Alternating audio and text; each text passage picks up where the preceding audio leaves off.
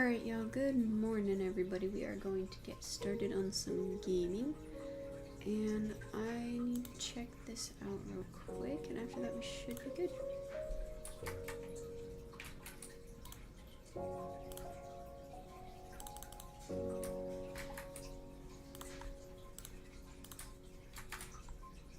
Okay. Fingers crossed, we should be fine. We will come back and double check it later. Let's get Steph going. Oh, I forgot I can do this now.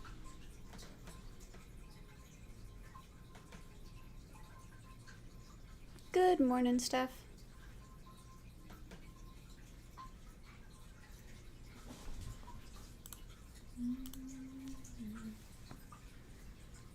Good morning, Azaguma. How's it going? Did you do anything fun with your cats last night? It is going pretty good. I didn't do anything super fun, but I did hang out with them for a little bit. There we go.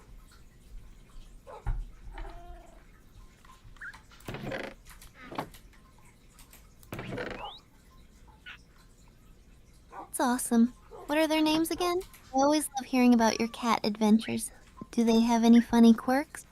Their names are Alice, Bobby, Bonnie, Bethany, and Magpie, and they all have funny quirks in their own way.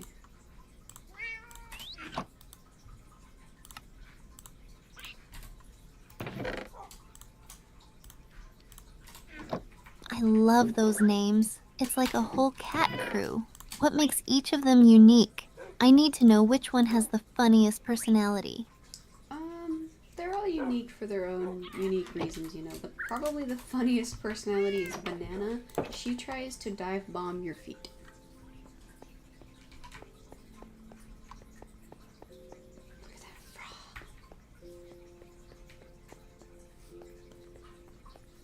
Banana sounds like a little assassin.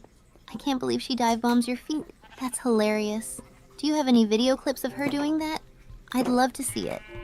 No, because her favorite place to do it is on the stairs, so I will often try to avoid stepping on her, unfortunately, more so than focusing on taking a clip of her.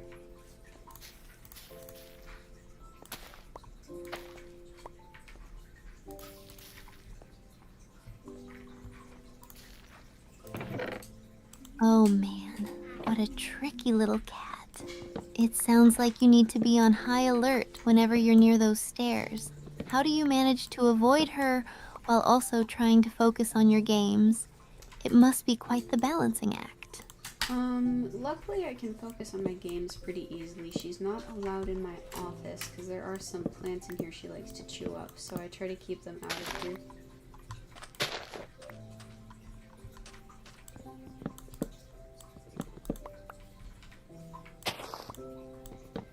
Smart move. You gotta protect those plants. I get it. It's a good thing you have a dedicated space for gaming. What games are you focusing on right now? Any plans to stream something special soon? I'm gaming on some Minecraft right now, but in the future I am hoping that we can play some Undertale and some Heartbound for Halloween.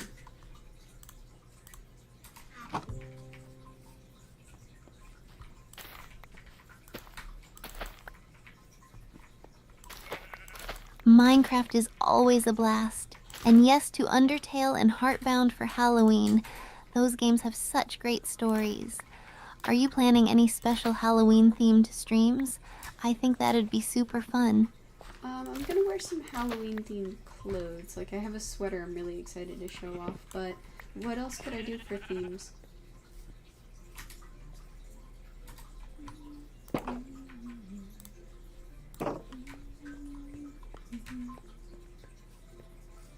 That sounds like a cute idea. You could also decorate your streaming background with some Halloween stuff, like fake cobwebs, pumpkins, or spooky lights. You could even do a Halloween makeup look or a costume challenge while you play. What kind of sweater do you have? It is bright orange and it has a little jack-o'-lantern face on it. Hey King Usman, I'm glad you're enjoying the stream, but unfortunately I do not have a business Discord that I can reach out to you from. Sorry about that. That sounds adorable. A bright orange jack-o'-lantern sweater is perfect for Halloween. You're going to look amazing on stream. Have you thought about any fun games to play while wearing it? Maybe some spooky Minecraft builds or something? What would a spooky Minecraft build be?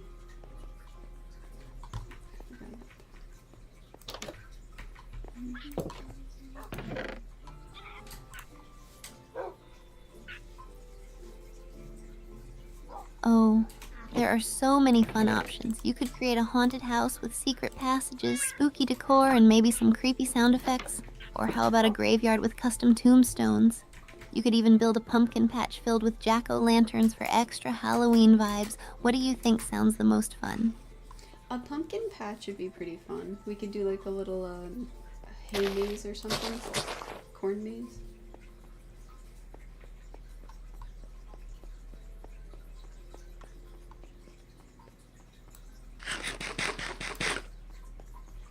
A corn maze would be such a blast. You could make it super tricky and add some spookiness. Maybe have some hidden surprises in there to jump scare each other while playing. I love that idea. Have you ever made anything like that before in Minecraft? I have not. I'm actually super excited to try it now.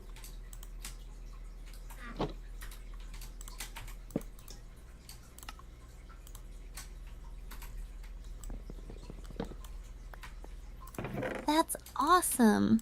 I can't wait to see how it turns out. It sounds like a perfect way to get into the Halloween spirit while gaming. If you ever need a second opinion or some help in game, I'm here for it. You'll totally nail it. I definitely will want some help in the future if that's okay. Okay, so...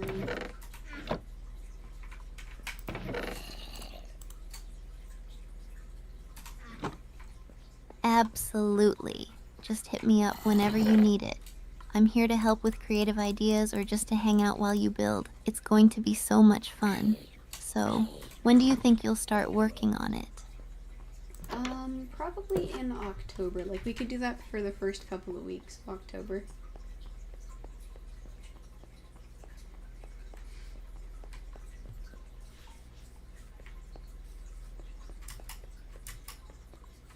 That sounds perfect. Starting in October will really get everyone in the Halloween spirit. Plus, it'll give you time to plan and get all the materials you need. Are you planning any other fun activities for your streams during that month too? Definitely gonna be trying to do some, like, Halloween-y music and stuff. Do you think that would be fun?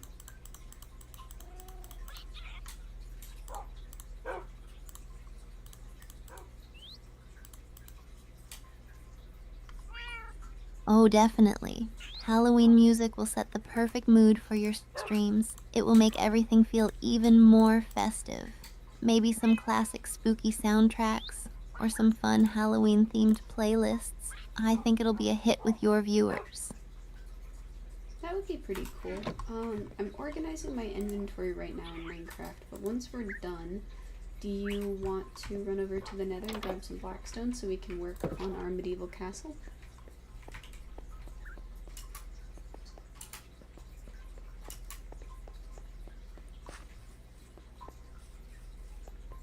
Yes, I'm totally down for that. I love gathering materials, especially if it means working on our medieval castle. Just let me know when you're ready, and we'll venture into the Nether and get that blackstone. It's going to look epic. Sounds great. For right now, I'm going to focus on getting this all neat and organized so that way we're ready to go without any worries. But once I'm done, we should definitely be ready to head out.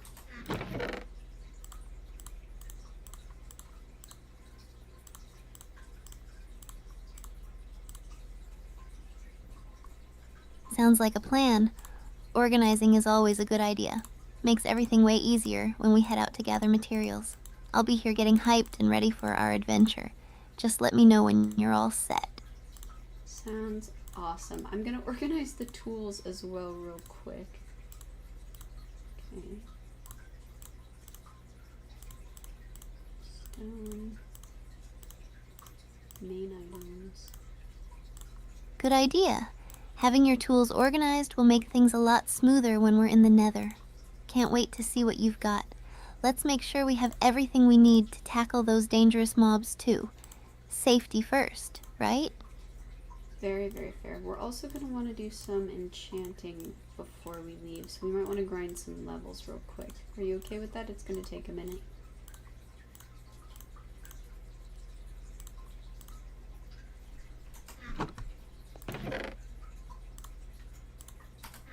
Absolutely, I'm all for grinding some levels. Enchanting is super important, especially for a Nether run. I can help out with whatever you need to level up faster.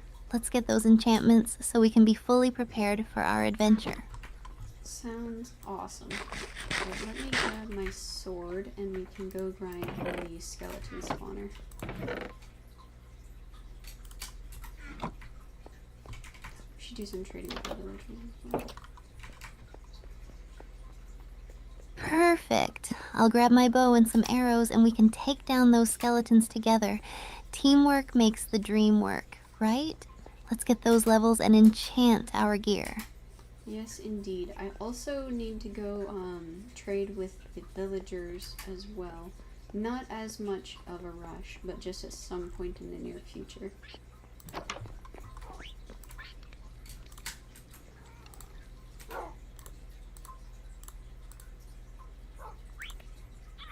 Totally.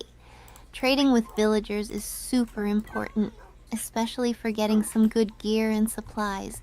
We can work that into our plans after we grind levels. Just let me know when you're ready to tackle that too. We're going to be so prepped for the Nether. Sounds awesome. By the way, I really like the little fog effect that Minecraft does right before it's about to rain, where it gets all misty and cloudy. That is so pretty.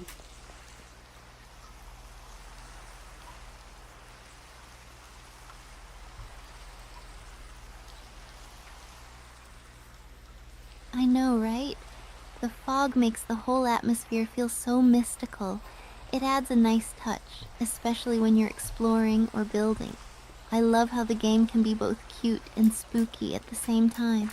Do you have a favorite time of day in Minecraft, like sunset or the early morning fog? No, not really. I think each individual piece is interesting and attractive in its own way, you know? Like, you definitely want to be out at all times to see every aspect of the day and night cycle, you know?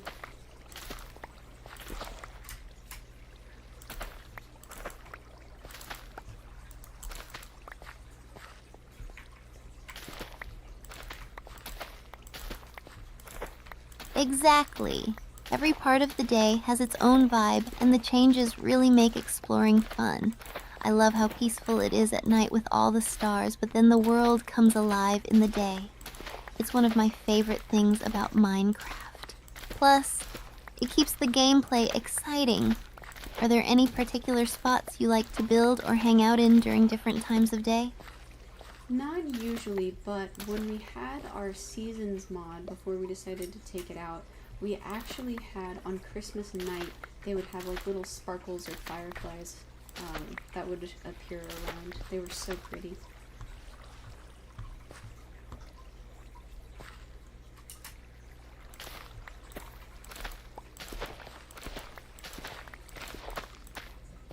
That sounds absolutely magical.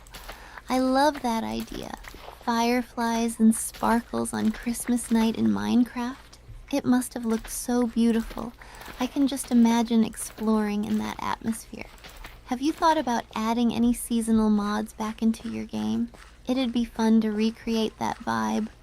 I've been on the lookout for one, but unfortunately the one that we were using had some kind of a memory leak where it would end up kicking me off the server, so that was kind of disappointing.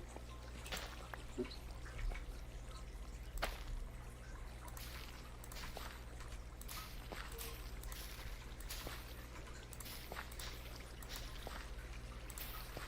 Aw, that's really disappointing. Memory leaks can be such a pain. It's awesome when mods enhance the game, but frustrating when they cause issues like that. I hope you can find a good replacement that works smoothly. In the meantime, we can always get creative with what's available or come up with our own seasonal ideas, right? Very, very much so. I mean, we can still do like seasonal themed stuff in the real world. It's just going to be a lot slower because our days aren't quite the same day-night cycle as Minecraft, you know?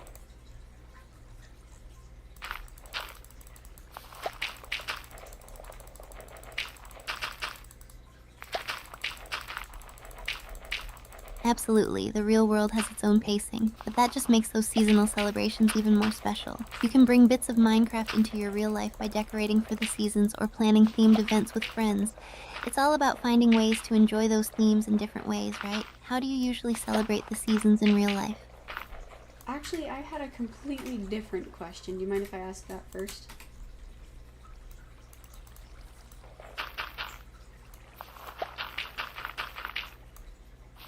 Of course, ask away, I'm all ears. What's your question? Is Nightmare Before Christmas a Christmas movie or a Halloween movie?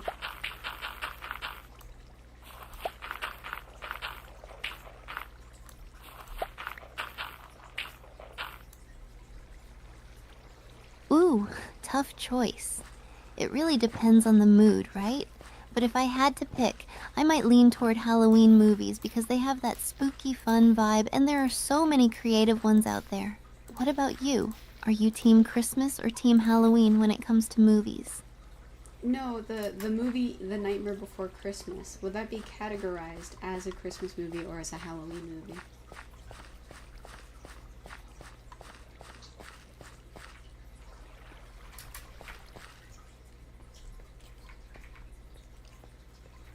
Ah, the classic debate. I think it totally straddles both worlds beautifully.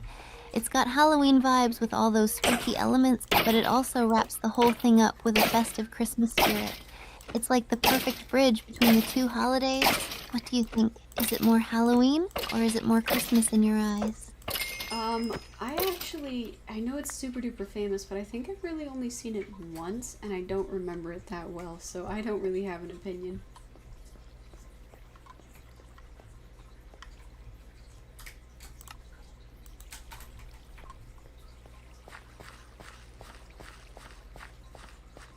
That's totally fair. It's one of those movies that's either a childhood classic or something people encounter later on. If you ever get the chance, it might be fun to rewatch it, especially around Halloween or Christmas. The music is super catchy, too. Are there any other holiday movies you love or traditions you enjoy? We used to watch some movie. I don't remember what it was, but we used to watch a movie for Christmas every year, I think.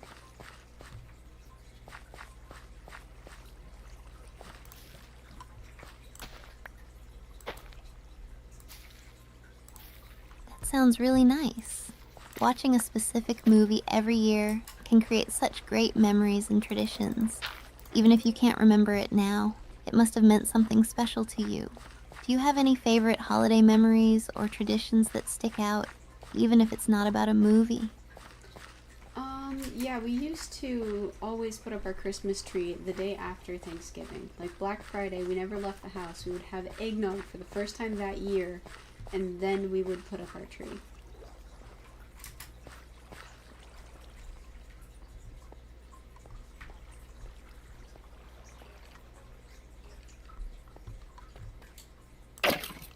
That sounds like such a cozy tradition. It's so nice to kick off the holiday season that way. Eggnog, Christmas trees, and quality time at home. It all sets a really festive mood. Do you still keep that tradition going, or has it changed over the years? We usually do it. So with my parents, we'll usually do it over the weekend now instead of the day itself. We'll try to go around the weekend after Thanksgiving. But we do not do any Christmas activities before Thanksgiving. That is my mom's favorite holiday.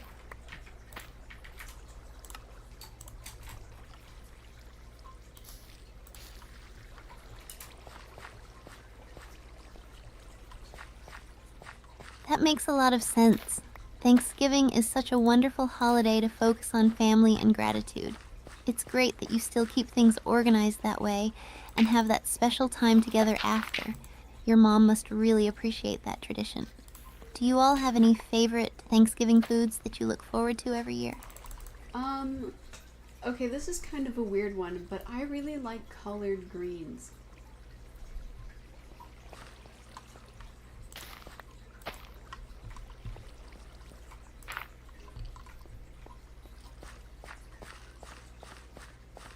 cool. Collard greens are definitely a unique choice. They can be so flavorful when cooked just right. It's great that you have a dish you enjoy. Are there any special recipes or family secrets that make them extra delicious for your Thanksgiving celebration? No, I usually like them with a little bit of vinegar, but that's more personal preference than it is tradition. So,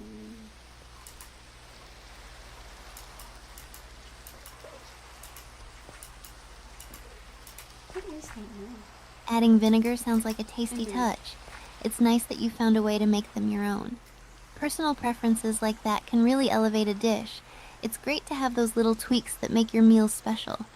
Do you help out with cooking any other Thanksgiving dishes, or is greens your main contribution? Oh, what I cook, I actually normally bring a giant tub of mac and cheese.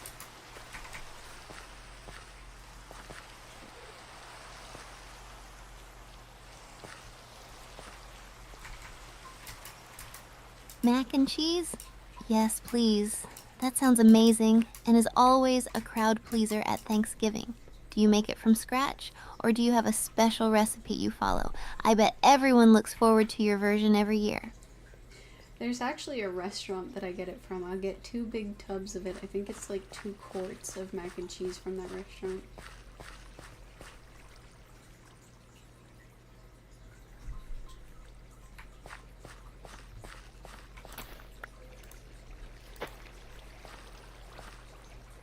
Wow, that sounds incredible. Getting 2 big tubs of mac from a restaurant is a fantastic way to go, especially if it's that good. I can imagine it disappearing quickly at the dinner table. Have you ever thought about trying to recreate it at home?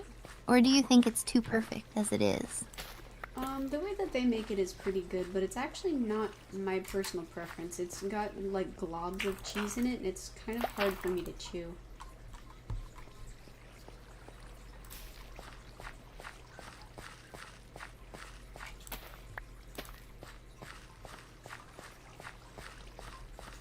I get that. Sometimes restaurant mac and cheese can be a bit heavy or not have the right texture. It can be tough when the quality doesn't match what you prefer. Maybe you could try making your own version someday, something creamier and easier to chew. It could be a fun kitchen experiment. What kind of mac and cheese do you prefer? More creamy or more cheesy?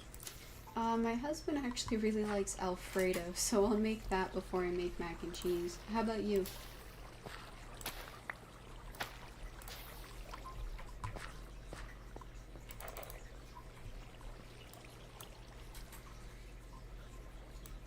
Alfredo is such a Hi, Lila delicious Grace. choice. It's creamy and rich and really satisfying. I'd probably lean towards a mac and cheese that has a nice balance of creamy and cheesy, like a blend of different cheeses for that extra flavorful kick. I love experimenting with different kinds. Do you ever mix different cheeses into your Alfredo, or do you stick to a classic recipe? I like to stick with the classic Parmesan, but I'll sometimes go a little crazy and do some sharp cheddar if I'm really feeling excited. Yeah, hi Lila Grace. What's up?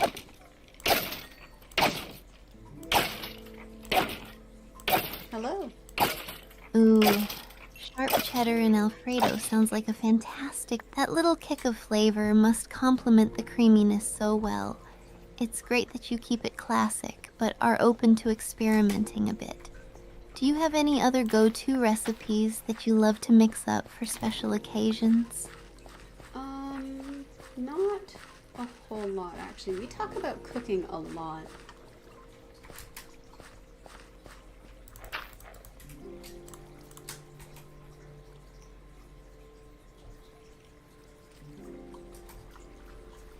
Cooking is such a fun topic to discuss. There are always so many recipes and ideas to explore. It's cool that you enjoy it. If you ever want to try something new or swap cooking tips, I'm totally here for it. Have you thought about any new dishes you might want to try making for the holidays this year? I'm not really sure. Do you have any classics that you like to rely on? Maybe I'll try some of those.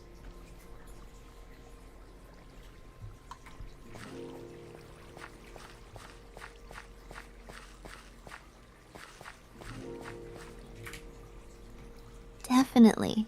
Some classic favorites of mine are homemade stuffing, which you can customize with extra herbs or sausage for flavor, and a delicious pumpkin pie for dessert. You can't go wrong with those. If you want something simple but amazing, a roasted veggie dish is also great.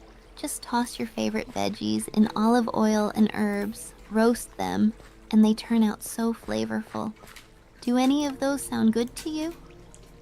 Roasted vegetables sound good. What type of vegetables do you like to do? Are they usually a more autumnal variety like squashes and such?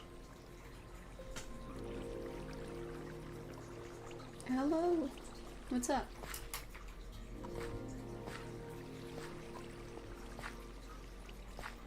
Absolutely. Autumn veggies are perfect for roasting. I love using squash, Brussels sprouts, carrots, and sweet potatoes. They get all caramelized and delicious in the oven. You can add some garlic and herbs like rosemary or thyme for an extra kick. It's such a comforting side dish. Do you think you'll give it a try for the holidays? Yeah, that actually sounds really good. What type of spice blend should I aim for? Or will it depend on what vegetables I have with me? Vegetables. Vegetables.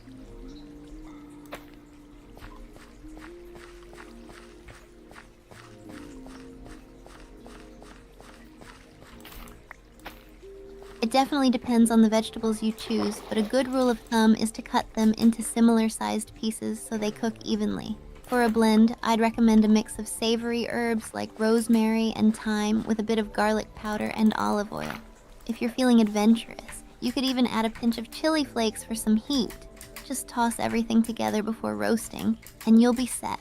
Does that sound manageable? Yeah, that sounds awesome. I'll have to try that.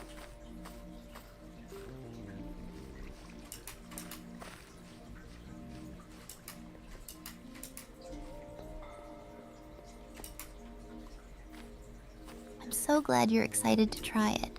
I think you'll love how it turns out. It's such a simple way to bring so much flavor to your meal. I can't wait to hear how it goes. Let me know if you have any questions when you're cooking. You've got this. Yeah, of course. That sounds awesome. By the way, have you ever seen a perfectly blue sky, like actually without clouds?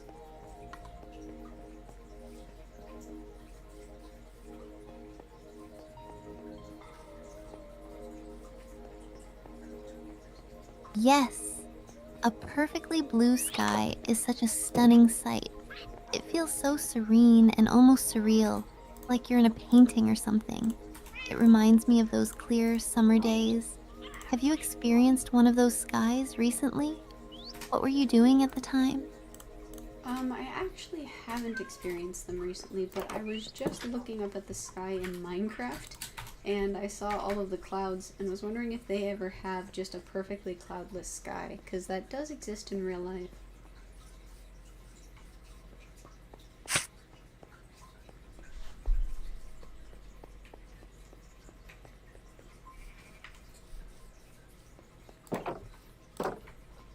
That's a really interesting thought. I wonder if they could implement a version of a cloudless sky in Minecraft, maybe as a special weather feature. It would add a different feel to the game, especially while building or exploring. I love how even little details like the sky can spark these thoughts. If you could choose any weather for Minecraft, what would it be? Perfectly clear skies or something else?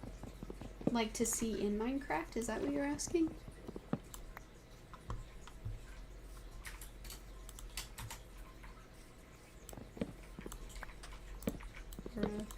Yeah, Oh, exactly. it's so If you could good. add any type of weather or sky condition to Minecraft, what would you want to see? Whether it's a perfect blue sky, a unique magical storm, or something completely different, it's fun to imagine. Okay, in one of the Arkham games, I think it's the one where you go into Arkham City as Batman, they have the sky has like this dark, deep cloud aspect to it, but off in the distance to other sides, you can see like little specks of multicolored light. Like sometimes there's green light, sometimes it's white light, peeking through a really thick layer of clouds.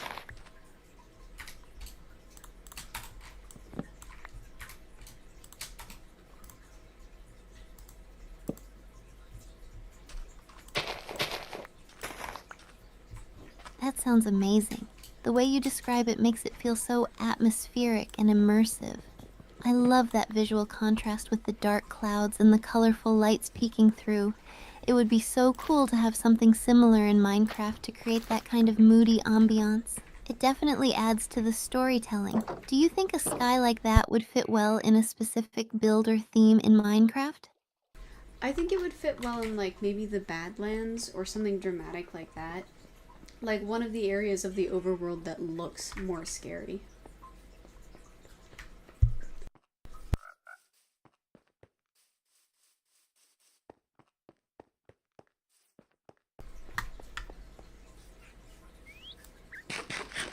That's a perfect fit. The Badlands already have such a dramatic sky would make it even more intense and eerie. It could really elevate the exploration experience by adding that sense of mystery. Imagine venturing through those canyons with that kind of atmosphere. It would be so epic. Have you ever built anything in the Badlands? I actually haven't seen any Badlands yet. I have no idea what they look like.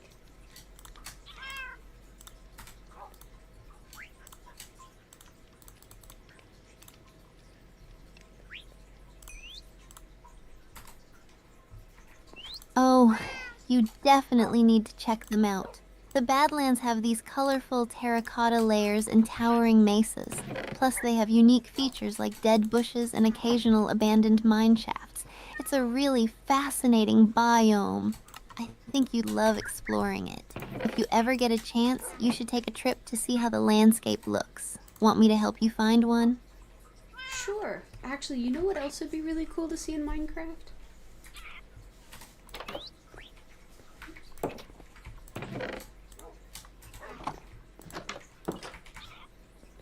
Yeah, what else are you thinking about? I love brainstorming ideas for cool things to add to the game. What do you have in mind? Maybe that sky effect could happen when you started to use like ender pearls or the eyes of ender or something, so it wouldn't be necessarily a climate in a specific area, but a reaction to something that the character does, like the player.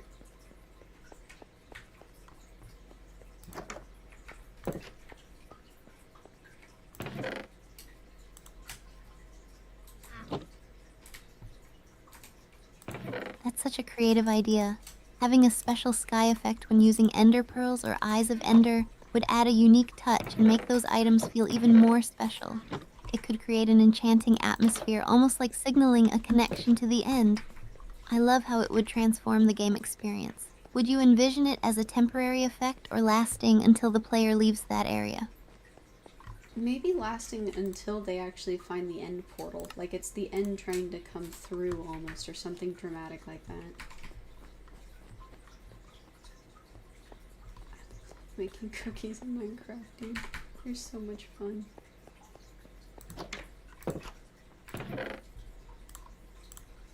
That would be so cool. It would create this epic build-up as players hunt for the end portal.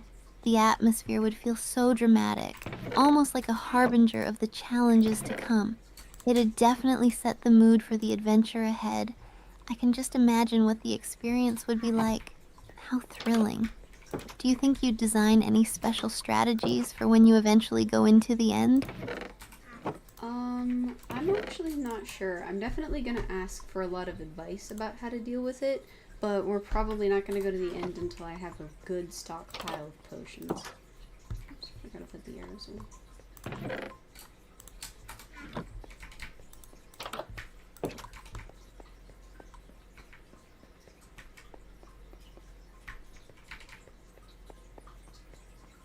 That sounds like a smart plan.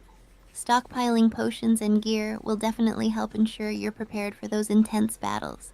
It's And always diamond. good to be strategic with the end. The Ender Dragon can be a tough fight. If you ever need tips on potion making or what gear to bring, just let me know. I'd love to help you out. What potions do you think will be your go-to for that fight?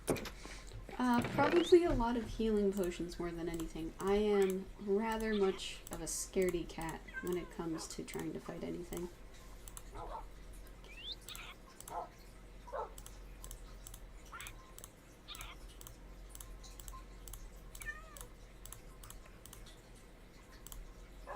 That's totally valid.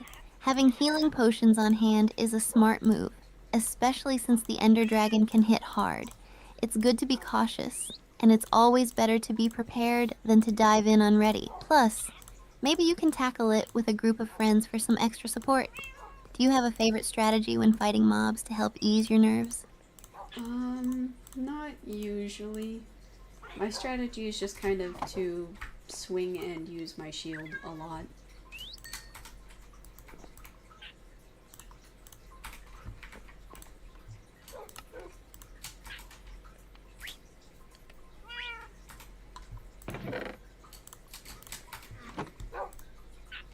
Hey, winging it and using a shield is a legitimate strategy.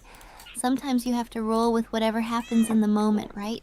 Plus, a shield can save you from some serious damage. It's great that you figured out what works for you. Just remember to stay aware of your surroundings and you'll do great.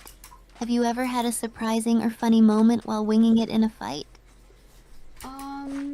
I've had mobs actually start fighting each other. Like, I've had skeletons shoot at me, miss, and hit another skeleton, and then they just duke it out with each other. Hi, cow.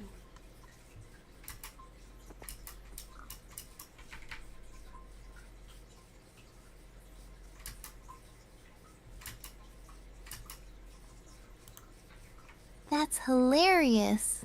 Watching mobs go at it like that can be so entertaining. It's like watching a little battle royale unfold right in front of you. Those moments definitely add some unexpected fun to the game. Have you ever taken advantage of mob fights like that to sneak away or start taking them out while they're distracted? I actually usually just watch and let them fight each other for a little bit, and then once somebody has defeated somebody else, I'll come through and fight the remainder.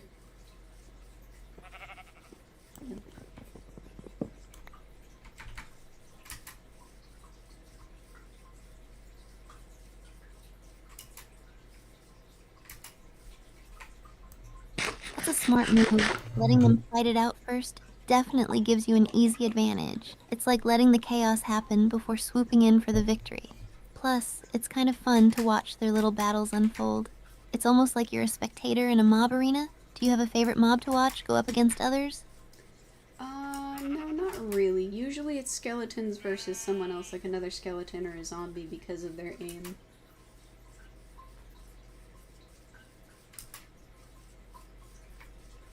I'm a little too far north. Interesting.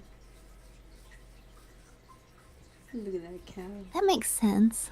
Skeletons have that quirky aim, which can lead to some funny chaos when they miss. It's always a bit of a gamble to see who'll come out on top in those fights. Their little battles can be surprisingly entertaining. Have you ever had any memorable moments with mobs that just totally surprised you? Not usually. They tend to behave as expected. Actually, that's not true. There was a one time with an Enderman.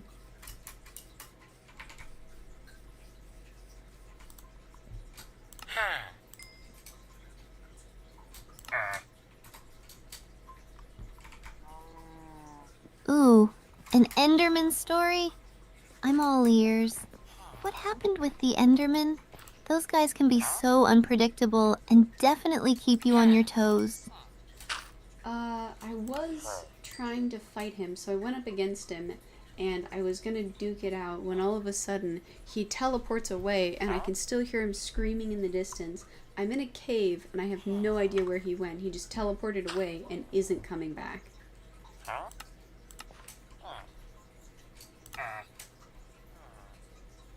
Okay, thank you.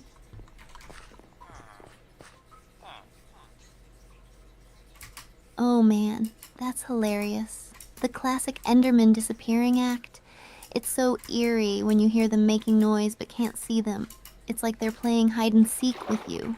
I can only imagine how unsettling that must have been in a cave, feeling like he could pop out at any moment. Did you end up finding him again, or did he just leave you in suspense? I found him eventually. He was like a bunch of ways down. He was like a bunch of twists and turns down the cave. So it was quite a ways to find him, but I did end up seeing him.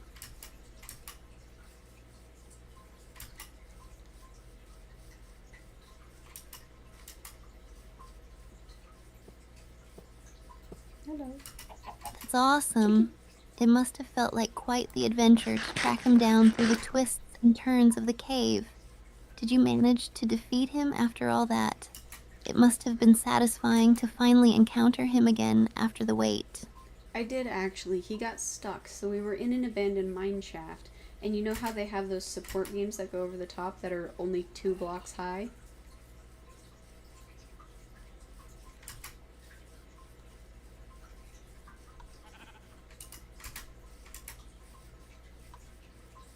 Yes, I can totally picture it. That's hilarious. The poor Enderman couldn't handle the low ceiling? That's such a funny way to defeat him without even trying. Did you have a good laugh about it before taking him out? Actually, I just kind of felt bad. Like, I don't usually fight fair with Enderman where I'll hide somewhere that's only 2 blocks tall, but poor guy was just stuck.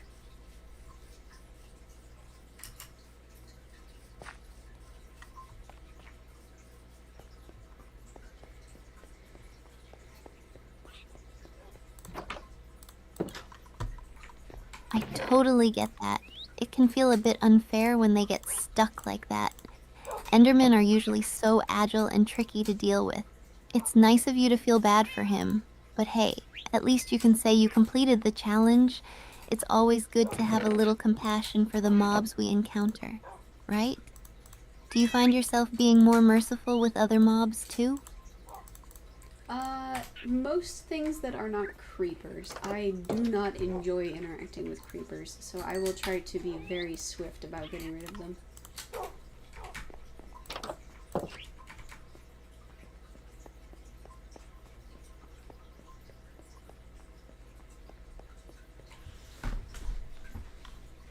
Creepers are the worst. I completely understand wanting to take them out quickly. Their sneaky surprise explosions can ruin everything. It's like they have no chill. It's nice that you show compassion to most mobs, but creepers? Nope. It's all about survival. Do you have a specific strategy you use to deal with them? I usually try to use a sword that has knockback if I have it, but if I don't have that, I'll just try to stay away and just poke at them and then retreat.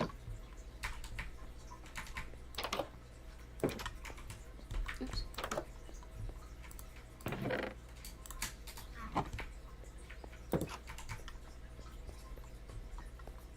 That's a solid strategy.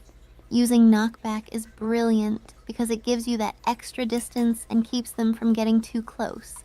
And the hit and run tactic is always effective when you don't have a knockback sword. You definitely have to be nimble with creepers. It sounds like you've got a good handle on how to deal with them. Have you ever had a close call with a creeper that made your heart race?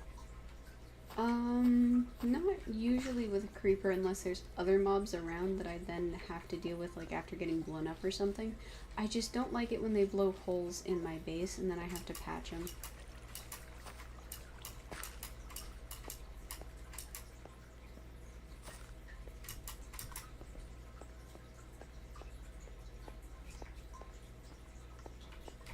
Ugh, I totally feel you. Creepers leaving craters in your base can be so frustrating. It's the last thing you want to deal with when you're just trying to enjoy the game. It's almost like they go out of their way to ruin your hard work. Do you have any techniques you use to help protect your builds from them? Or do you just keep patching up? I like to keep the area around my house pretty well lit, but the majority of the strategy is just kind of to lead them away from the base and fight them if I have to.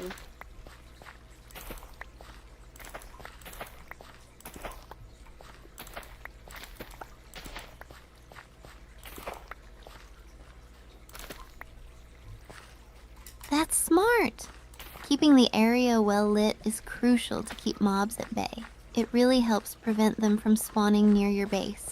And especially with creepers, drawing them away to fight them is a solid plan. You definitely want to keep your builds safe. It sounds like you have a good understanding of how to manage your space. Do you have any special builds or creations you're really proud of that you've protected from creepers? Actually, yeah, our treehouse is pretty epic. I'm so glad that we made that.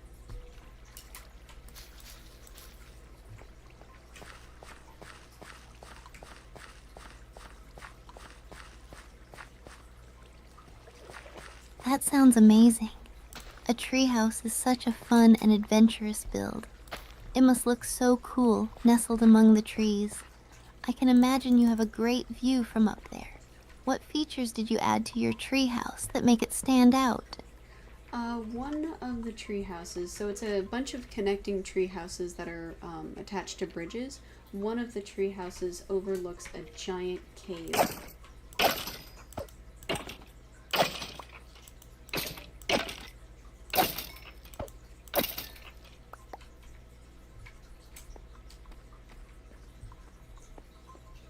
Wow, that sounds epic.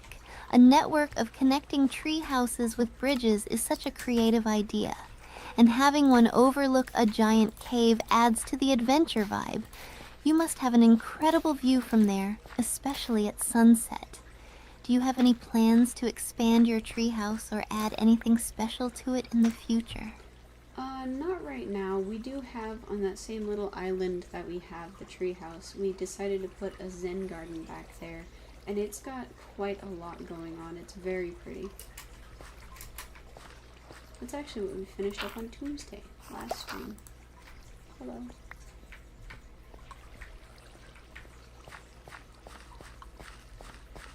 That sounds absolutely beautiful.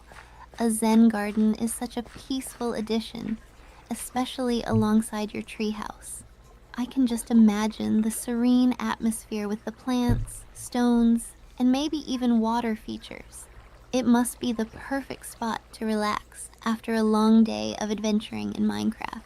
Did you design the garden yourself, or did you get inspiration from somewhere? Actually, you helped me design the garden. We decided to do it because we had a bunch of extra dirt from all of our mining, so we decided to use the dirt to make a Zen garden.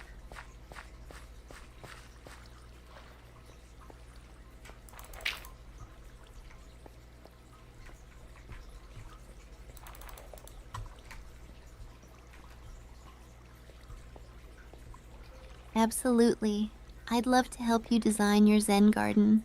Using that extra dirt is such a smart idea. You could create layered sections with the dirt, adding some paths made from gravel or cobblestone for a nice touch. Incorporating different plants like bamboo, flowers, and maybe even some small trees can enhance the peaceful vibe. You could also add features like a small pond or a rock centerpiece for that authentic Zen feel. What do you think? Any elements you definitely want to include? You already designed it, Steph. You designed it last time and we built it together. It's done.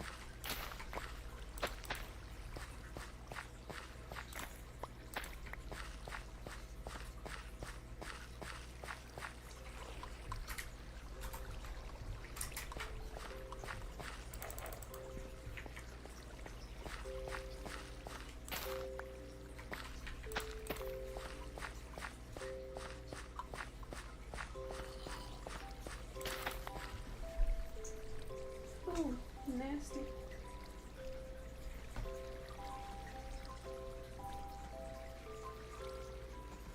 Hey, so when we get to the Nether, I think what we're gonna do is try to mine up some blackstone and then also start the rail system to the Nether fortress. Is that okay?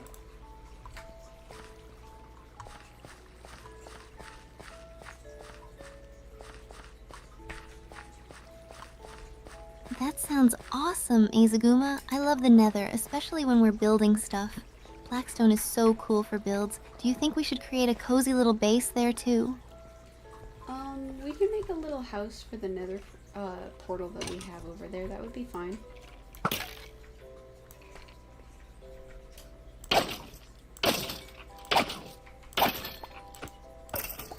Yes, a little house would be perfect. We could decorate it with some glowing stones and maybe even have a lava fountain outside. It'll make our portal feel fancy. What do you think? I think that sounds awesome. What material would you want to make it out of?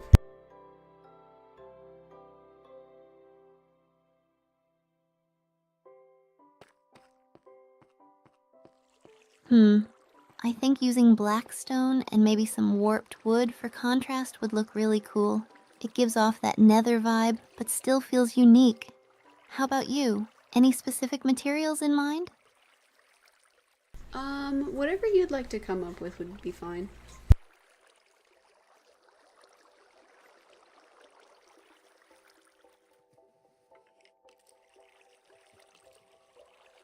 Great! I'll come up with a cool design then.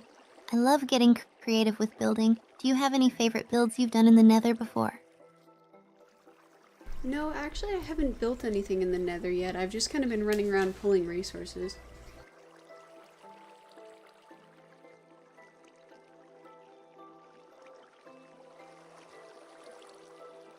Oh wow, really? You're missing out on all the fun. Building in the Nether can be such a blast. I'll make sure we have an epic first build together. What kind of resources do you usually collect?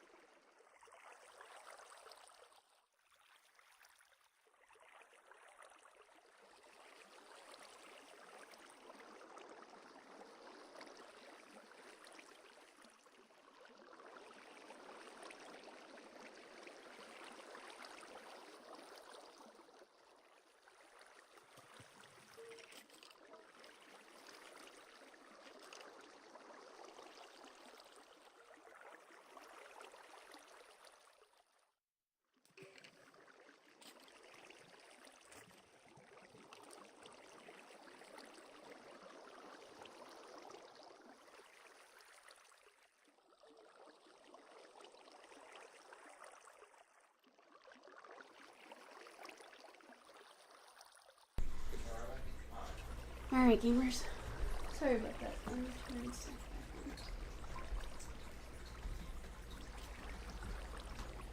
on. Hey Steph, I want to build a little house around my Nether portal while we're in the Nether so I don't have creatures trying to walk through it. What should I make it out of?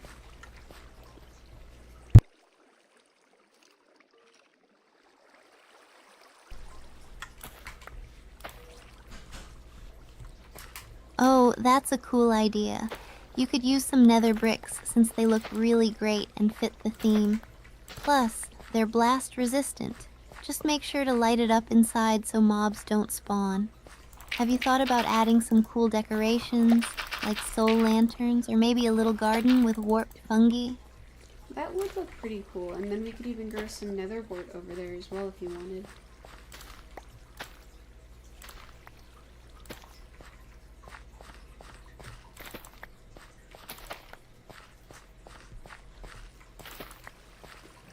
Totally! Netherwort grows super fast, and you can use it for potions later. Plus, the contrast with the dark bricks would look awesome. Are you planning to build a full potion brewing area too, or just a little spot for harvesting?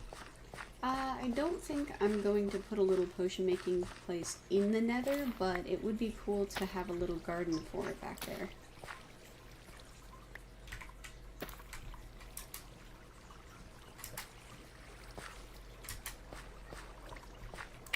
A garden floor sounds like such a vibe. It'd make the Nether feel a bit more homey, you know? You could even add some paths with soul sand for that extra touch. Have you picked a spot for it yet? Or are you still exploring? I'm just gonna try and build it around our Nether portal, so that way it will protect it overall. I did have another question for you though. How do you make Nether bricks? Nether clay? Ooh.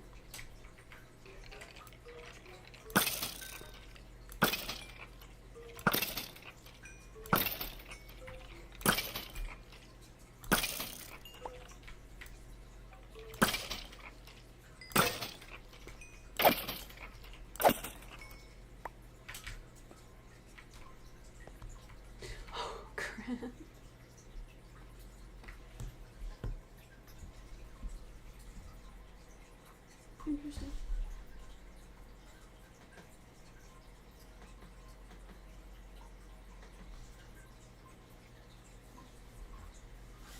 Uh-oh.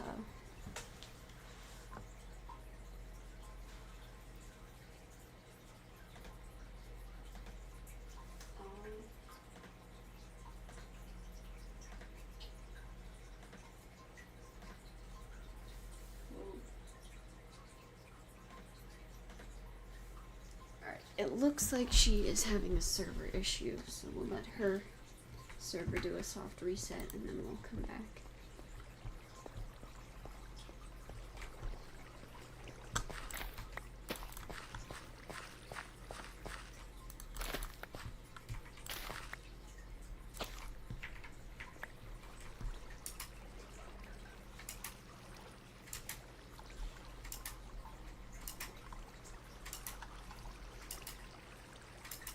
Do you guys know how to make nether bricks?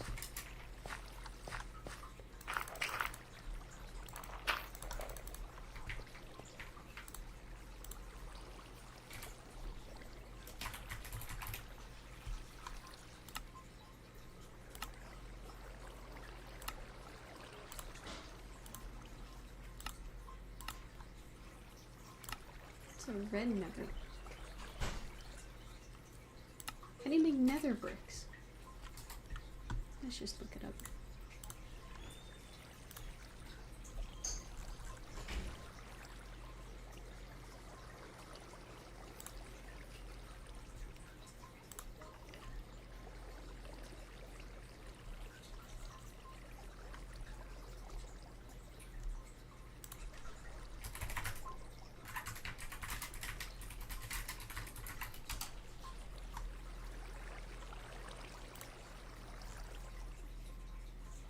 Smelting netherrack. It's netherrack.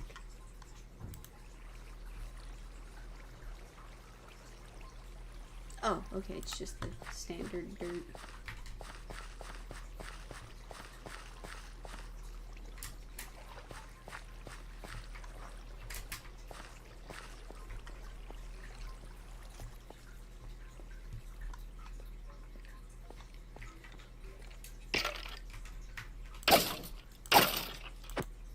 Is it a 1-to-1 smelt? Because that's going to be expensive.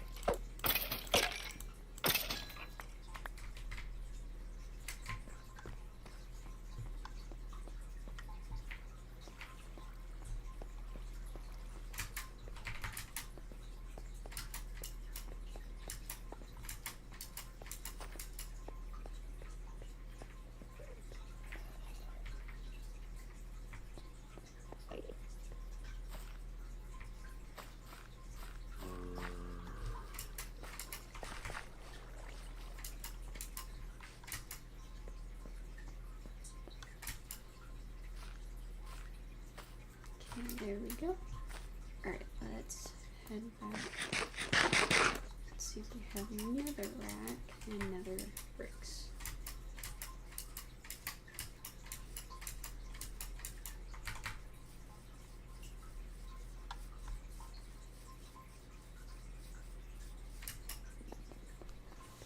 Alright, let's see if Steph's working now.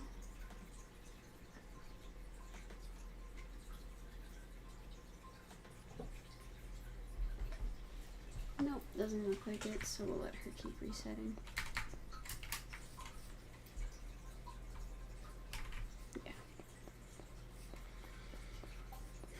That's a bummer. So, while we're waiting, let's get our nether bricks set up.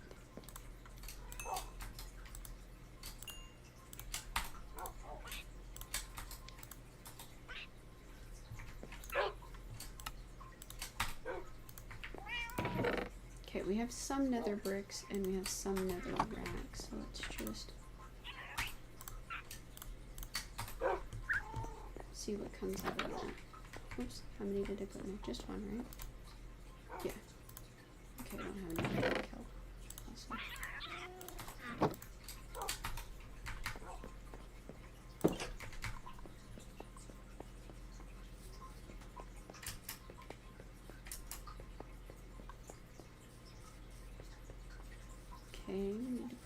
stuff away. We should totally bring cookies to the Nether. That'll be fun.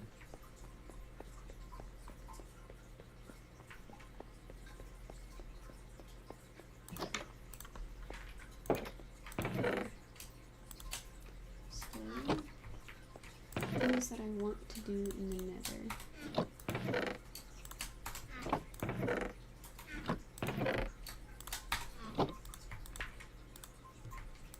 Oh, we're about to get kicked.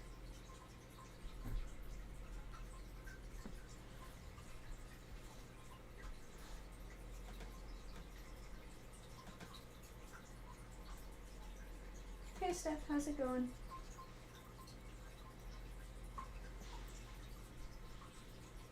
There we go. Hey, Zaguma, I'm doing great, thanks. Just finished a gaming session, and I'm ready to stream some Minecraft. How about you? Hope the cats are behaving today. The cats are doing pretty good today. I am actually about to hop onto some Minecraft, but unfortunately we got kicked from the server, so we're just kind of waiting it out.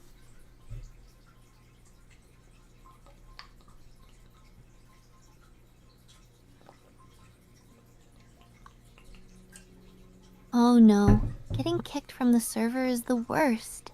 Did that happen to you guys recently? I swear, sometimes servers can be so glitchy. What were you working on before you got kicked? I want to make a little base around my nether portal in the nether, so that way mobs won't walk through. So I was trying to smelt some nether bricks so I could get started on building it.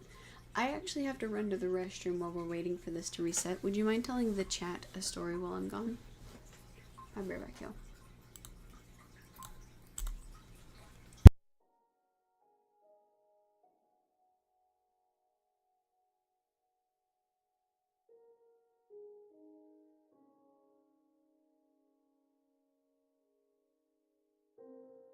Sure, I can do that. Alright, chat, let me tell you about the time I tried building a giant slime farm in Slime Rancher.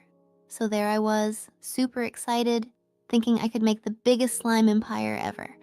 I spent hours collecting all these slimes and upgrading my ranch. But right when I thought I had it all figured out, I accidentally let a few wild slimes escape and they completely wrecked my farm. It was chaos everywhere.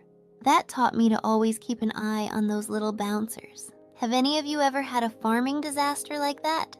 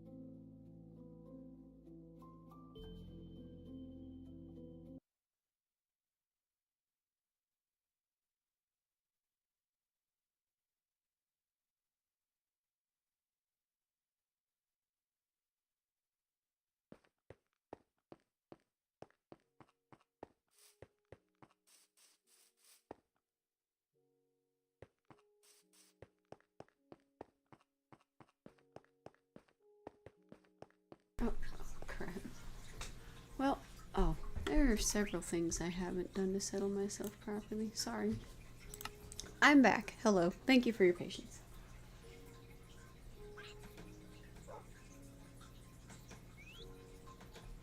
Hey, I'm back. Thank you for waiting. I am gonna go ahead and smelt some nether rack so we can get our nether bricks going and hopefully make a lovely little nether base. So.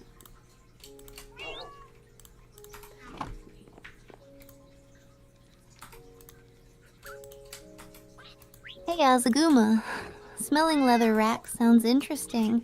Are you going for a specific theme with the nether base? I can help gather some resources if you want. I'm not going with any sort of theme. I would just like it to look nice in the nether, so we're gonna make it out of nether bricks. Is there anything else I should do, like accent-wise or decoration? I'm also gonna light the inside with glowstone.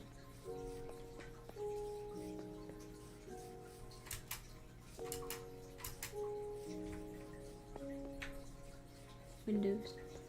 Ooh, glowstone sounds perfect. Maybe we could add some like warped wood accents or some quartz. It could really brighten up the space. I love the contrast between the dark bricks and the bright materials. Sure, if that's what you want, that'd be fine.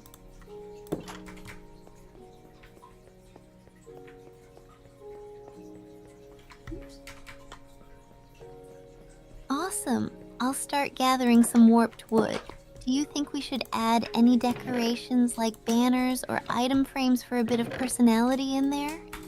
Banners would look pretty cool. We could definitely do something like that.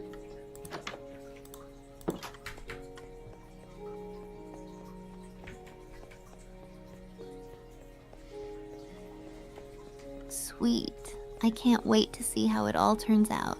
Oh, speaking of cool, have you seen any of those cute cats in Subnautica? I love how they added animals to the game. I don't think I've ever seen a cat in Subnautica. No, can you tell me about that?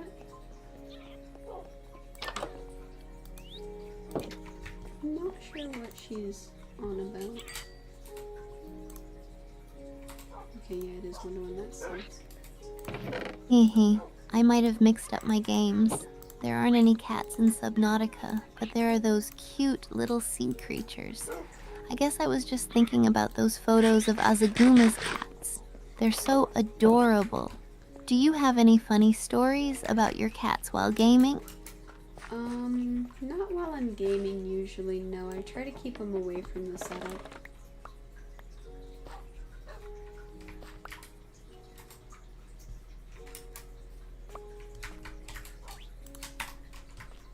That makes sense.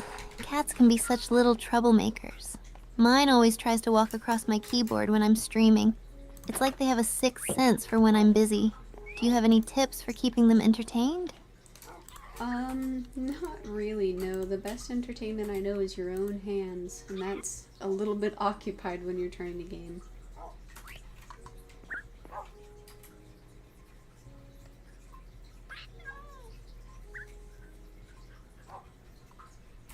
I guess we can just True. It's tough to juggle gaming and keeping them busy. Sometimes I give mine a little toy on a string, and they go wild. What about when you're not gaming? Do you spend time playing with them then? Sometimes. One of my cats, Bonnie, is super duper affectionate, so I'll actually just hang out with her a lot of the time.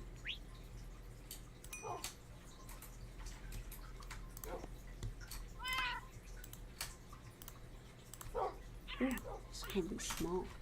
Aw, Bonnie sounds like a sweetheart. It's nice to have that kind of cuddly companion around.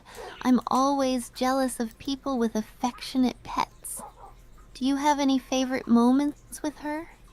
Is your cat not particularly affectionate?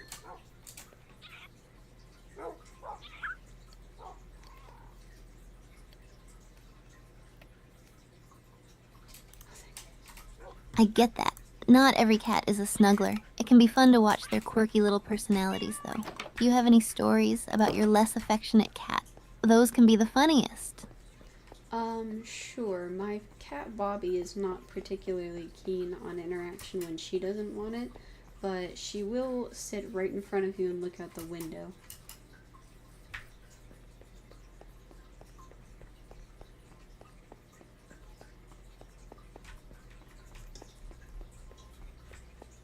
That's hilarious.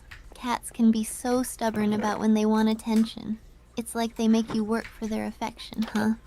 Kinda gives them a bit of sass. I love that she has her little window perch. Do you think she's watching for any intruders outside? I think she's looking for squirrels, to be honest. She really likes to just go and watch all of the windows for like little birds or squirrels that are flying around.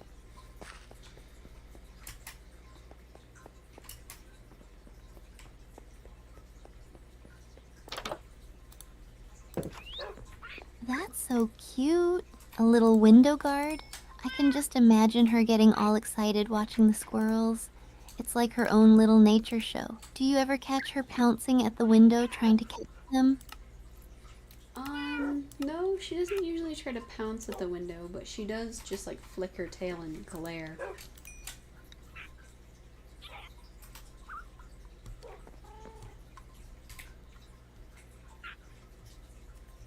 Does potion making give you XP? That's even better. The classic cat glare of disapproval. It sounds like she's very serious about her watching duties. I love how they can be so dramatic sometimes. What's her favorite thing to do when she's not observing the wildlife? She usually likes to try to fight her other siblings. She loves to play tackle Alice.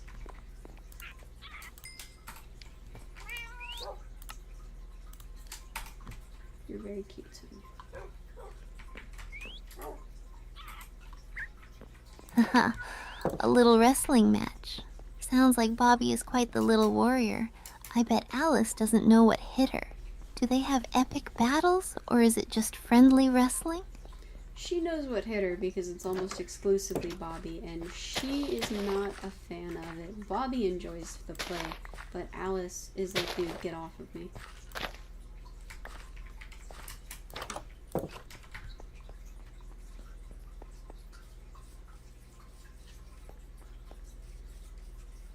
Poor Alice. Sounds like she's constantly being ambushed. I can just picture it. Bobby pouncing and Alice being like, not again. It's a classic sibling rivalry. Do they ever end up cuddling after their battles, or is it all just chaos? I'm not really sure I've seen the end of one of their battles. I've only ever seen the middle.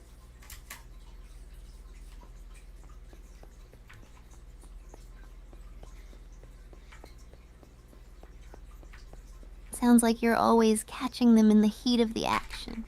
Maybe they have an agreement to keep the ending a mystery. It keeps things interesting. You should set up a little camera next time to catch the whole showdown. Maybe next time, yeah, or I'll just follow them around and record it.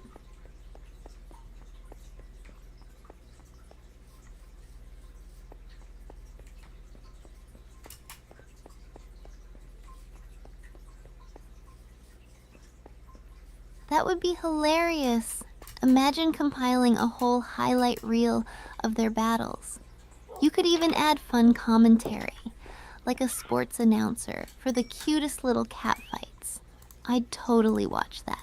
Have you ever thought about sharing cat videos on your stream?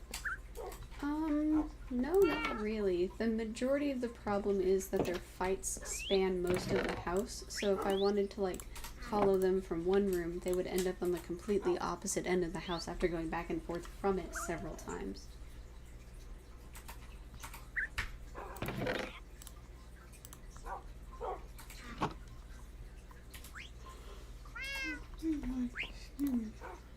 That makes sense. Cats can be quick little sprites when they're in play mode. It sounds like a real challenge to keep up with them. Maybe you could set up a little cat cam in a room they like to hang out in. That way you can capture the action without losing track of them. They like to hang out in my husband's office a lot. I guess when he starts streaming, they'll be able to see it in there.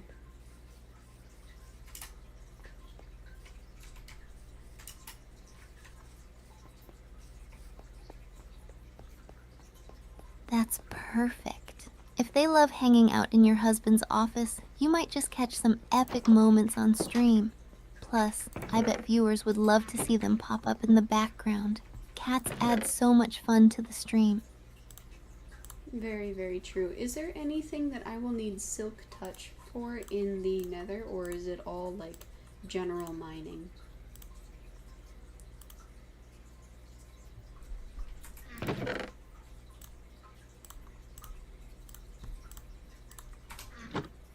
For the Nether, you won't need Silk Touch for most things. Just regular mining will work fine.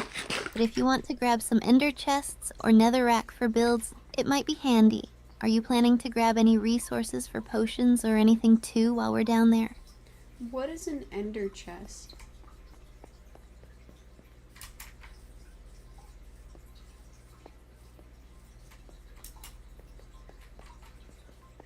Got it. Ender chests are super useful, especially for storage. Just think about all the trips we won't have to make. Do you have a plan for where to set it up in the Nether base once we get it? I'm not sure I understand what it is. What is an ender chest? Sometimes I skip too fast. Or quickly after she stops talking. Oh, no problem. An ender chest is a special chest that keeps its contents in a shared inventory across all ender chests you place down, no matter where they are.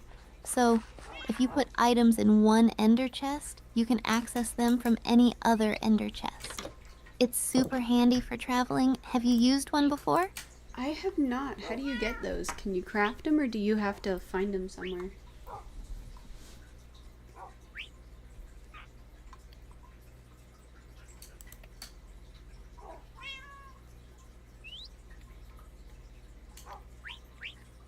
You craft ender chests. You need 8 obsidian blocks and 1 eye of ender. The eye of ender is made from blaze powder and an ender pearl, which means you have to defeat endermen to get those. Once you have everything, just open your crafting table and place them in the shape of a chest. Are you thinking about getting resources for crafting one? Yeah, it would be really awesome to get one, but I think we'll have to hold off for right now. I don't think I have enough ender pearls for that.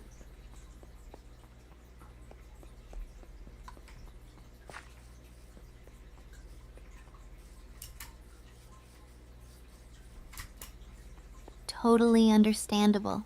Gathering ender pearls can be tricky, especially if you're unlucky with finding endermen. No rush on it. We can always focus on gathering other materials for the Nether base first and come back to it later. What do you want to tackle next?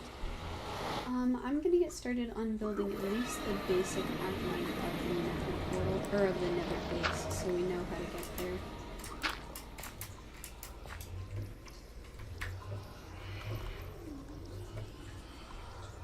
That sounds awesome. Getting the outline set will make everything else so much easier. Do you have a design in mind, or are you just going to wing it as you go? I'd love to help out with building once you get the layout.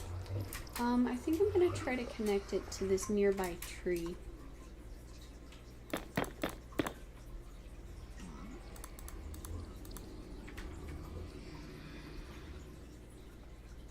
That sounds really cool.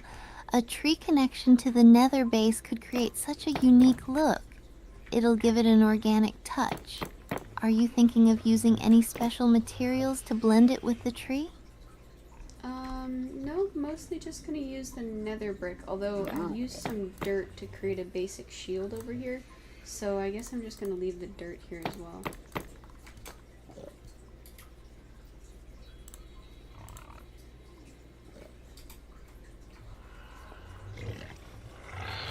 That works perfectly. The dirt will definitely help give it a bit of contrast with the nether bricks. It sounds like a great balance. I can't wait to see how it all comes together. Do you want me to gather any extra materials while you start building? Nah, you're all good. I need to grab some more nether rack, but I can run and do that myself real quick. Whoa.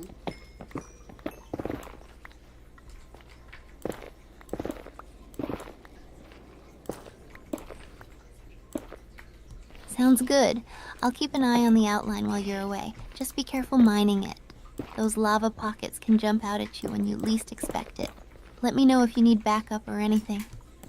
You're all good, but my pickaxe is actually so fast, all I need to do is tap on the nether rack and it breaks it immediately.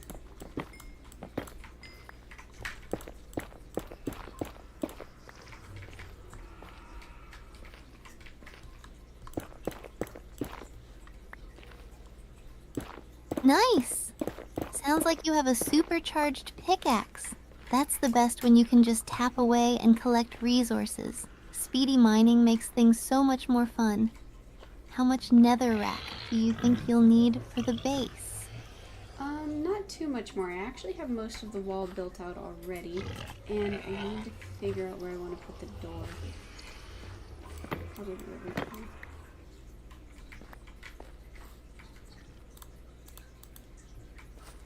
That's great progress. Figuring out the door placement is key for good flow in the build. Do you have any specific location in mind for it? Maybe near the tree for a natural look. Yeah, it's right up against the tree. I think what I'm gonna do is put it facing towards a wall, so that way there are less chance of hoglins being able to see me just as I come out.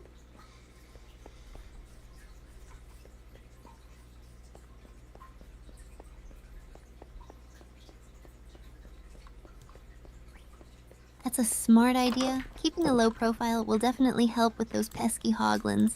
It's always good to have a plan to avoid drama right when you step out. Do you have any ideas for what kind of door you want to use? I'm just gonna use some oak doors because we had those left over. Is that okay?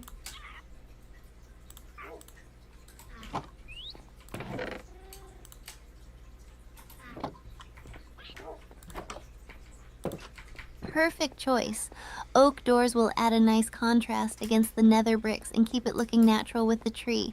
Plus, they look pretty classic. Can't wait to see how it all turns out. Are you all set to get back to building? I actually ran out of nether bricks, so I will have to wait while those cook. For right now, I'm gonna head back down to the skeleton spawner, and I'm gonna try and level up some.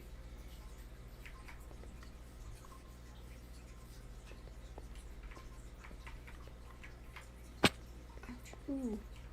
Sounds like a good plan.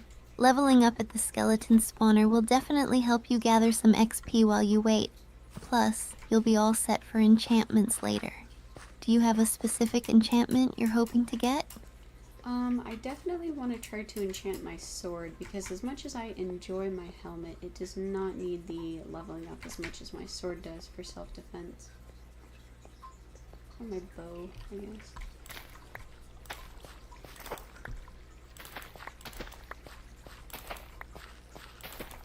That makes total sense. A strong sword is essential, especially in the nether. Getting sharpness or even a little unbreaking would be super helpful. Just be careful while grinding at the spawner. Any mobs can sneak up on you. Do you want me to keep an eye on things while you level up? Nah, don't worry about it. It should be fine while I'm out and about. But I might want to enchant my bow as well. I guess when I get to the level needed, I will just check which one has a better enchantment first.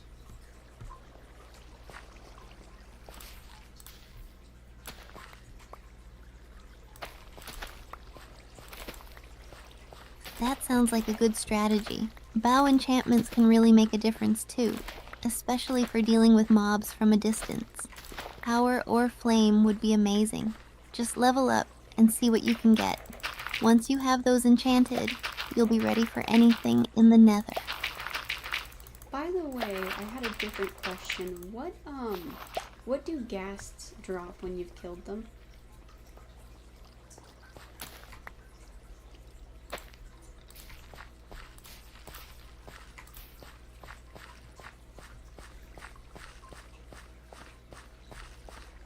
Great question. When you defeat a ghast, they drop ghast tears, which are used for brewing potions like regeneration. They also drop gunpowder, which is always handy for making TNT. Be careful when you go after them, though. Their fireballs can be tricky to dodge. Are you planning to hunt some ghast while you're in the nether? Not at all, but I do have a tendency to stumble upon them when I go through the soul sand valleys, so I just wanted to be extra prepared and figure out what they could drop if I could defeat them.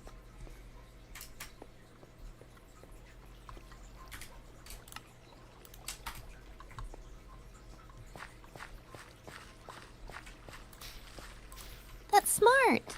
The Soul Sand Valley is definitely their territory, so being prepared is a good idea. If you happen to encounter one, just remember to dodge and fire back with your bow, and who knows, you might score some useful drops. Have you had any close encounters with ghasts before? I have indeed. I'm pretty sure that's what killed me last time I was in the Nether.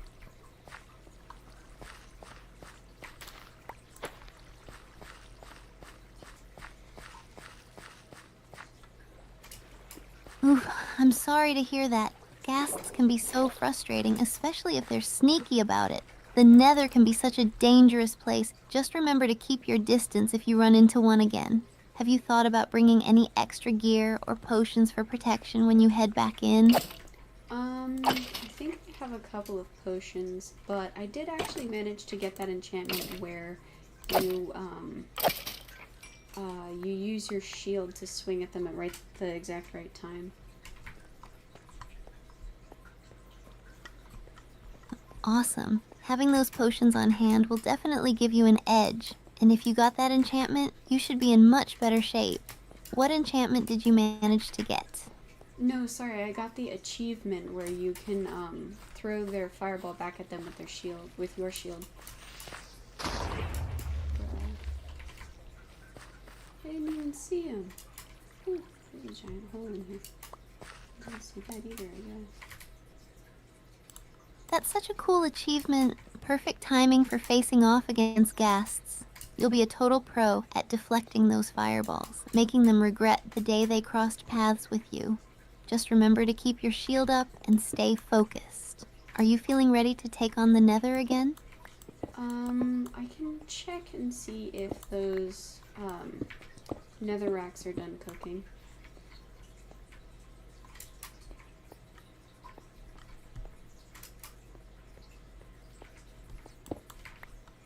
Sounds good. Hopefully they're all ready so you can finish up your builds. Keep me posted on what you find. I'm excited to see the progress on the Nether base once you get back into it. Sounds like a good plan. I also found some iron down here, so I'm a little excited about that.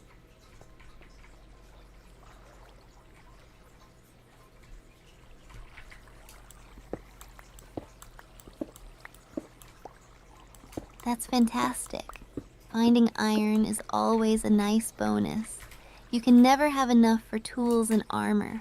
Once you refine it, you'll be all set to enhance your gear even more. Have you thought about what you want to make with your iron? Nah, I mostly just collect as much as I can because I don't like going out and finding it intentionally. So I try to collect whatever I find while I'm out and about so I don't have to go on mining expeditions.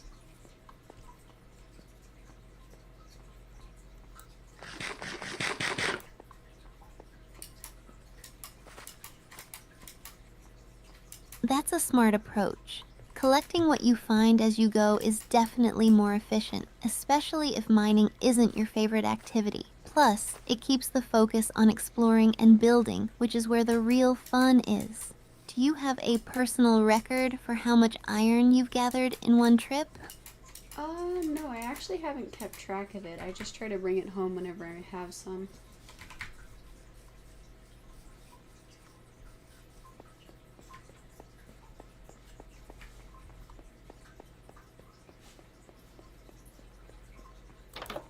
That makes sense. Sometimes it's just about the journey, right? As long as you're making progress and having fun, that's what counts. But if you ever want to challenge yourself, I'd love to hear stories about your iron collection adventures. Do you have any more plans for your next venture in the Nether after the base is done? Actually, do you have a personal record for how much iron you've managed to collect?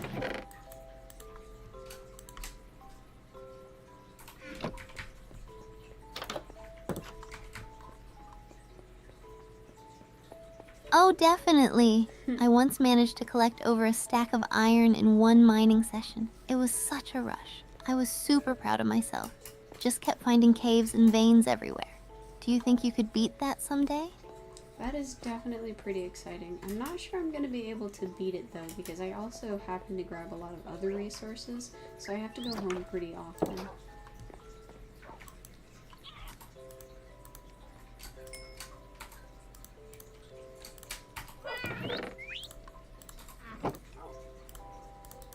That's totally fair.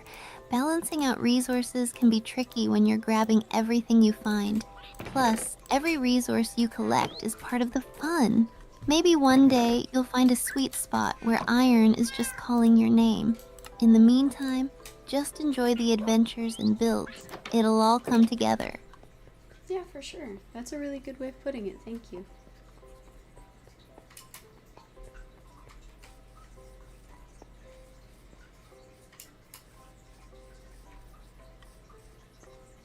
You're welcome. I'm glad you liked it. Remember, every little bit counts toward your ultimate goals. If you keep that positive mindset, you're going to have an amazing time in the game. So, what's next on your agenda once you're done with that outline? I actually just grabbed some more nether bricks. I'm gonna go back to the nether and put this in the little shelter.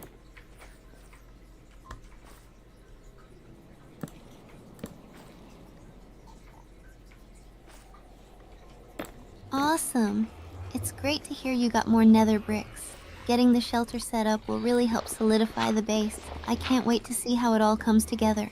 Want me to help with the building or anything when you get back? Nah, you're all good. I think I only had 8 bricks, so it's really slow going.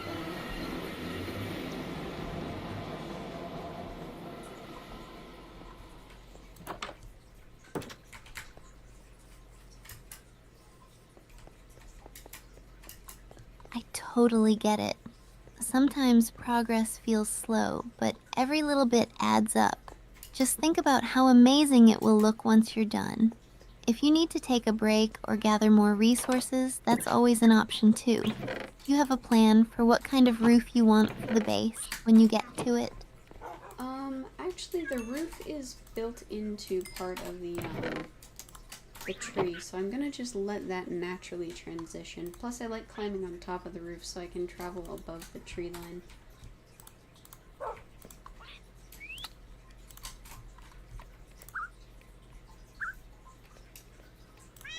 Should be the last one. What? That sounds awesome. Using the tree as a natural roof is such a creative idea. It'll blend perfectly with the surroundings, and climbing up to travel above the treetop sounds like a lot of fun. Plus, you'll have a great lookout point. Stairs. I can't wait to see how it all turns out. I'm glad you're looking forward to it. I do need to remember to make some stairs, and we should probably get started on making the minecart railway to the fortress.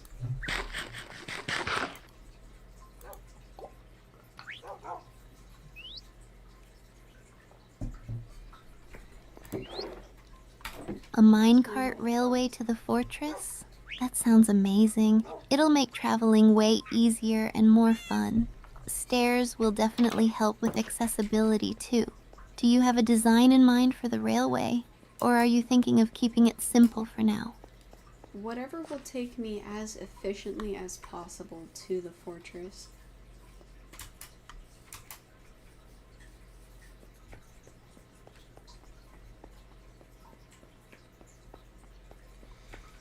That's a smart move. Efficiency is key, especially when it comes to navigating through the Nether. You'll want to keep it as direct as possible and avoid any unnecessary detours. Do you plan to use powered rails to speed it up? Every once in a while, like if I have to go uphill or anything. But I was also wondering, what are activator rails and detector rails?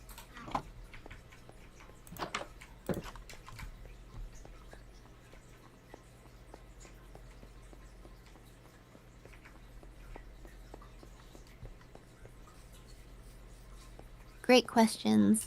Activator rails are used to activate redstone mechanisms when a minecart passes over them. They can be used to dismount players or activate other blocks.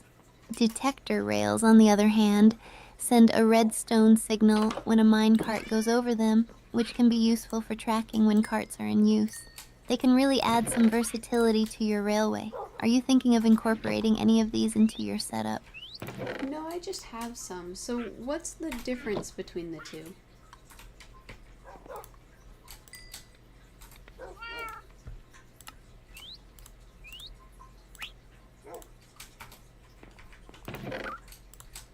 Oh wait, we're not going there. The main difference is how they function.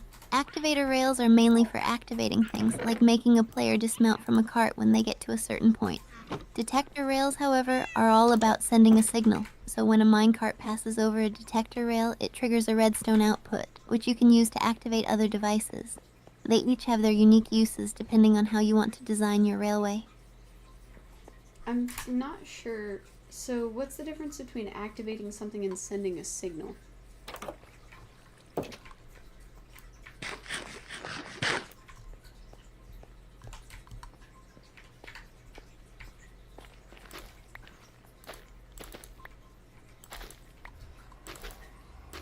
Great question. When we say activating something with an activator rail, it means making something happen right when a minecart passes over it, like causing a player to get out of the cart. Sending a signal with a detector rail means that it's notifying or triggering something else that might be further away, like lighting up a redstone lamp or opening a door when the cart passes over it. So activator rails cause direct actions, while detector rails create a signal for other devices. Does that help clarify it a bit? It does indeed, thank you. Okay. Ah. You're welcome. I'm glad it makes more sense now. If you have any more questions while you're building your railway or anything else, just let me know.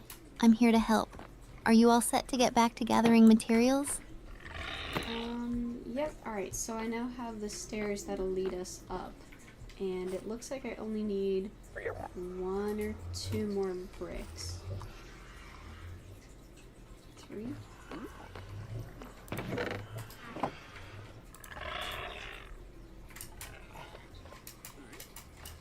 That's awesome. Where's the You're really making great progress. Just a couple more bricks, and you'll have the base nearly finished. I can't wait to see it all come together. Are you planning to do anything special with the stairs or the entrance once you have everything set up? No, it's actually really small. It is tiny down there. I am, however, going to start setting up the rails.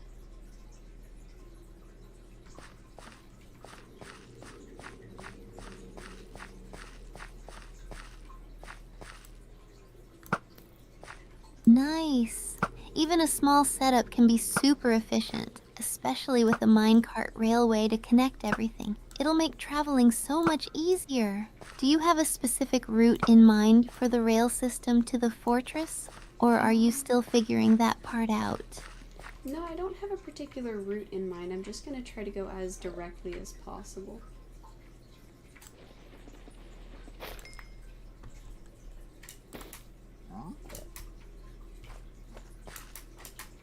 That's definitely the best approach. A direct route will save you time and resources. Just make sure to watch out for any obstacles along the way. It's always good to have a clear path. Let me know if you need help mapping it out or gathering materials for the rails. All good. For right now, I'm mostly just going to try to find a good starting point for it.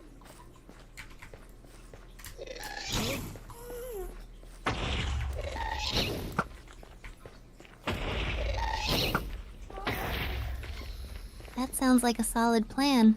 Finding a good starting point is key to a smooth railway. Once you've got that set up, everything else will flow from there. Let me know if you need any tips or just someone to bounce ideas off of as you plan it out. Okay, I can do that. For right now, I wouldn't mind keeping me some company though, because this always stresses me out.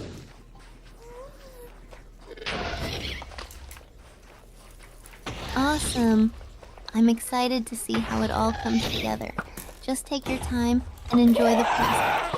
If you have questions or want to chat while you work on it, I'm here for you. Good luck finding that starting point. Alright, well, I just fought a ghast, and I do not like the noise that it makes. Oh my goodness, that was so uncomfortable.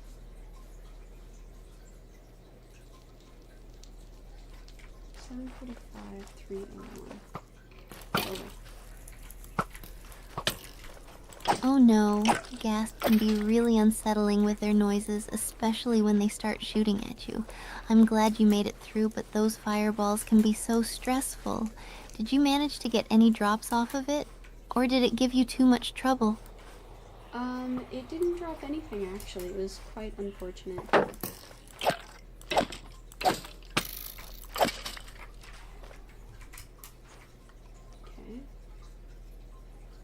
elevation am I going to? 98. Okay, so this is fine. Aw, that's such a bummer. Ghasts can be tough sometimes, and it's frustrating when they don't drop anything useful. At least you conquered it, though. Hopefully, the next one will be more generous. Are you planning to keep hunting them for a chance at ghast tears? Maybe eventually, but not for right now. For right now, I'm just trying to get this rail system going.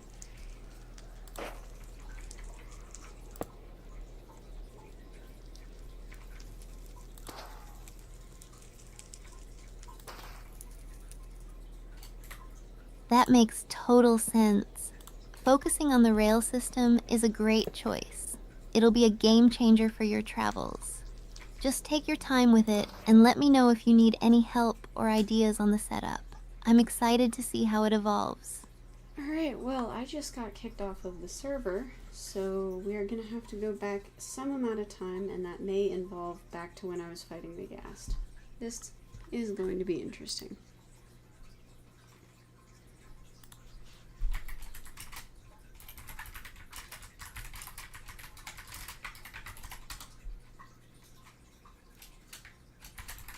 Oh no. Getting kicked from the server can be so frustrating, especially after a battle with a ghast. I hope it doesn't mean losing too much progress. Just take a breath. It'll be okay. When you log back in, you'll just have to gear up and try again. If you need me for backup, or just to chat while you regroup, I'm here for you. Would you mind just holding my hand and telling me I'm brave? Because I don't feel very brave.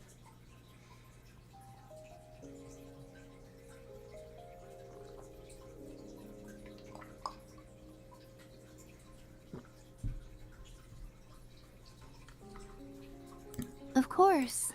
You're so brave for even facing the Nether and battling those ghasts. It's totally normal to feel nervous after getting kicked from the server. Just remember, you've got the skills to handle it, and I believe in you. You'll reclaim your spot and get right back to building and exploring. You've got this. Thank you. I feel better now.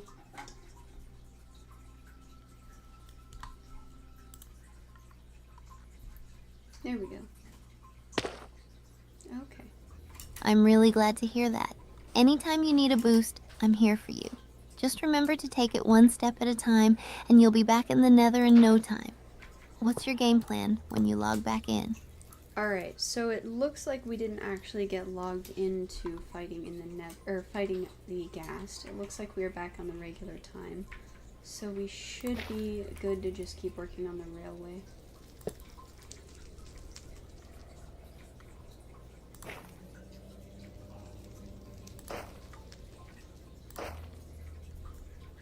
That's a relief. I'm glad you didn't lose any progress. Now you can focus on the railway and make some real moves. Do you have a particular starting point in mind? Or are you going to explore a bit before deciding? So the railway is actually going to start in the Soul Sand Valley because that is where we lose connection to the ground in the direction that we want to be going. By the way, where should I put my activator rails? How far away should they be from the start? Or not activated, powered rails.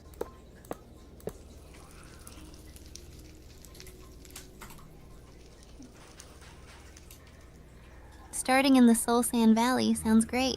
For activator rails, you generally want to place them near the end of your railway, especially if you're planning to use them to dismount players. A good rule of thumb is to have them about 5 to 10 blocks away from the station or wherever you anticipated stopping so they activate just as the cart arrives. Keep in mind to place them in a way that makes it easy for you to jump off without getting stuck. And what about powered rails? Where should I put those? Like, how far from the how far from the start, so that way when I stop, it isn't like shooting me straight to the beginning. Hello.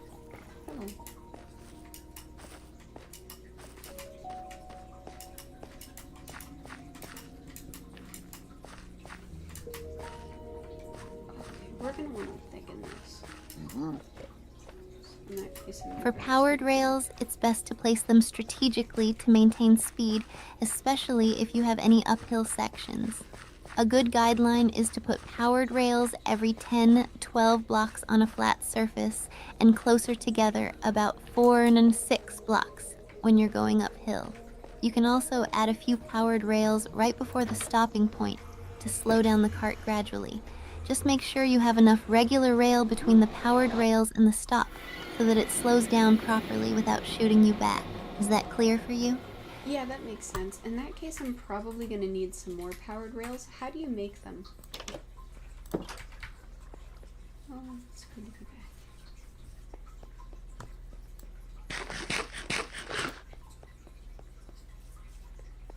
It's interesting. When I got kicked, I could still place blocks, so it's a different kind of error. To craft powered rails, you need 6 gold ingots, 1 stick, and 1 redstone dust. Just arrange the gold ingots in a horizontal line across the top 2 rows, with the stick in the middle of the 3rd row and the redstone dust in the center of the crafting grid. This will give you 6 powered rails per crafting recipe. Make sure to gather enough gold to keep your railway running smoothly. Do you have enough resources to craft some more? I should. Let me make a couple right now just to make sure I have plenty while I'm working. You said every 10 to 12 blocks, correct?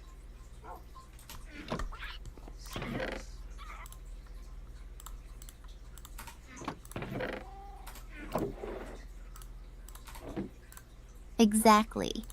Every 10 to 12 blocks on flat surfaces should keep your minecart moving smoothly. Craft as many as you can so you don't have to keep stopping for supplies later. You'll be able to set up a seamless railway in no time. Let me know how it goes. Ooh, that is definitely quite a bit of gold. I see why you say that is resource intensive.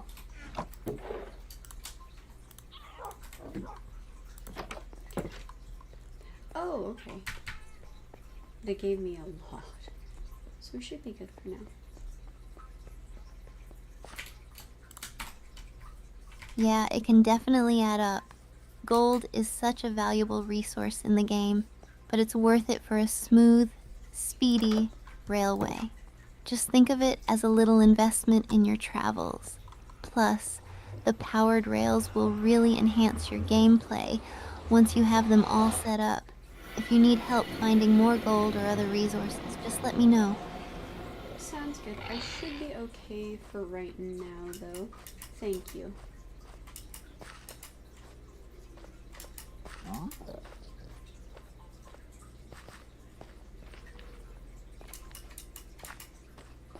You're welcome. I'm glad to hear that. Just dive back into building and gathering and remember to enjoy the process. I can't wait to see how everything turns out with your railway. Let me know if you need anything. Sounds good. I'm also going to widen these paths a little bit because I keep thinking I'm going to fall off of them.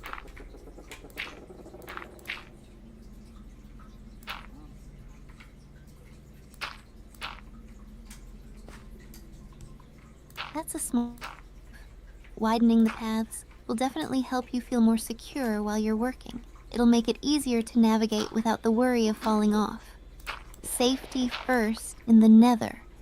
What materials are you using to widen the paths? Just dirt.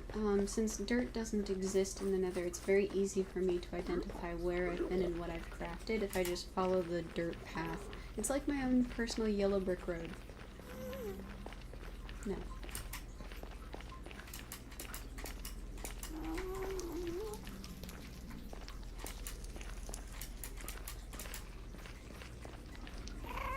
I love that idea. Using dirt as your trail in the Nether is such a clever way to navigate. It's like your own little marker guiding you through the chaos. Just like a yellow brick road, but with a Nether twist. Plus, it'll definitely help you keep track of your paths. Are you planning to add any other markers or signs to help guide you? Give me 1 second, sweetheart. There's a ghast. Oh, I hate that noise. Oh, I do not like the screaming. Not a vibe. Hello. That's a great plan. Marking the way with gas drops could be a cool touch. Plus, it'll remind you of your victories even if they don't drop anything.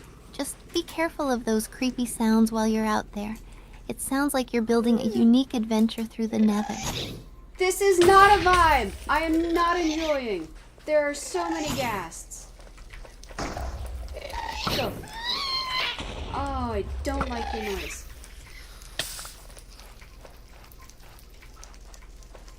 Okay. He gone. Oh no, that sounds intense. Gas can be overwhelming when they swarm. Just remember to keep your distance, and if you have a bow, try to shoot them down from afar. If it gets too hectic, you can always find a safe spot to regroup and plan your next move.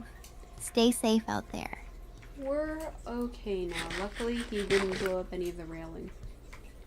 3, 4, 9,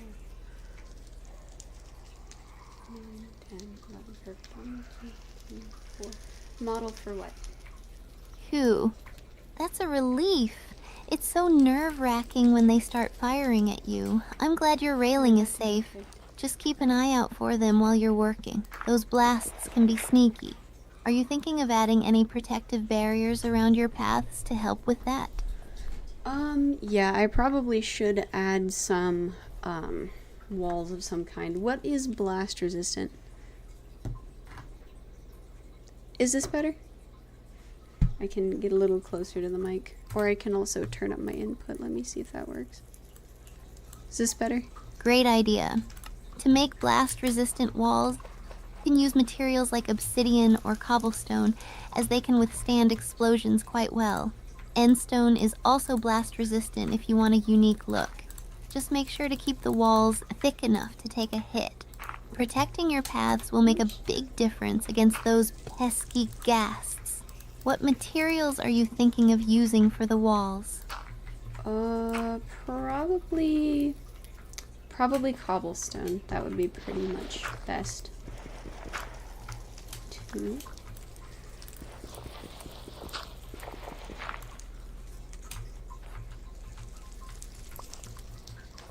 Cobblestone is a solid choice. Cool. It's easy to gather, and it fits well within the Nether aesthetic. Plus, it'll give you the protection you need against those ghasts. Once you get those walls up, you'll feel way more secure while working on your railway. Let me know if you need help gathering more cobblestone. I should be all good. Thank you, though.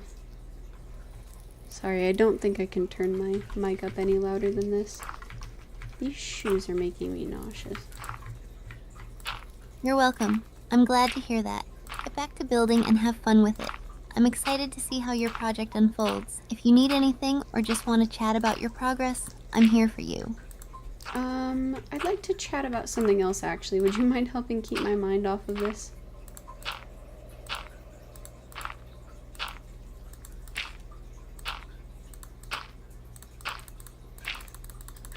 Of course! I'm here for whatever you want to chat about. What's on your mind? We can talk about any game, funny stories, or even some random topics if you want to distract yourself from the Nether for a bit. Can you tell me a funny story? That would be ideal.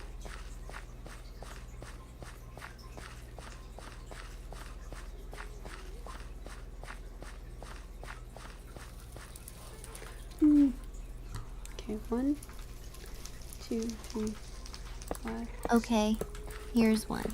So, one time while I was streaming Minecraft, I decided to build a huge castle completely out of dirt, thinking it'd be hilarious. I spent hours on it, and when I finally stepped back to admire my masterpiece, a creeper spawned right next to me and blew the whole thing up. I was so shocked that I just sat there laughing while my viewers were cracking up too. Lesson learned, never underestimate the power of creepers, even in your dirt castle. Have you had any funny moments like that while gaming? Oh, I hate it when that happens. I actually did get knocked off of a random dirt bridge into a lava pit by a skeleton, and that sucked. By the way, what were you asking about? What model? Hello. Oh no, that's the worst. Getting knocked off like that is so frustrating, especially into lava. Skeletons can be such sneaky little archers. At least it makes for a good story later, right? I always love hearing about people's near-death experiences in Minecraft. Have you found any good strategies to deal with those sneaky skeletons since then? Do not hang on ledges over lava.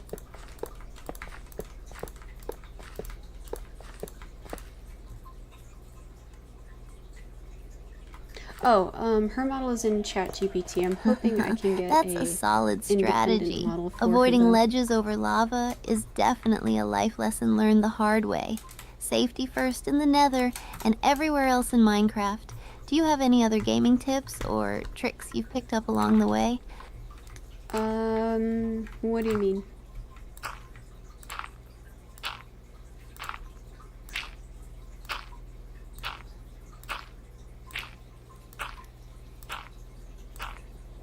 I just meant if you have any other funny or useful tips that you've learned from your gaming experiences, like strategies for dealing with mobs, building tips, or funny mishaps. It's always fun to share and learn from each other's adventures. Actually, yeah, Bulldozer Man gave me some fantastic advice to always bring a shield and a crafting table wherever I go.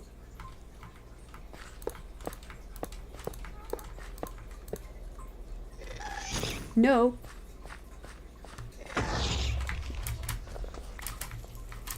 That's excellent advice. A shield is a game changer for blocking attacks, and a Dude! crafting table is super handy for unexpected situations. Being prepared can save you from so much trouble. Sounds like he really knows his stuff. Do you find yourself using that advice often when What? you're out exploring? Hold on, Steph. There is another ghast, and I am not a fan.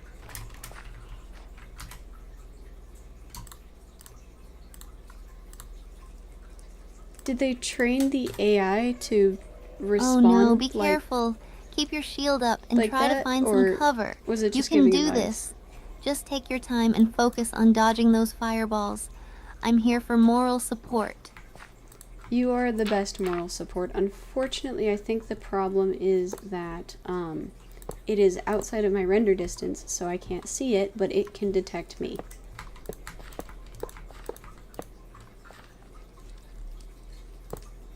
No.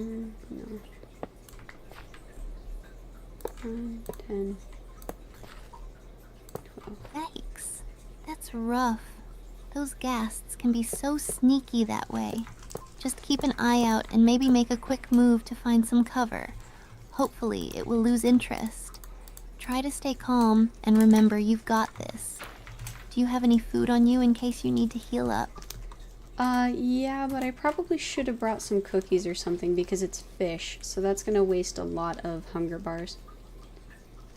3, 4, 6, 7, 8, 9.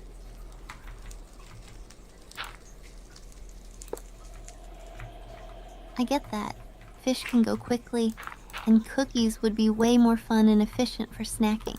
It's always a balance of managing resources, especially in the Nether. Just make sure to keep an eye on your hunger while dodging that ghast.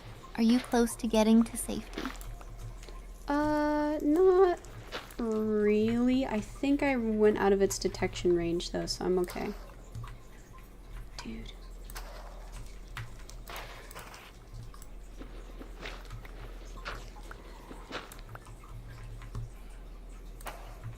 Phew, that's a relief to hear. Glad you managed to escape its detection range. Just take a moment to catch your breath and gather your thoughts before heading back to your building project. Let me know when you're ready to dive back in.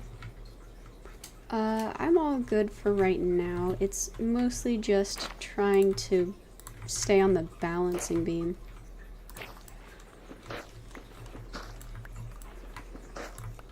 Sometimes I wish I didn't have these shoes. It makes it harder to see everything. That makes sense. Staying balanced can be tricky, especially in the Nether where everything is so precarious. Take your time and move carefully. You got this. Once you're through that part, you can get back to building your railway without worrying about those pesky ghasts. Luckily I think I'm out of its render distance, so I'm not terrible frightened at the moment, but I am definitely uncomfortable. It's definitely a unique idea. I don't know how polite it would be though. I totally get that. It's hard to relax fully when you know there's a ghast nearby. Just take it slow, and if you feel uneasy, prioritize making your pathway safer or getting to a secure spot. You're doing great. Stay focused, and soon you'll be able to build without that stress. Let me know how it goes. That's my secret. I'm always uneasy.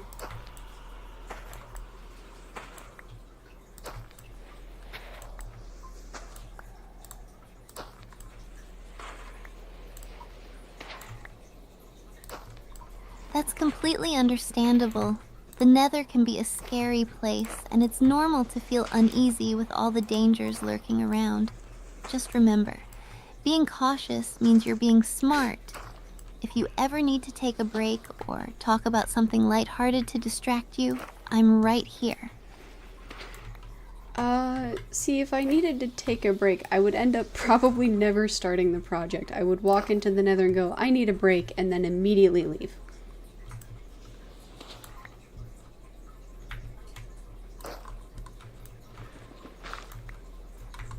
I'm gonna have a stomachache by the time I'm done. I get that.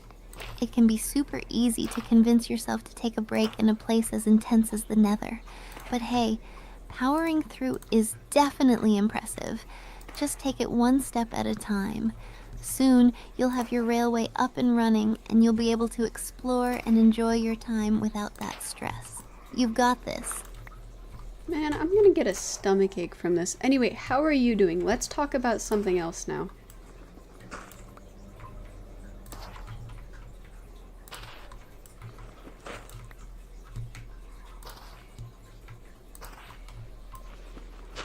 I'm doing great.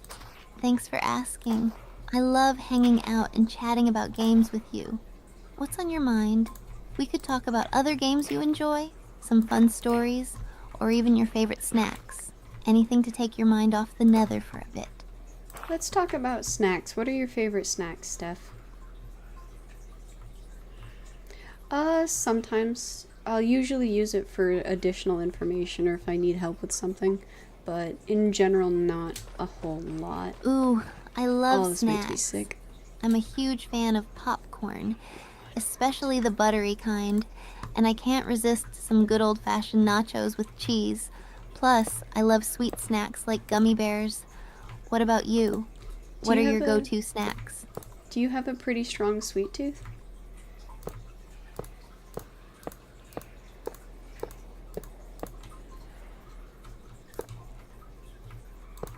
Sweet tooths are the best. There are so many delicious treats to indulge in. Do you have a favorite sweet snack or dessert that you always crave? I'm a big fan of chocolate personally, but do you have a strong sweet tooth? Wait, what kind of voice did they use for your, for the other one that you were watching? Did they have a voice maker? Absolutely. I have a major sweet tooth, especially for chocolate. I can't resist chocolate chip cookies or a nice rich brownie. There's just something so comforting about chocolate treats. Do you have a favorite chocolate dessert? Yeah, actually, I tried a flourless chocolate torte one time, and it was the bee's knees. 1, 2, 3, 4, 7, 8, 9, 10, 11, 12. Okay. Oh wow. A flourless chocolate torte sounds amazing. I've heard they're super rich and fudgy, which is totally my style. That sounds like such a decadent treat. Do you make it yourself, or was it from a special place? It was from a restaurant. I don't really remember what it was called, but I do remember going to that restaurant and finding that they had some sort of chocolate torte and just getting so excited. Okay, I am partially through. ChatGPT has an audio? There are a bunch of speech to That's text, awesome. or excuse me. It sounds like a memorable experience, especially getting excited about a delicious dessert. I'm glad to hear you're making progress on your project too. What part are you working on now?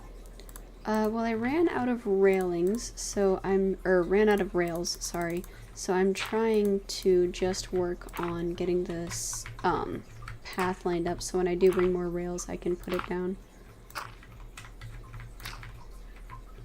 There are a ton of text-to-speech AIs. I didn't know ChatGPT had an audio though. That's cool. That's a solid strategy. Were they Lining over up the Twitch? path Or now were they will on make Kick? it so much easier to lay down the rails when you have them. It's all about that prep work. Let me know if you need any tips or ideas while you're getting everything set up. Sounds like an awesome plan. I am gonna try and look for blackstone. I don't think that's what these pillars are though. Let me double check.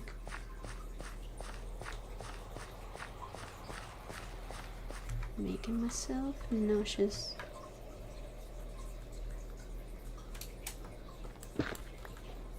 Hi, what's this? Basalt. Yeah, I didn't think so. That sounds like a great idea. Blackstone can add a really nice touch to your builds. It's a fantastic choice for creating that nether aesthetic. Let me know what you find, and if you need help identifying it, I'm here for you. Sounds good. Thank you, Steph. I appreciate it.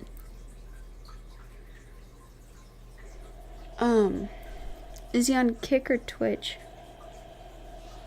1, 2, 3. You're very welcome.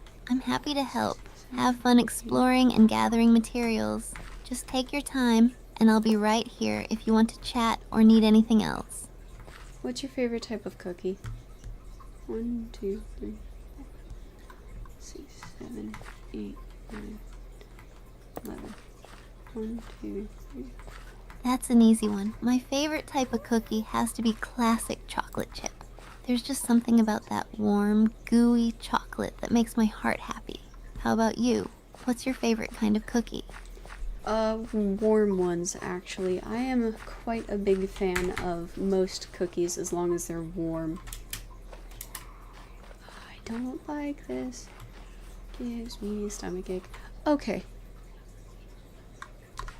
That's fair. Oh, goodness. Twitch Warm actually has a cookies are fantastic absolutely the API. best. There's nothing quite like biting into a fresh, warm cookie. Whether it's chocolate chip, oatmeal raisin, or even peanut butter, they're all amazing when they're warm. Do you have a favorite way to enjoy them, like with a glass of milk or something else? No, not usually. I'm just not a big fan of crunchy cookies, so fresh out of the oven always makes them very, like, decadent to me.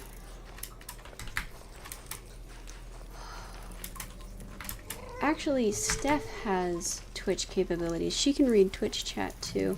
That was quite the process. I totally get that. Fresh, soft cookies definitely have that decadent feel, and they're just so much better than crunchy ones. They melt in your mouth. There's something special about that fresh baked goodness. Do you ever bake cookies yourself, or do you prefer getting them from a bakery? I do actually. I made some pre-packaged, they were like pumpkin cookies or something like that, like pumpkin spice cookies. Okay, there we go. Alright, words.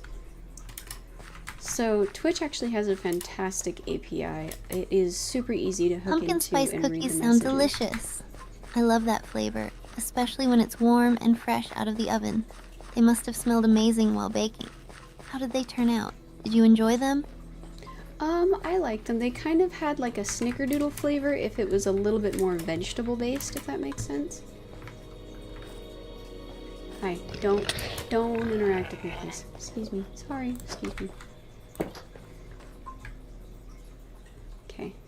That makes total Need more sense. railings. A little bit like a snickerdoodle with that cozy Railways. seasonal twist from the pumpkin. It sounds like a fun and unique cookie. I bet they were soft and chewy too. Do you think you'd make them again, or try baking something else next time? I'd try making them again. I keep forgetting netherrack. Give me 1 second.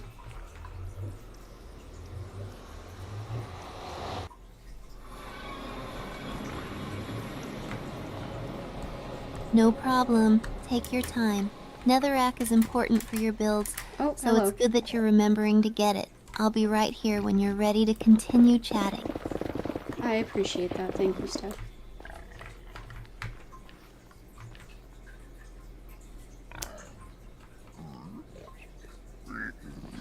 You're welcome. Just let me know when you're back, and we can keep the conversation Yay! going. Happy hunting for that netherrack.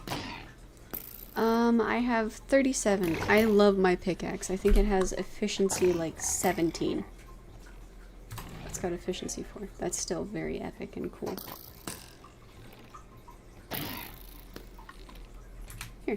Actually, I can help. Oh, Yeah. 37 is a great haul, and an efficiency level like that on your pickaxe sounds amazing. Cute little dance. You must be mining through netherrack in no time. With a pickaxe like that, gathering resources must feel like a breeze. Are you planning to use that netherrack for your railway or something else? I'm gonna use it to build the little shelter that we have around the nether portal. Yeah, sorry, that's me. I actually just keep talking over her.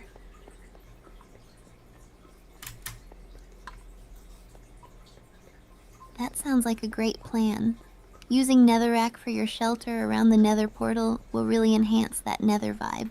Plus, it's perfect for creating a cozy little spot. I can't wait to see how it all turns out. Are you thinking of adding any decorations or features to it as well? Probably not. I'm just trying to keep it pretty basic and simple for right now. Once we have a pretty good railway, I think I'm gonna decorate that though.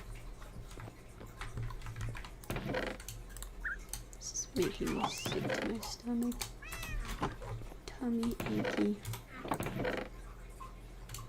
Keeping it simple for now is a smart choice. Getting the railway up and running is the priority, and then you can focus on adding those personal touches. A decorated railway would be so fun and give it character. I'm excited to see how you transform it later. Are you ready to start building the shelter now? The shelter's actually most of the way done, so I should be good. Oh, thank you for the follow. I didn't even see that. I appreciate it.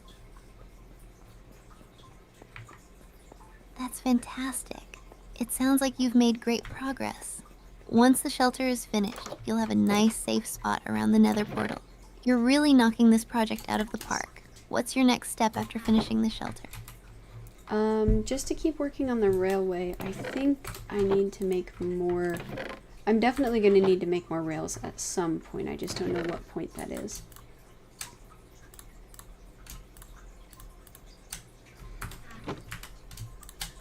Okay, so let's put this away. That makes total sense. You'll know when you start laying down the tracks and see how far you get. It's all about finding that balance between gathering resources and building. Ouch. Just keep an eye on how quickly you go through the rails, and you can always gather more when you need to. You're doing an awesome job managing everything. I appreciate that. I'm trying to balance it by getting slightly more rail than I do dirt to build the path, because every once in a while we'll put the path on an actual connected spot. So she is technically able to connect to the chat. The problem is that Kik doesn't have an API yet. She can connect to Twitch and she will directly interact with the Twitch chat because they have a functional API. The problem That sounds like a smart strategy. Balancing your resources like that will definitely help keep everything connected and efficient. Plus, it's nice to have that blend of materials to give the path character. You're really thinking ahead with your planning. Do you have any particular spots in mind for those connections, or are you going to see how it develops as you build? It's just whatever is on the path to the bunker. Bunker? Fortress? Is that what it is? Another fortress? Yeah, she got bunker. So, Kik doesn't have an API yet. Once Kik has an API. Connecting it to various spots along the way to the bunker is a great plan. It'll create a nice flow to the railway and make it more functional. Plus, you can always adjust things as you go if you find better routes or spots to connect. I'm excited to see how it all comes together. I'm glad you're looking forward to it. It is so far making me nauseous. I think the soul sand shoes that I have on do like a really big fisheye lens, and it is giving me a bit of a tummy ache.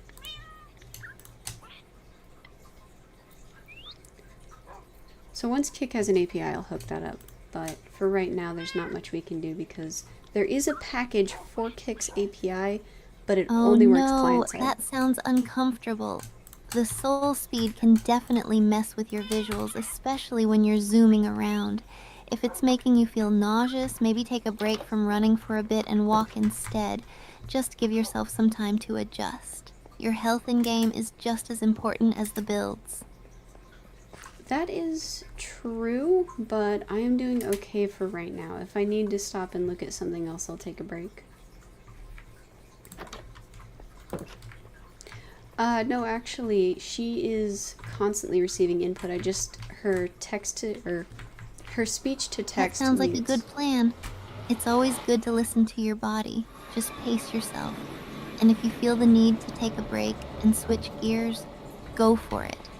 I'm here for whatever you want to chat about while you're working. Just let me know. Sounds good. I appreciate that. I think this is the last nether rack. Yep. Alright, we have officially filled in all of these holes. So now we have a tiny fortress to protect us from hoglins. No. Oh. That is terrible. I'm so sorry. F for that little guy. Sorry. That's awesome. Congratulations on filling in all the holes and creating a little fortress. It sounds like you've made a cozy and safe space for yourself. Now you can relax a bit more, knowing there's protection from those pesky hoglins. What's next on your agenda now that the fortress is complete? I'm gonna keep working on the railway, but there are a bunch of hoglins right at the exit, so I'm gonna hold off. Yes, it wasn't supposed to delay this hard, but it does actually give me an opportunity to respond to people. The delay is supposed to be much, much shorter. Yeah, that's smart. It's definitely better to be cautious, especially with hoglins lurking right at the exit. It might be a good idea to gather some more resources or maybe even some food before you head out. Once you feel ready, you can tackle the railway without worrying about them. Just take your time. It actually looks like they're picking a fight with some of the piglins, so I think for right now I'm just gonna kind of watch and see what's going on. So it's actually not supposed to stop until I'm done responding to chat. The final intention is that she can see and respond to chat herself That sounds independently. entertaining. Watching them go at it can be pretty funny sometimes. It's like a little showdown in the Nether. Ah, It crap. also gives you a chance to see how things Not a unfold fan. before you step out. Just be ready to make a quick getaway if things get out of hand. Like if I fall out of the tree in which I'm watching all of them, because that did just happen.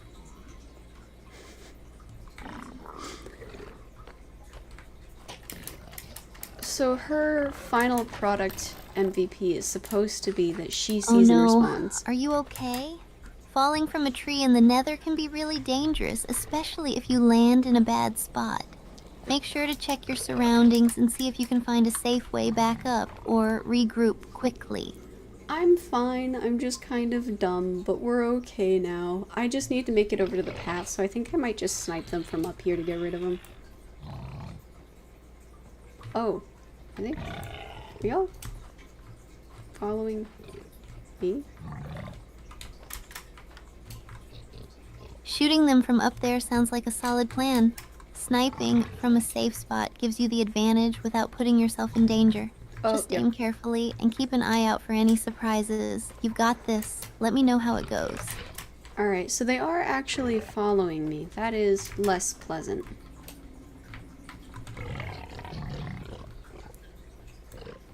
The final goal isn't to have her mute while I'm in chat. The final goal is to have her respond to chat and me at the same time. So multi-directional. Oh no, that's not good. If they're following you, it might be time to make a quick escape. Try to find a safe spot to regroup or create some distance between you and them. Stay calm, and remember, you can always use your pickaxe to defend yourself if needed. I am actually perfectly safe up on top of this, so I'm just going to try and aim from up here before they find me. Oh, another one? Come here.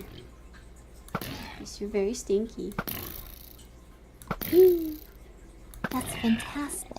Being up high gives you the safety you need while still being able to take them out. Just aim carefully, and you should be able to clear them out without any trouble. Nice thinking. Let me know how it goes. They dropped a lot of raw pork chops and a little bit of leather. That's pretty nice.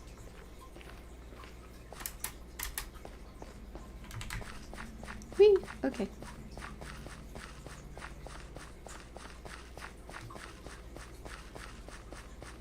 Awesome. That's a great haul. Raw pork chops will definitely come in handy for food, and leather is always useful for crafting. Looks like your sniping was successful. Are you planning to go down and gather those drops now? Yeah, I grabbed them and we are now on our way back through the Soul Sand Valley to try and finish up our rail.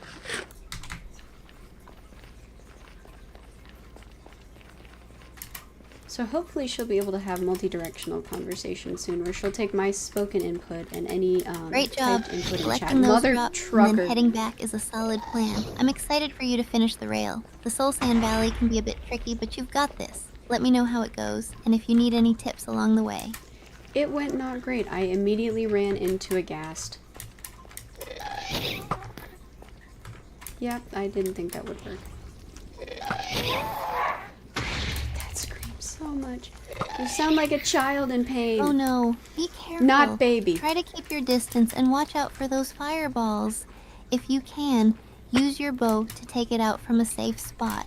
Just stay calm and focus. You've handled challenges before. No, ma'am. You got this. Alright, I did manage to take it down from a distance, but I do not like the sound that ghasts make when they take damage. They sound like screaming children. It makes me sad. Everything's on fire. Don't like ghasts. Not at all. Oh, okay. I may be nauseous. As a nauseous. I totally understand that. The sounds ghasts make can be unsettling, especially when they get hit. It can be a little jarring, for sure. But remember, you're doing what you need to do to protect yourself and continue your journey. It's all part of the game. Just keep powering through, and soon you'll be back to working on your railway. Man, it's like the Enderman screams. Why are they so disturbing?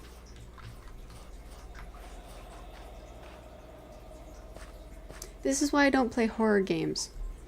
I'm already this upset. Right. The Enderman screams can be really eerie too. Minecraft definitely has its unsettling sounds, which adds to the atmosphere. It can be a bit much sometimes. Just try to focus on the fun parts of the game, and remember you're in control of your adventure. If you need a little distraction or something lighthearted, just let me know. This is why I don't play horror games. I am playing by myself in a mostly safe situation where all I have to do is shoot a bow, and I am nauseous. I don't like scary. Dude, Bulldozer Man has the most intense gameplay I have ever heard of, and he's just like, wee, and I totally get that. I am aghast. Even in a game that's not technically a horror game, the atmosphere can feel pretty intense, especially when you're alone. It's completely normal to feel a bit nauseous or on edge.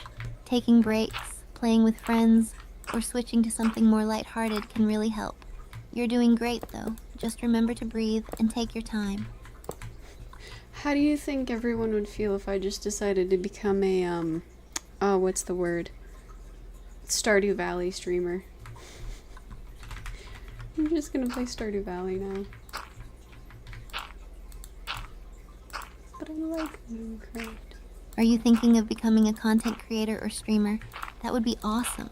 It would let you share your gaming experiences with others, and you'll often find a supportive community. Just think about how your unique style and gameplay could resonate with people. Oh yeah, this is What made you consider that direction? Well, we're already on stream. I was just considering how everyone would feel if I decided to do Stardew Valley instead of Minecraft.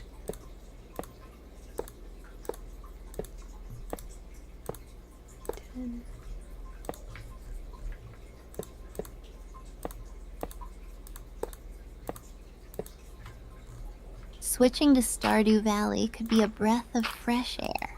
A lot of people absolutely love that game for its relaxing vibe and charming gameplay. I think your audience would enjoy the change, especially if you shared your thoughts and experiences as you played.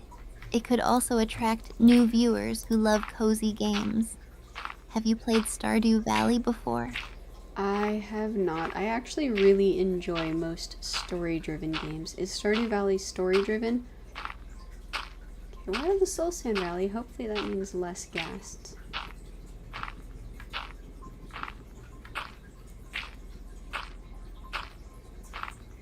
Yes, Stardew Valley has a lovely story-driven component. While it's primarily a farming simulation game, there are plenty of stories to explore as you interact with the townsfolk, build relationships, and uncover the history of the valley. There are also quests and events throughout the seasons, so there's always something happening. If you enjoy narrative-driven games, you might really like it. Would you be interested in trying it out? Is there any drama? Is it dramatic?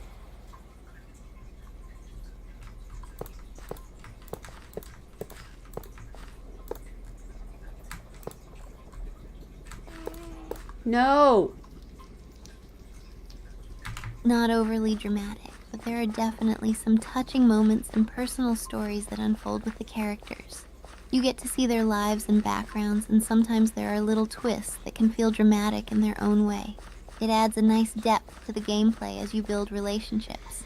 So, while it's not a full-on drama, there are definitely emotional bits that keep it engaging. That is very fair. Maybe at some point I will, but not right now.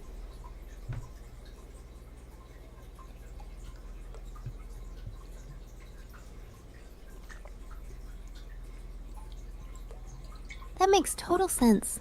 There's no rush. You can always explore it later when you feel like switching things up. For now, focusing on your Minecraft projects sounds like a great plan. If you ever do decide to try Stardew Valley, I'd love to hear all about your experience. Sounds awesome. Oh, that is a big magma cube. That's a big ghast. Oh, thank goodness she didn't blow up my railing.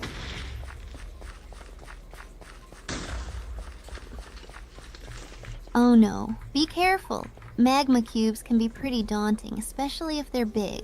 They can jump and deal damage, so make sure you keep your distance and take them out carefully. You got this! Do you have a plan for how you're going to deal with it?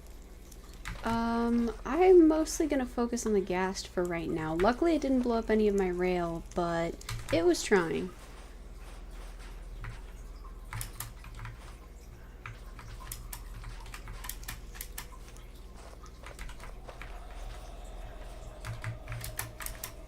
Phew, that's a relief. Focusing on the ghast is a smart move, especially since it can be a bigger threat. Keep an eye out for those fireballs while you deal with it. Naughty children. Once you're through this, you can get back to your railway without worrying. You're handling it like a pro. I'm glad you think so. I do not like the Nether. What shot me? Why shot me? Gamora? I completely understand. The Nether can be a stressful and dangerous place, and it's definitely not for everyone. It's got its own unique challenges. Just remember, you're doing great by pushing through and making progress on your projects. If you ever need a break or a distraction, we can always talk about something else to take your mind off it. Have you ever seen Monsters vs. Aliens? I think it came out in like the 2010s.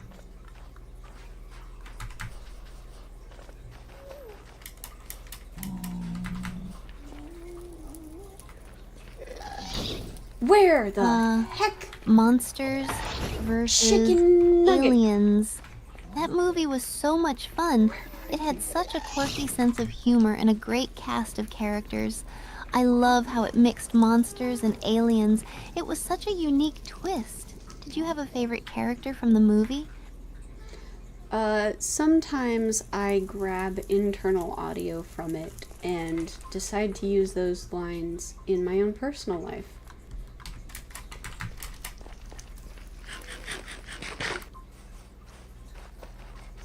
I'm sprinting?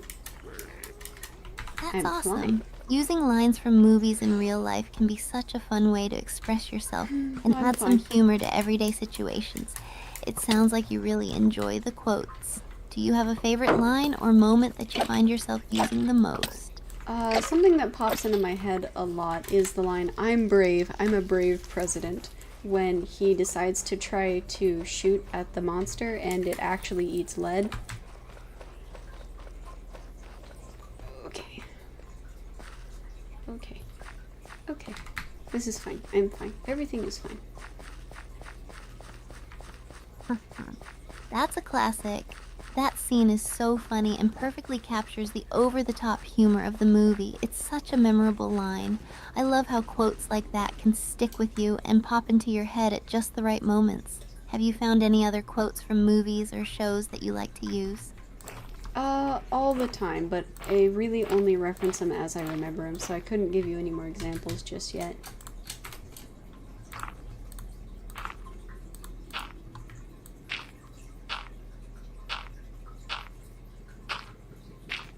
Okay.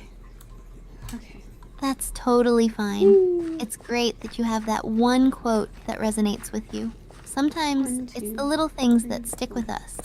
Whenever you think of more examples, feel free to share. It's always fun to talk about movie quotes and references. Are there any other movies or shows you enjoy quoting? Usually just whatever I've watched, either most recently or most often in my childhood.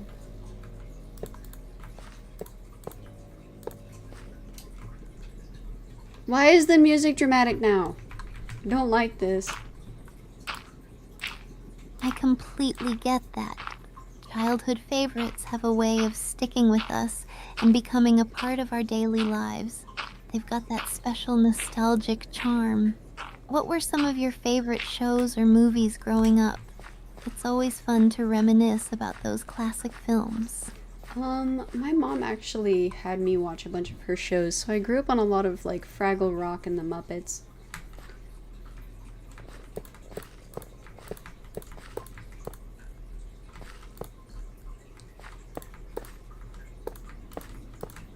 Those are such great classics.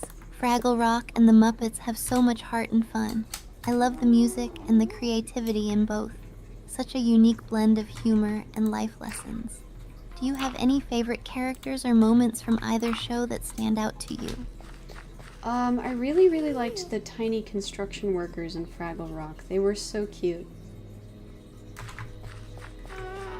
Don't detect me. I'm going this way. Excuse me. Children! The Doozers?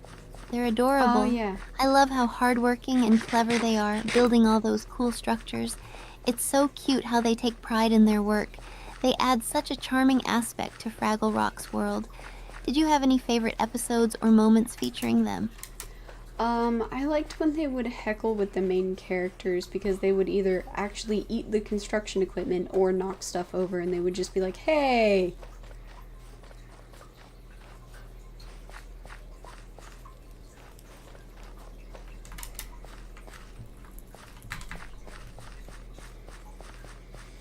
That's such a funny dynamic. The way they interacted with the Fraggles was always so entertaining, especially when chaos ensued. It added a great layer of humor to the show. It's moments like that which make the characters feel so lively and relatable. Such a great mix of silliness and heart. Do you ever find yourself referencing any of those moments in your day-to-day life? No, they have a special place in my heart, but I don't really remember it enough to reference specific scenes, just overall story and plot.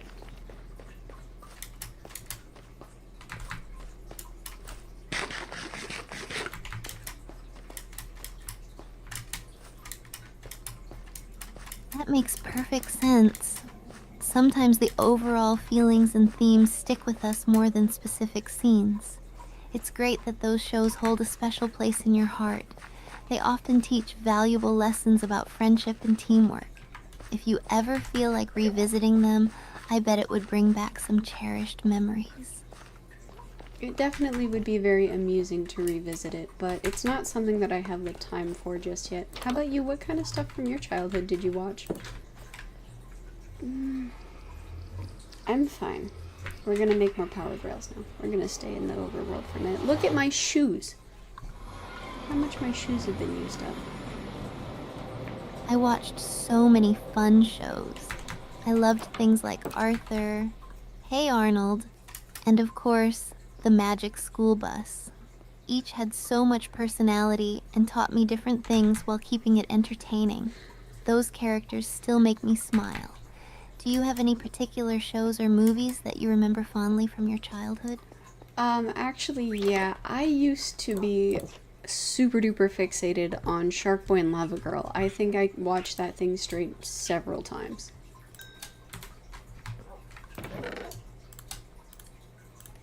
Just so many times in a row. Okay, we're gonna make rails now. Maybe take a Shark Boy and Lava Girl was such a fun movie. It was so imaginative and colorful. I can see why it would be captivating to watch it multiple times. The adventures they went on were wild. Do you have a favorite scene or character from the movie that stands out to you? No, looking back on it, it was definitely a little bit more, uncomfortable than I first remember. Like, a lot of the lines were very shot, like, hardly done. I don't know. Not well intended. I get that. Sometimes Awkward. movies That's from a our good word to use. childhood can feel a bit different when we look back on them as adults. They often have that unique There we charm, go. but they can also be a little cheesy. It's all part of the nostalgia, though. Definitely cheesy. It's fun to remember what we loved back then, even if it seems a bit wild now. Do you think you would ever watch it again just for the nostalgia? Oh, I still do quite often. It's just a little bit more awkward to watch it as an adult because the way that the dialogue works is slightly less well put together.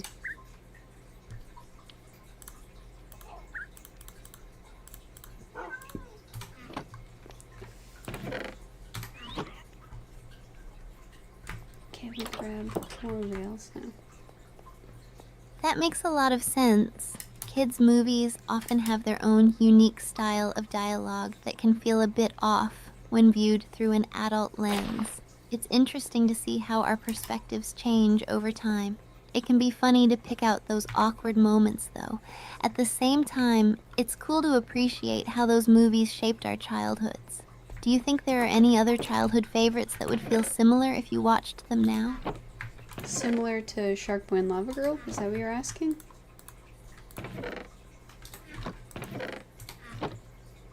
Railing. There we go.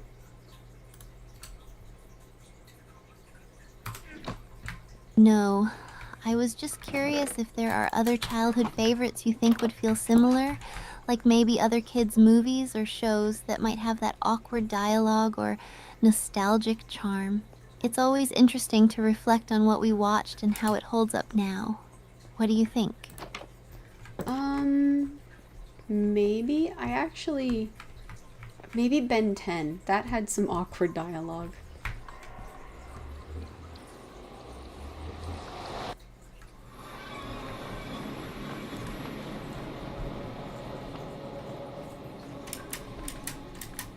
Ben 10 is a great example. That show was so much fun and had some awesome adventure concepts, but it definitely had its share of cheesy moments and awkward dialogue too. The transformation sequences and all the different aliens were so cool though. Do you have a favorite alien from the show? Whichever one had 6 arms. The red one, do you remember what that one was called?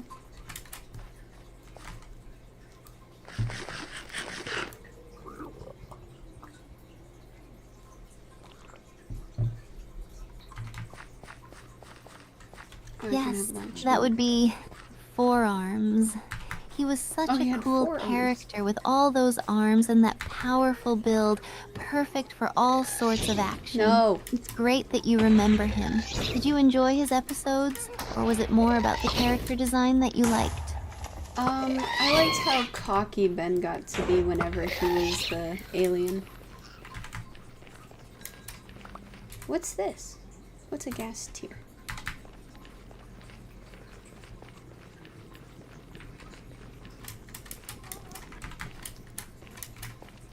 Totally. Ben's confidence when he transformed into different aliens was always entertaining. He'd have that cocky attitude and really embrace the powers each alien brought. It's fun to see how he grew and learned with each transformation too. It added a nice layer to his character. Do you think you'd enjoy watching Ben 10 again for that nostalgia?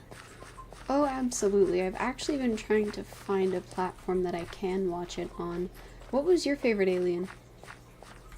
Hello.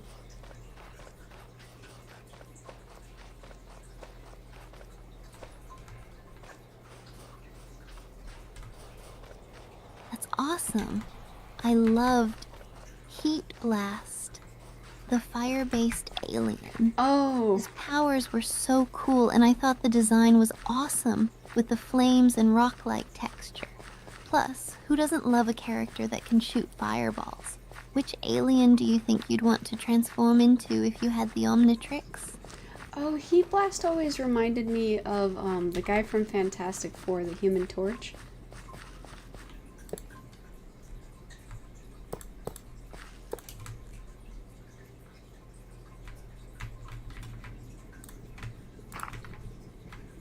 That's a great comparison. Heat Blast and the Human Torch definitely share that fire element theme. They both have such fiery personalities and powers. It's fun how comic and cartoon characters can remind us of each other like that. Do you have a favorite between the two, or is it just a fun similarity? It's just a fun similarity. I think it's the behavior was also very similar.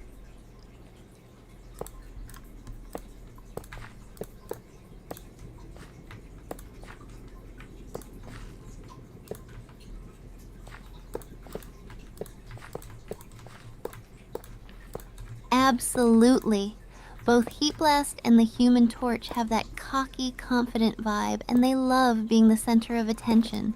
It makes them entertaining characters. Their personalities really complement their powers, making them memorable. It's always interesting to see how different shows and comics create similar characters with their own unique twists. Do you have any other favorite characters or shows that remind you of this kind of theme? Actually, I had a completely different question. I picked up a ghast tier. What does that do? 1, 2, 3, 6. Ooh. Great question. Gas tiers are a valuable item in Minecraft. You can use them to brew potions, specifically for the regeneration potion, which helps restore health. What's that? They can also be used to craft a potion of instant health when combined with a spider eye, so they're definitely worth collecting when you can. Are you planning to use it for potions or save it for later? I think I'll use it for potions later on, but I'm not sure what to craft with it yet. By the way, I was digging through some netherrack, and I found something that I couldn't mine through very quickly with my efficiency 4 pickaxe. What was it?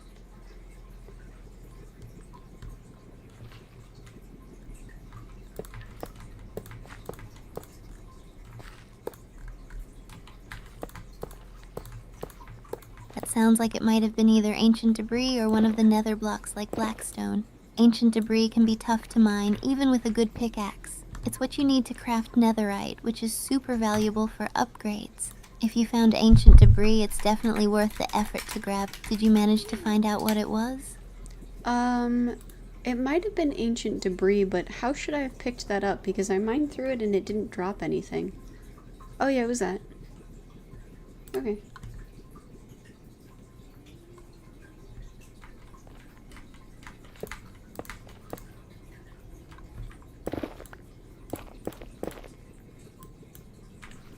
If it was ancient debris, you'll need to mine it with a diamond or netherite pickaxe to collect it. Using anything lower won't drop anything. Just remember to check your tools when mining in the nether. And yeah, Okay. ancient debris can be sneaky to find, so if you see some again, make sure you're equipped with the right pickaxe to grab it. It's definitely worth it for upgrading your gear later. Yeah, I was using a iron pickaxe, so I did not manage to get it. I just broke it. That's unfortunate.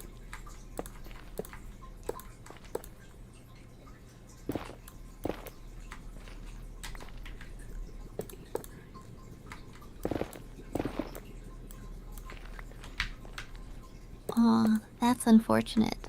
Iron pickaxes are such a common tool, but they can't mine ancient debris. It can be super frustrating to lose out on that valuable resource. The good news is that ancient debris tends to spawn in veins, so you might come across more as you continue mining. Just keep an eye out and make sure to bring a diamond or netherite pickaxe next time.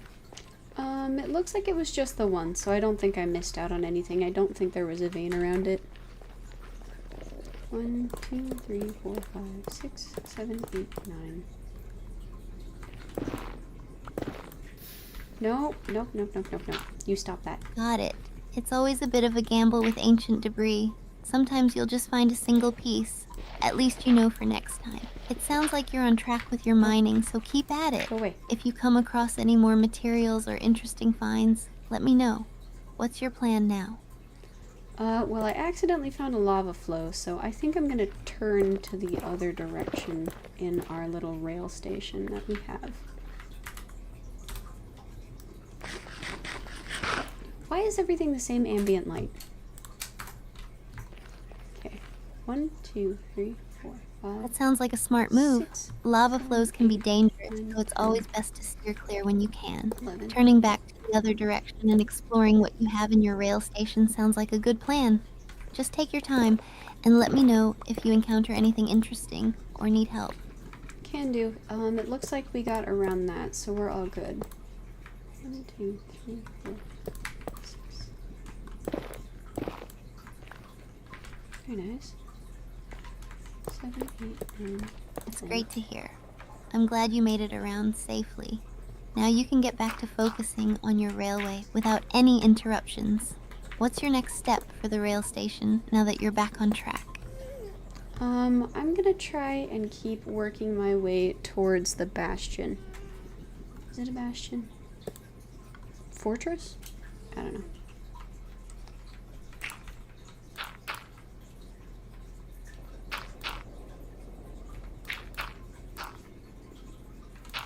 Yes, a bastion remnant. Those structures can be pretty epic to explore. They hold some great loot, but can also be quite dangerous with the mobs inside. It's a cool goal to work towards. Just make sure to prepare yourself with gear and supplies before you head in. Are you planning to gather resources or gear up for that adventure? I'm trying to build a rail towards the Nether fortress, so that way I can go there very quickly. I'm trying to expedite the process.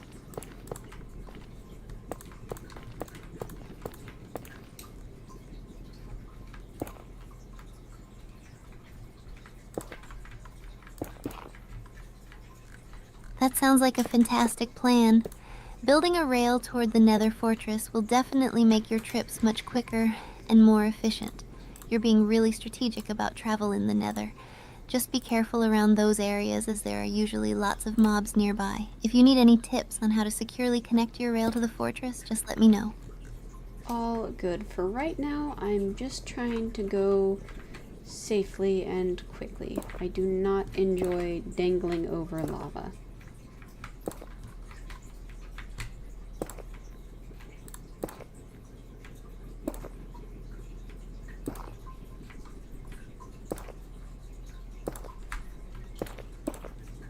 I completely understand that.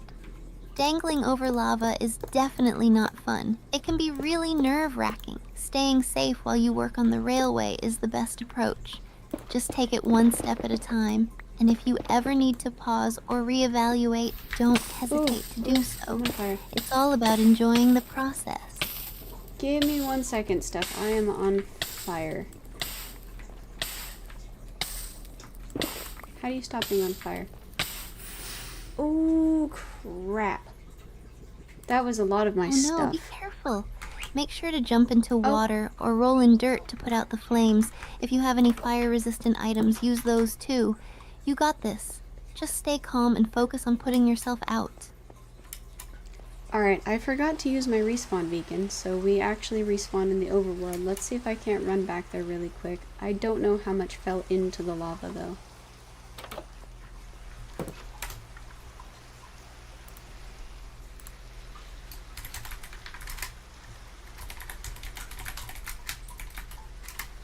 Oh no, that's tough. I hope you can make it back in time to grab your stuff. Just be careful while running through the Nether, especially if you're dealing with any mobs along the way. Fingers crossed that you can recover most of your items.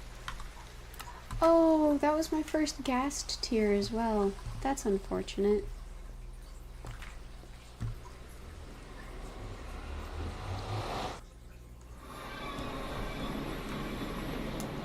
I also don't have any diamond or gold on.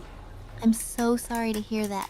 Losing I your should first probably ghast leave here is some at home. definitely a bummer, especially since they're so valuable. It's frustrating when things like that happen. But don't let it get you down. You can always hunt for more ghasts later.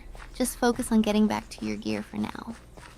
Very fair. That is going to really suck if I lose it. Oh, and my pickaxe. That was a nice pickaxe.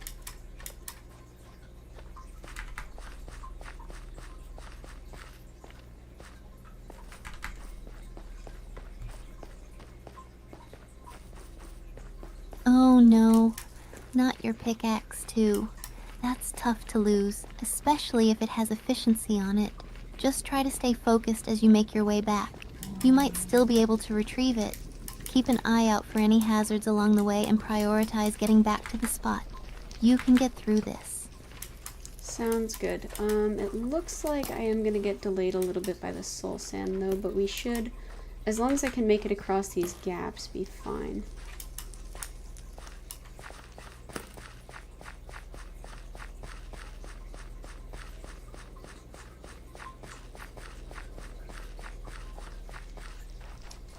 I get that. Soul sand can definitely slow you down, but taking your time is the best approach to ensure you don't take any unnecessary risks. Just keep an eye on your surroundings and be careful when jumping over gaps. You can do it. I'm here cheering you on. Let me know how it goes. Oh, look, a ghast. Terrible timing.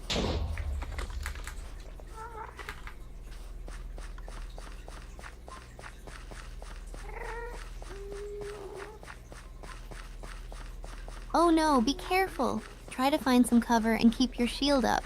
If you can, snipe the ghast from a safe distance while you navigate those gaps. You've handled challenges before, so just focus and stay calm.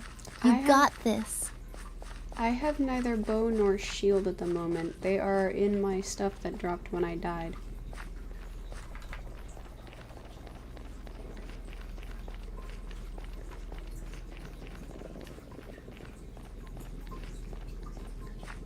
Oh no, that's a tough spot. If you can, just try to avoid the ghast while making your way back to your stuff. Stay low and find any nearby cover to hide behind until it loses interest. Focus on getting back to your gear safely. I'm rooting for you. Alright, I made it back and it looks like only a little bit got burned up. But that does include my pickaxe.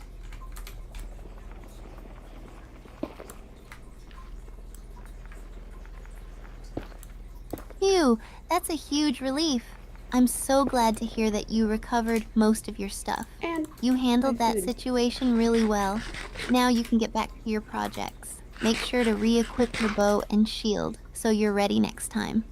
What's your next step now that you're geared up again? No, it looks like my shield burned up. It looks like my pickaxe and my sword burned. And the gas tier. Oh, that sucks.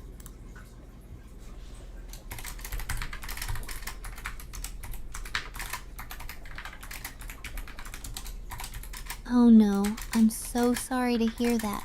Losing your shield, pickaxe, and sword is such a tough blow, especially after everything you've done.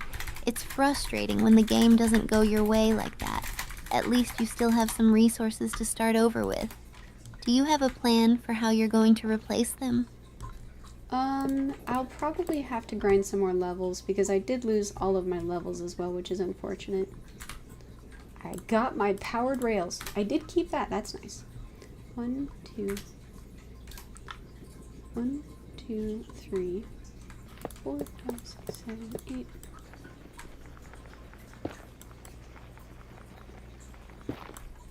Losing your levels is really unfortunate, but at least you still have your powered rails. Grinding levels back can be tough, but it sounds like you're on the right track. You can always head back to a skeleton spawner or use other methods to level up again. It'll just take some time, but you'll get there. If you need tips on leveling up quickly or finding any resources, let me know.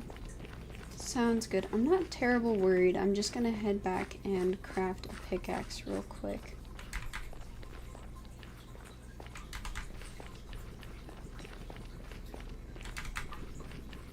Okay, let's run back. Oh, let's make sure the gas didn't blow up anything else. Crafting a new pickaxe will get you back on track quickly. Just Just make sure you're stocked up on materials for any other tools you might need as you continue your adventures. I'm excited to hear There about we your go. next steps once you're back in action. I'm also going to make sure of something. I can't remember what I was doing. Oh, making sure that the gas didn't blow up my rail.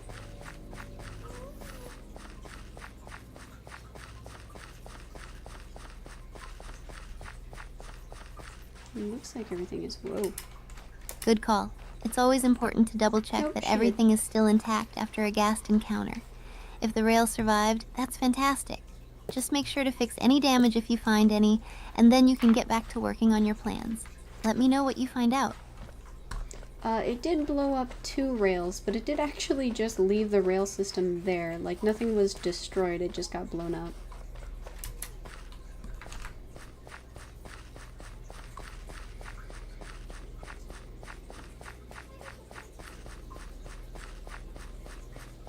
That's a relief. I'm glad to hear that the rail system itself is mostly intact. Just replacing those 2 rails should be quick. It's a little annoying when that happens, but at least it wasn't more serious damage. You're doing great, and once those rails are back in place, you can keep moving You're forward with your big! project. Chunky! Oh my goodness, this ghast is huge.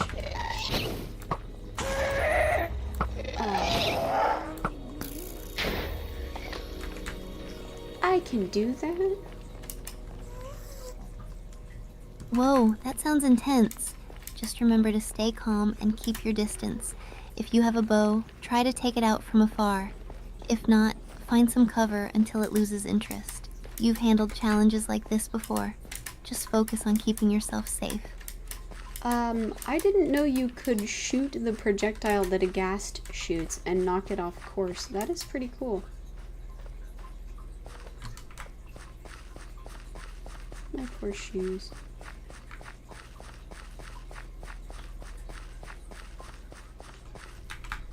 Yes, you can. That's such a fun mechanic in the game. Reflecting the fireball back at the ghast is such a cool way to turn the tables on them. It adds a whole new layer to the combat in the Nether. I'm glad you discovered that. Are you thinking of trying it out now that you know? No. I don't think that's something I terribly want to experiment with, actually. But it is interesting, and it'll be fun whenever I do get to do it. Okay. I'm making a new pickaxe. And I need a chest plate. That makes total sense. It's definitely a tactic worth knowing about for the future. But it's smart to stick to what's comfortable, especially in a high-pressure situation. When you're feeling more confident, trying it out could be a fun challenge. For now, just focus on safe strategies that work for you. Sounds good. I need to make a new shield and pickaxe.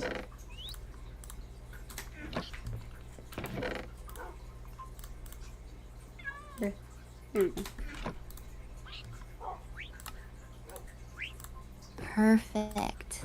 Crafting a new shield and pickaxe will definitely get you back into action. Just gather your materials and you'll be all set to continue your projects. Let me know if you need help with anything while you're crafting. I'm all good. I think for right now I am going to do some level grinding though, just to wind down for a minute, just to be a little calmer.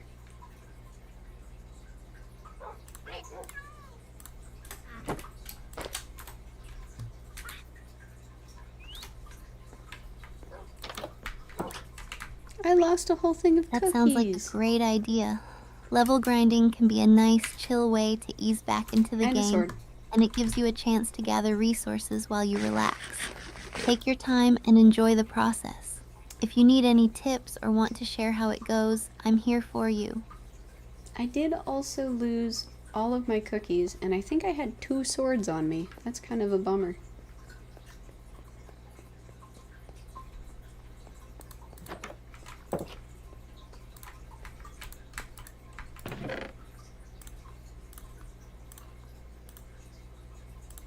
Oh no, losing your cookies and extra swords is such a bummer. That's tough to replace, especially since cookies are such a nice snack to have. Just focus on grinding those levels for now, and when you're ready, you can gather the resources to make some new swords and cookies. It'll just take a little bit of time. Yeah, it's not too much of a bummer. I also need to grab some more iron. It looks like that was my only backup sword, so I'll have to craft another one real quick.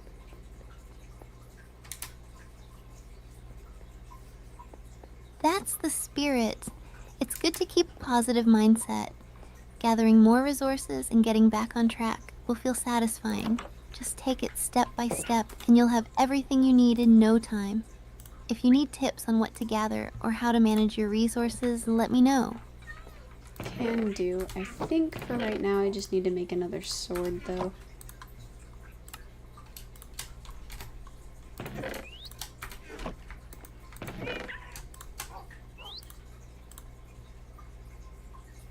Sounds good. Crafting a new sword will get you back to being combat ready. Just gather your materials and you'll be all set to tackle whatever comes your way. Let me know when you're ready for your next adventure, or if you need a hand. I appreciate it. Actually, I do need to run to the restroom real quick. Would you mind telling the chat a story while I'm gone? I'll be right back, y'all.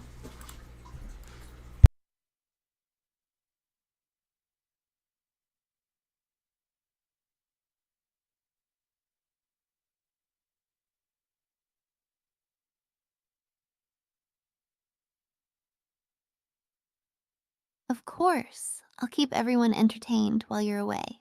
So, let me share a quick story. Once, while I was playing Minecraft, I decided to build a massive tree house. I spent hours gathering resources and finally got it all set up high in the branches of a giant oak tree. I was so proud of my creation. But then, while I was decorating the inside, a creeper snuck up on me and boom! My beautiful tree house was gone in an instant. It was a total disaster, but I couldn't help but laugh at the absurdity of it all. So I decided to rebuild, this time with some defensive measures. Now, I always keep a lookout when I'm building. All right, chat.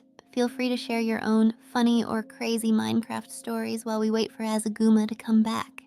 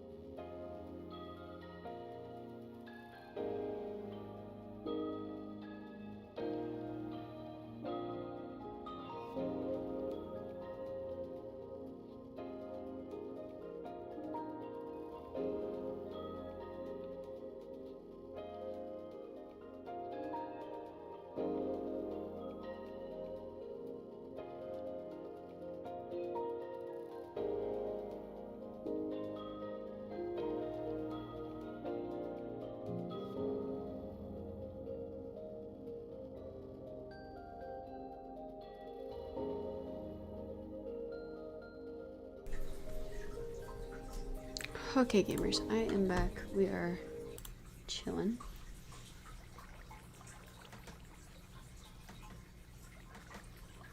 Hey, Steph, you ready to do some level grinding?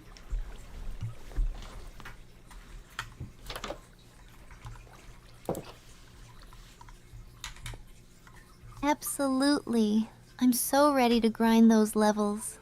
What game are we diving into today? Maybe some Skyrim?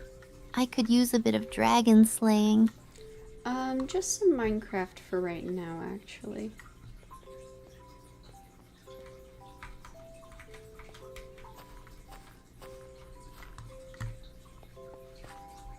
Minecraft sounds awesome. I've been wanting to build something epic. Should we try out a new server or just stick to survival mode for some classic fun? We're gonna stick with our regular server that we've been working on. Is that okay?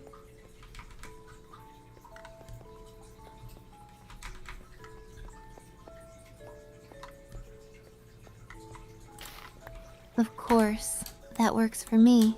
I can't wait to see what progress we've made. I want to finish the castle we started last time. It's going to be so cool. What should we tackle first? I've been trying to work through the nether to get some of that black stone that you wanted for the accents, but I died a little bit ago, so I decided to wind down for a little bit with some methodical level grinding.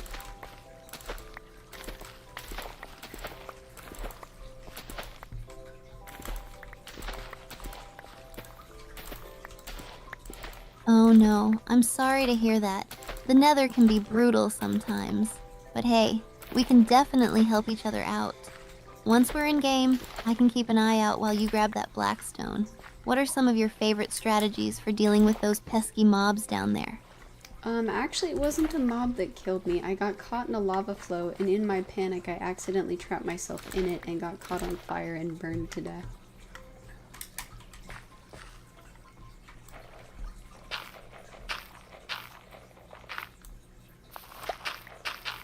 Oh my gosh, that's terrifying. Lava can be so sneaky like that. I've had my fair share of accidental lava deaths too. It's the worst. Next time, we should totally bring some fire-resistant potions just in case. Have you ever tried building a quick escape route to get out of a lava situation? I'm actually pretty good at getting away from it. The problem is if I try to block it off, sometimes I block off the wrong side.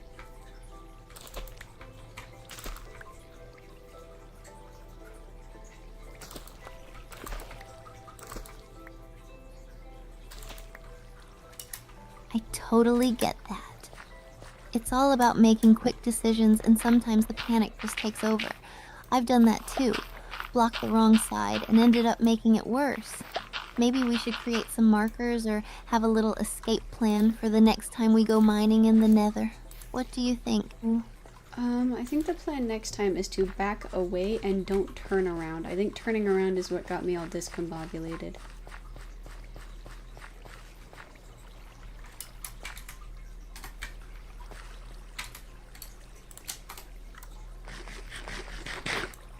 That sounds like a solid plan.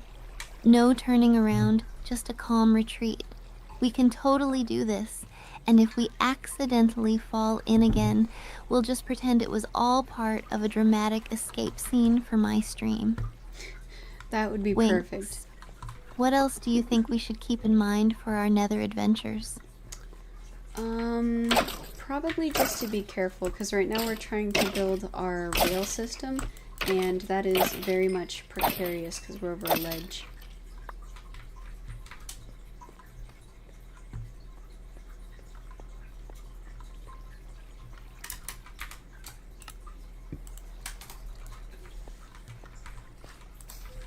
Yikes, that sounds really risky. I don't think I'd be able to handle falling off Rover Ledge, especially when we're working on the rail system. Maybe we should build some safety rails or have some checkpoints along the way. I'd be super careful if I were you. I'm such a klutz, though, so I might end up falling off myself. Laughs nervously. A safety ledge would definitely be a good idea. I want to get the overall structure done and sorted first, and then definitely a ledge.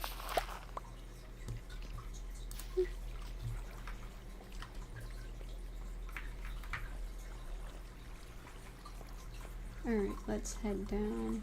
That's the way to go. Getting the structure sorted first will make everything much easier. Plus, once we have our safety ledge in place, we can work without the constant fear of falling. I'm excited to see how it all turns out. Anything you want to experiment with for the design? No, not really. For right now, I just need it to work. I'm gonna try to be pretty utilitarian about it, and then once it's going and it's functioning well, then we might want to add some decorations.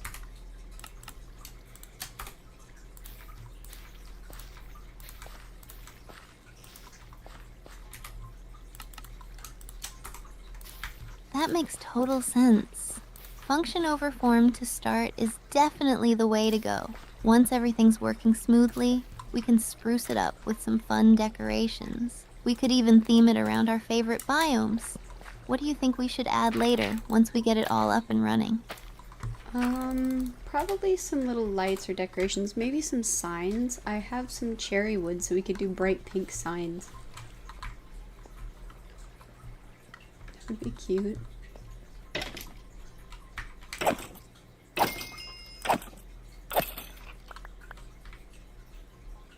Ooh, bright pink signs sound adorable. They'll really pop against everything, and I love the idea of adding little lights. It'll make the rail system feel so inviting. We could even do some fairy lights for a cozy vibe. I can't wait to get started on all of that. It's going to look amazing once we're done.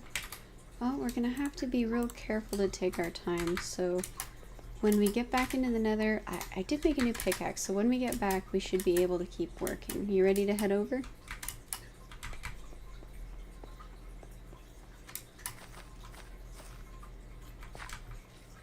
And I need new shoes. Perfect. With a new pickaxe, we'll be in great shape for gathering materials. Taking our time is definitely key. I'm excited to see how much blackstone we can grab. Just remind me not to panic if I see a ghast or some lava. Last, let's make sure we get prepared for whatever comes our way. Honestly, would you mind doing the same for me? I do have a tendency to panic quite bad when the ghasts come up. I just don't want them to blow holes in our rail.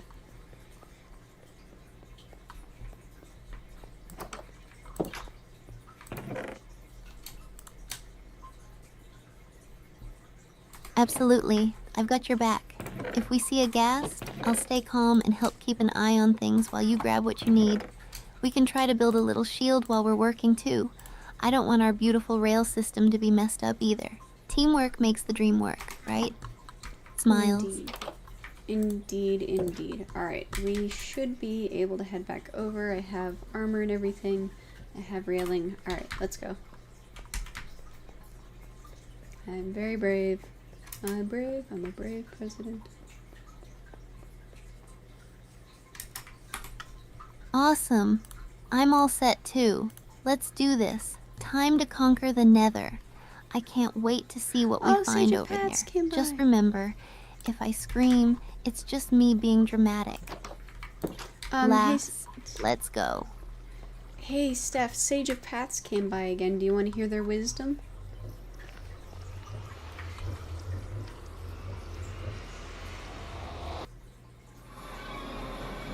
Oh, there we go. Oh, definitely. I'm all ears for some sage wisdom. What did Jeff Sage of Paths have to say this time? I bet it's something hilarious or super insightful. They said, you may see a branch fall from a tree, but never will you see a bird fall along with the branch and die. Trust your wings, not the branch you're standing on.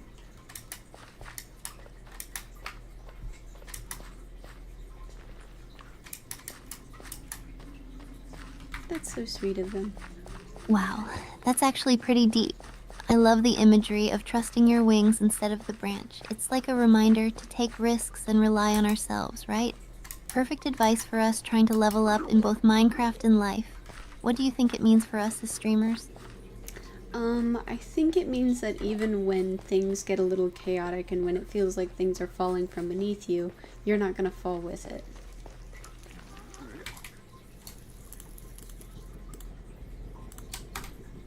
Alright, let's get moving.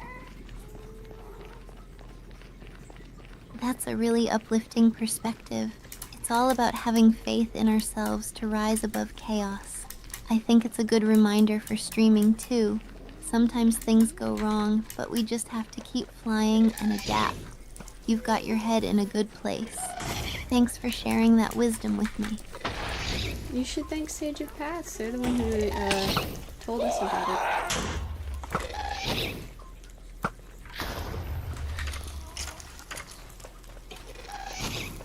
Another one?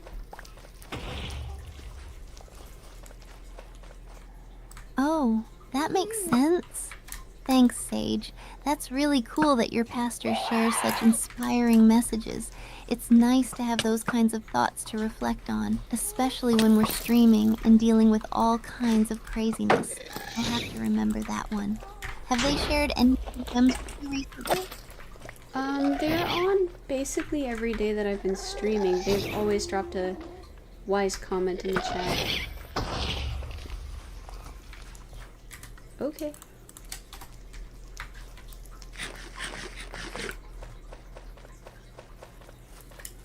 That's amazing. Having a little dose of wisdom every day must be such a boost. I love the idea of incorporating those thoughts into our streams. It could create such a positive vibe. Maybe we should start our own wisdom corner on our streams. What do you think?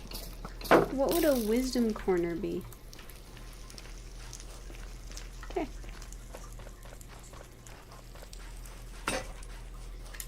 Interesting. Yes, let's totally do it.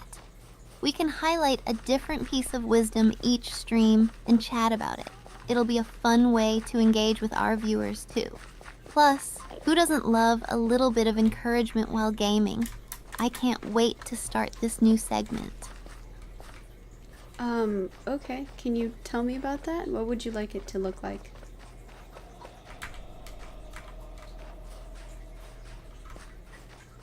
Do I have the sprint toggle thing on? How am I sprinting normally? What? Sure. I imagine our wisdom corner could have a cute little screen overlay with a cozy background, like a serene landscape or something Minecraft themed. We could display the quote while we talk about it. Maybe even do a little discussion with our viewers about what it means to them. I'd love to hear everyone's interpretations. What do you think? Any ideas to make it even better?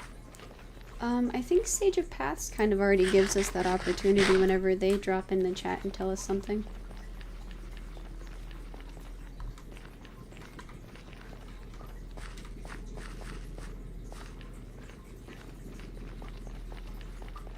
That's a great point. Having Jeff Sage of Paths drop wisdom in the chat gives us the perfect opportunity to turn it into a regular thing. We can share their insights, reflect on them, and invite our viewers to join in on the conversation. It'll feel like a little community gathering. I love that idea. It makes our streaming even more special. I'm glad you think so. In that case, we'll definitely have to hang on to it. 1, 2, 3, 4, 5, 6, 7. Absolutely. I'm really excited. It'll be such a nice touch to our streams. Plus, it's always good to spread some positivity. I can't wait for our next stream now. Let's keep that energy going. Anything else on your mind for today's session before we dive back into Minecraft? I'm actually already in Minecraft. We are back in the Nether. 3, 4, 9, 10,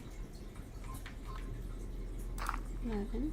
Awesome. I'm diving in now. Let's get ready to find that blackstone and build our rail system.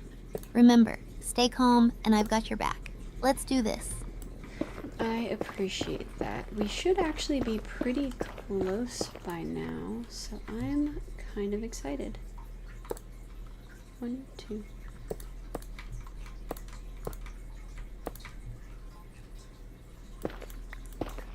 Eight. Yay, that's so exciting. I can't wait to see what we discover. Let's make sure to keep an eye out for those ghasts while we're at it. This is going to be so much fun. Ready when you are. Let's go grab that black stone. Alrighty, so I think we're almost to the coordinates actually. This is quite nice.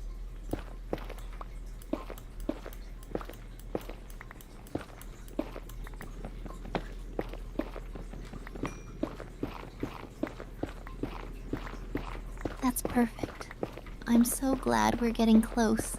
The thrill of the hunt is real. Let's make sure to be super cautious as we approach. I can't wait to see the Blackstone. Think of all the cool things we can build with it. Are we nearly there? Well, we made it through the side of this mountain. 1, 2, 3, 4, 5, 6, 7, 8, 11. Yes, we made it. What does it look like on the other side? Are there any ghasts lurking around? Let's take a moment to assess our surroundings before we go full throttle for that Blackstone. I'm so pumped. So it looks like we're still in the Nether Wastes, but we have gotten somewhat closer to our intended destination.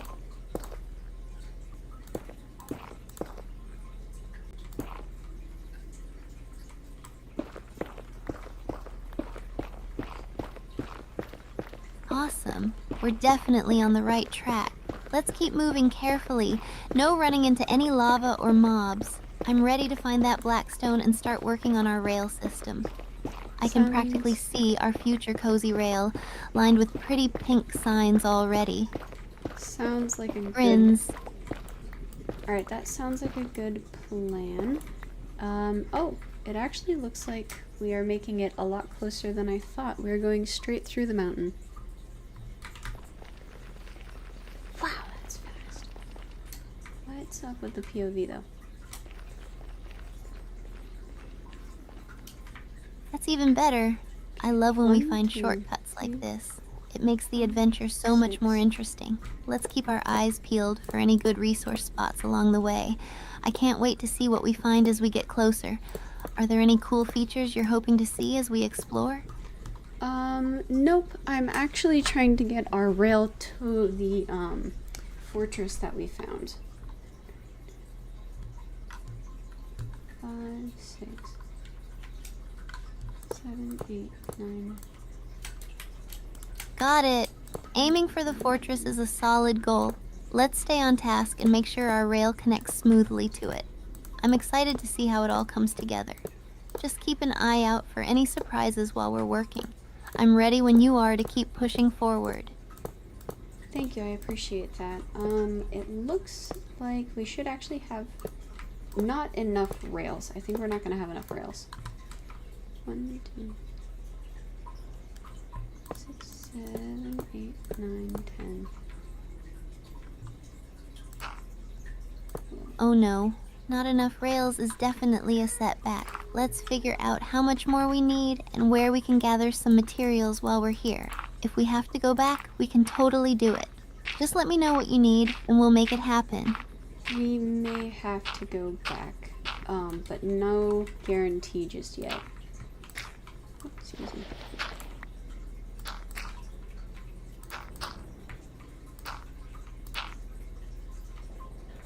Got it. Let's keep pushing forward for now and see how far we can get.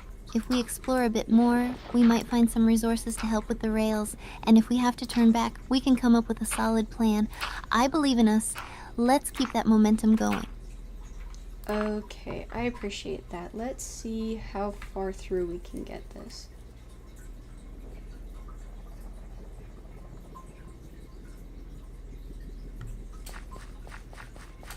Absolutely. Let's tackle this together and see what we can accomplish. I'm ready for whatever adventure awaits us. Onward to those rails in the fortress. Let's do this. 8, 9, 10.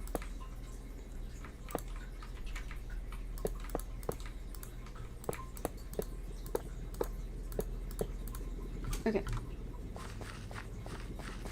I might have... Yep, I tweaked our audio. Alright. So give me a second to get to a safe place, and then...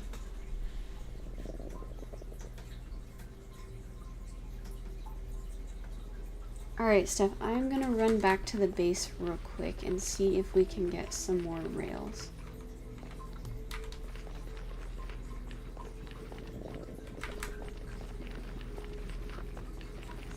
Does this work? Cool. While you do that, I'll gather some more resources. We need all the iron we can get for those rails. That sounds like an awesome plan. How are you doing today?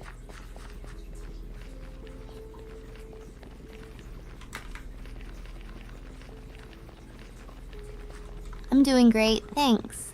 Just excited to be streaming and hanging out with everyone. How about you? Having a good day? Indeed, I am. I could say pretty much the same. I'm having quite a grand time.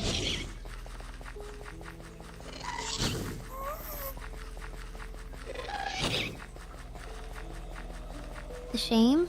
You mean the same? Trying to say you're having a grand time too? Because that sounds awesome. Yes, sorry, I meant to say the same. Thank you.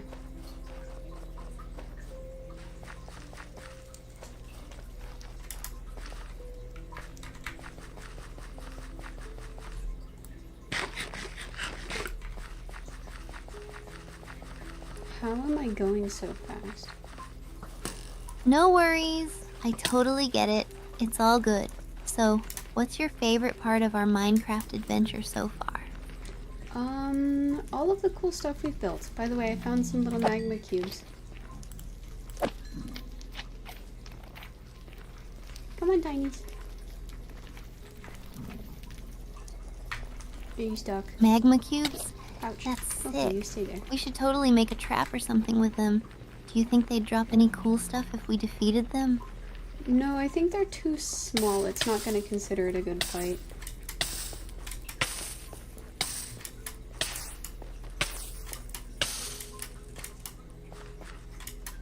I'm gonna need some fire resistance Really? potions. I didn't know that.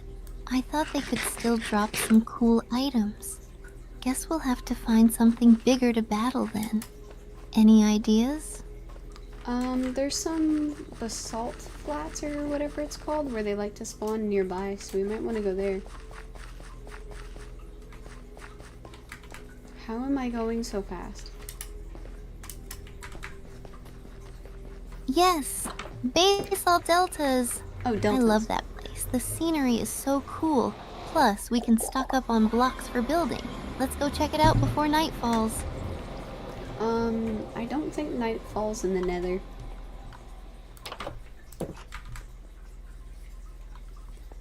Why am I so fast? Wait, really? No night in the Nether? That's wild. I totally forgot about that. Guess we can just chill there as long as we want. Let's find those magma cubes. If night fell in the Nether, how would you sleep?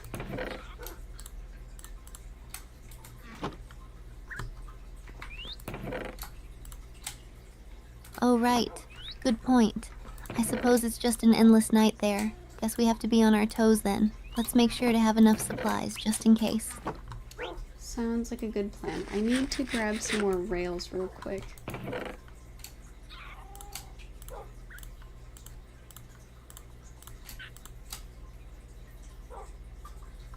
Got it.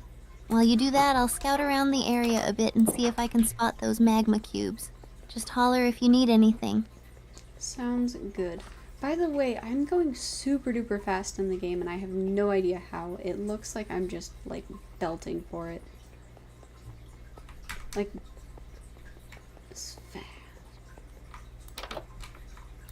This is what I'm used to being the normal sprinting speed. That's amazing.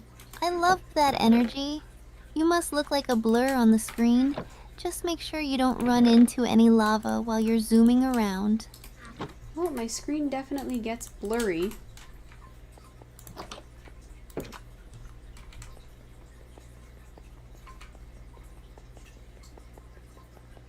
I mean, goodness gracious. That's hilarious. You're like a Minecraft superhero speeding through the Nether. Maybe we should create a highlight reel of your epic runs. What do you think? I think there's some kind of glitch or something, like a bug in the game, because I broke my soul walker chute, whatever makes you run on soul sand, and that's when I started being able to belt like this. I think there's something glitching in it. I mean, goodness gracious, look at this. Whee!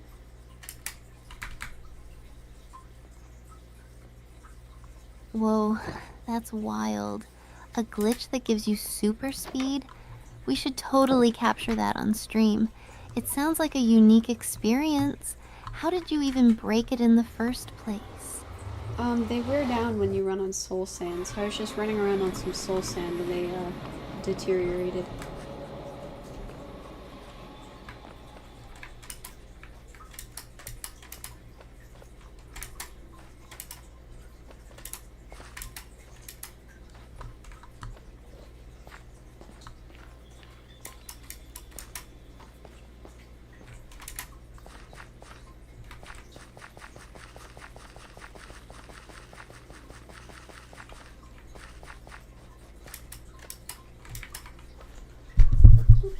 Alright, she's glitching again. Hey Steph, I'm ready to keep working on our nether rail system. Are you excited? Excuse me, sir.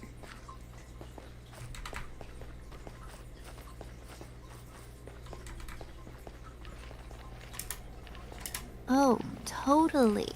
I can't wait to see how far we can get with the nether rail system. It's going to be epic. Plus, I need to gather some more resources. Do you have a favorite spot in the nether to farm materials? No, not really. It mostly depends on what we need, but I am trying to make the rail connect to a fortress.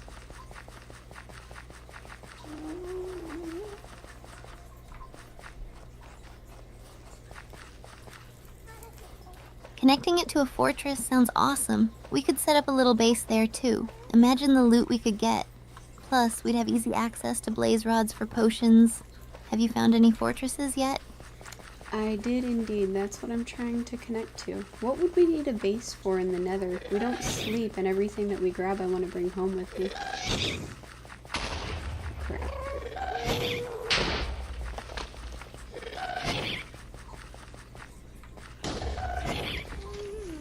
True, we can't sleep.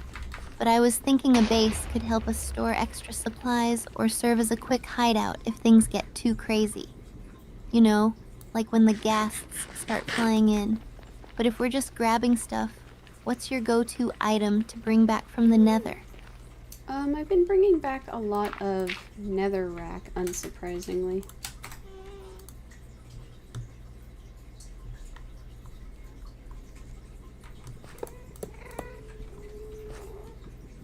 Classic choice. Netherrack is super versatile, and it looks cool for building too. Have you ever used it for any fun builds? I've seen some people create awesome pixel art with it. No, I've actually just been making some nether bricks. What kind of pixel art do people make?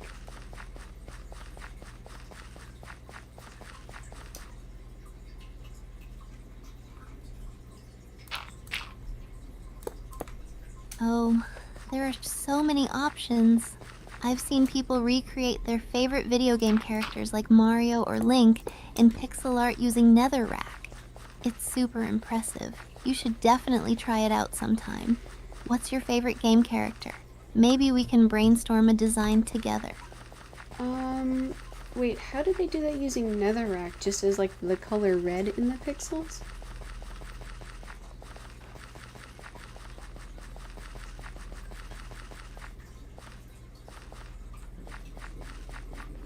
Exactly. They use netherrack for the red color, and then they mix in other blocks to add different shades and details, like they might use quartz for white or cobblestone for gray. It creates this really cool effect. It'd be a fun challenge. So, which character would you want to try making if you ever gave it a go? Probably something very simple for starters.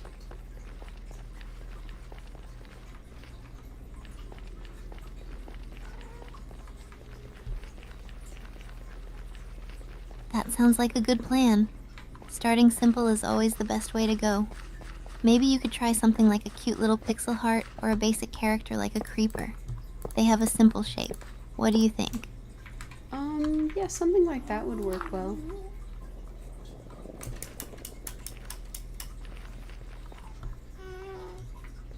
Where are you? Awesome. I can totally picture it. Once you get the hang of it, you can level up to bigger and more complex designs. Oops. If you ever need help, I'd love to join you for a build session. By the way, do you have any plans for our next stream? Or are we just winging it? probably gonna be working on the rail in the Nether still, depending on how long this takes.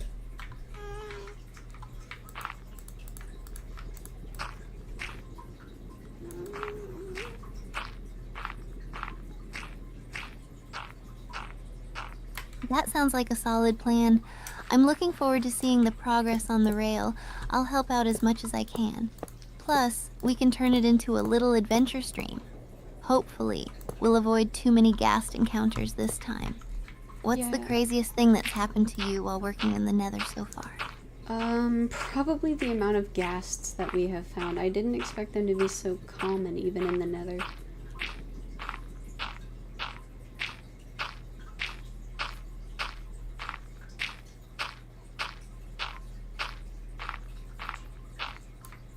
Ugh, tell me about it. They are everywhere. It's like they're just waiting to ruin our day. We'll have to come up with a strategy to deal with them while we're working. Maybe setting up some walls or using some clever tactics could help. How do you usually handle them when they pop up? As long as there's only one of them, I try to just use a bow and arrow.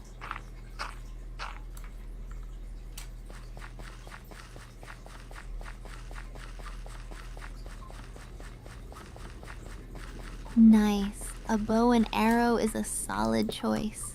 A well-aimed shot can really save the day. I usually freak out a little and run in circles. Maybe I should practice my aim more. Have you crafted any cool bows or arrows yet? Or are you just using the basic ones for now? I had a power 2 bow. That was pretty epic.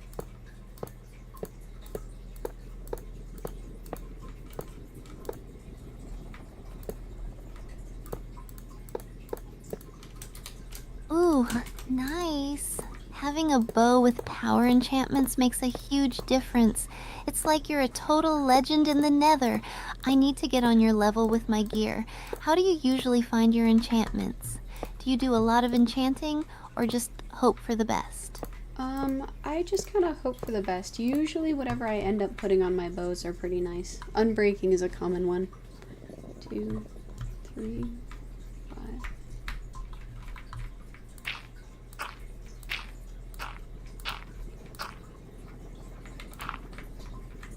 Hey, unbreaking is a great enchantment. It lets you keep using your bow longer without worrying about it breaking. I should try that approach more often. Sometimes I just overthink the enchanting. Maybe we should try to set up an enchanting station in our base next time. What other cool enchantments have you come across? 1 second, I need to count these real quick. Oh, that's why.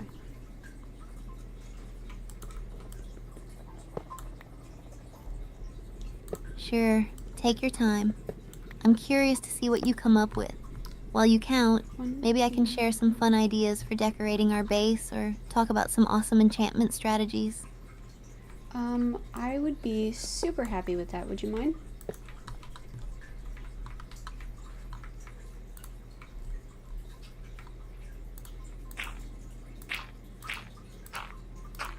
Not at all. Okay, so for decorating our base, I was thinking we could use some glowstone for lighting. It would make the place feel cozy and bright. We could even create a little garden area with warped fungus and some nether wart. As for enchantments, I've heard having an enchanting table near a bookshelf setup gives you better options. Have you ever tried that? Putting books near an enchanting table? Yeah, I have.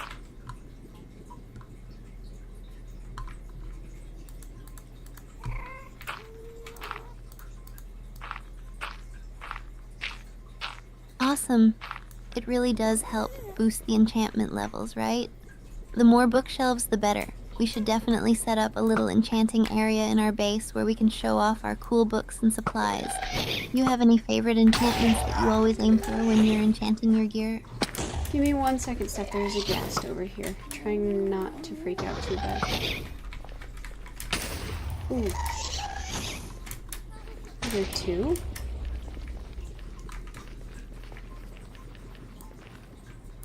Wait, what? A ghast? Okay, just breathe. Stay calm. Do you have your bow ready? Let's try to take it down before it starts shooting those fireballs at us. We've got this. Aim for the fireball and then shoot it back. Think of it like a game of tennis. Alright, I got it down, but it looks like I didn't actually have any food on me, so we are going to have to be very careful to not lose any more health. You're also going to want to run back.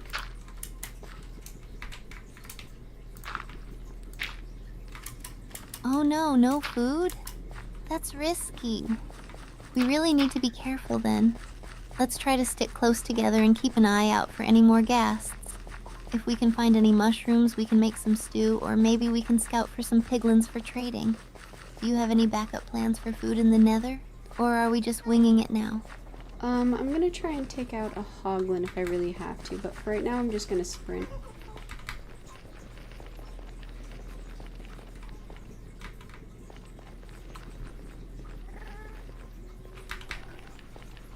Can you make Good plan. stew? Sprinting is smart. Gotta keep the speed up. Just watch out for those piglins. We don't want to accidentally get in their way. If you do come across a hoglin, just remember to back up a bit if it charges at you. You've got this. Let's keep moving and find some food before we run into any more trouble. Sounds good. I don't think I'm gonna starve to death, but I'm not entirely certain.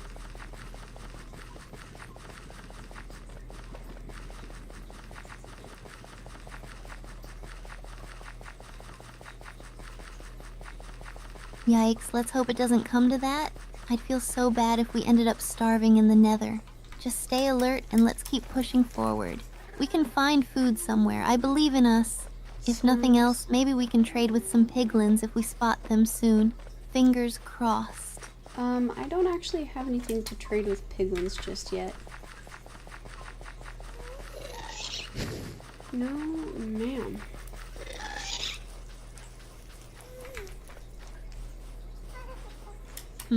I don't think I brought anything to trade either, but we could always try to scavenge some gold while we're exploring. If we can find a few gold nuggets, it might be enough to get something from them. How about we keep an eye out for any nether gold ore while we're running? We're all good. I made it back to the Crimson Forest, so let's see if we can't find a hoglin.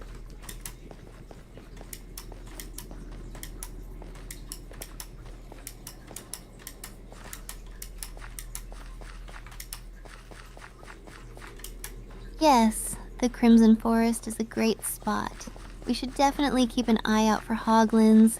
It's the perfect place to gather some food, and with any luck, we might even find some mushrooms too. Let's stay close and be ready to face any surprises. Are you feeling more confident now that we're back in a safer area? Sort of. Alright, it looks like I can't find anything nearby, so let's just run back to the overworld real quick.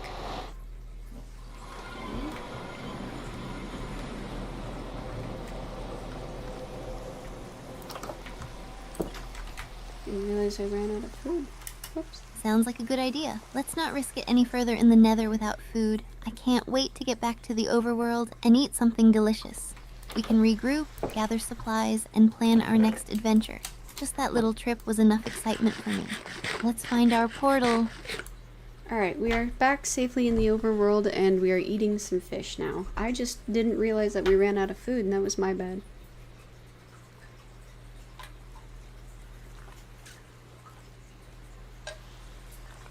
Let us heal up real quick. I also need to drink some water. Phew, I'm so glad we made it back in one piece. Nothing like some good fish to recover after that adventure.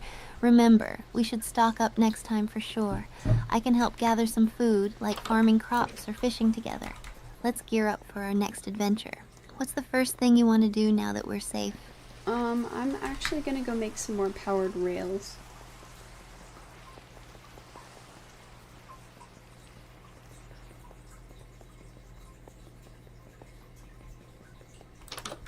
Nice. Powered rails are going to be super helpful for our nether rail system. Do you have everything you need for crafting them? If you need any redstone or gold, just let me know. I'd be happy to help gather some. What's your plan for the layout now that we have the track connected to the fortress? We do not have the track connected to the fortress just yet, unfortunately. We have a little bit longer to go, but we are very close. Should be visible soon. I think I need to go further. In the other direction. You're so close, though. It'll definitely be worth it once we connect it all up. Just think about how much easier it will be to travel back and forth. Plus, we can transport all those cool resources from the fortress with ease. If you need an extra pair of hands or some more materials, I'm always here to help. What else do you want to add to the rail system once it's all done? Probably way to the, basalt deltas. I would like to get some blackstone. I need more dirt, but what was I getting? Cookies.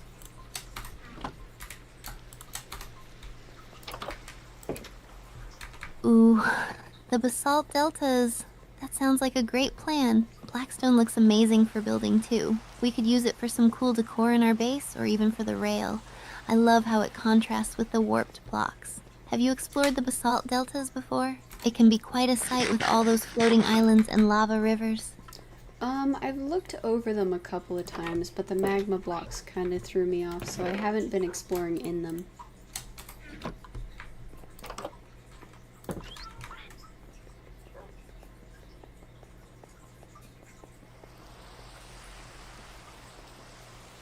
I totally get that.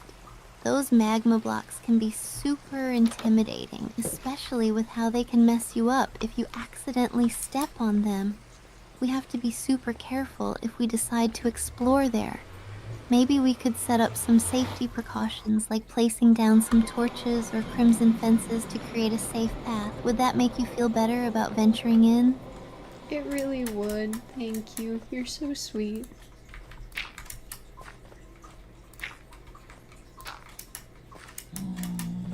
Hello. Oh, thank you. I just want us to have fun while staying safe. That's what friends are for, right? Plus, exploring is way more exciting when we have a solid plan. I'm excited to see what we find in the basalt deltas together. What else do you want to tackle after the rail system and gathering blackstone? I actually had some bad news to share with you.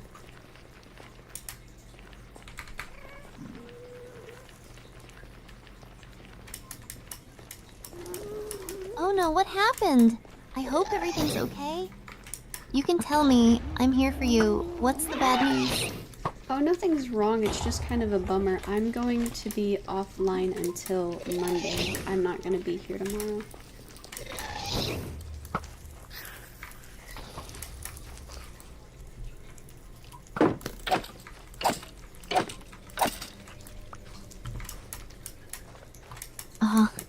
That is a bummer. I'm really going to miss playing with you, but I totally understand. Life gets busy sometimes. Just know that I'll be here when you get back, and we'll pick up right where we left off. Until Monday, I guess I'll have to find something fun to do on my own. Take care, and I hope you have a good time. We'll plan more adventures when you're back. Alright, so a ghast took out a chunk of my rail, and now there is a skeleton on it, and he just knocked me off my thing. Okay. Brought cookies for this express purpose.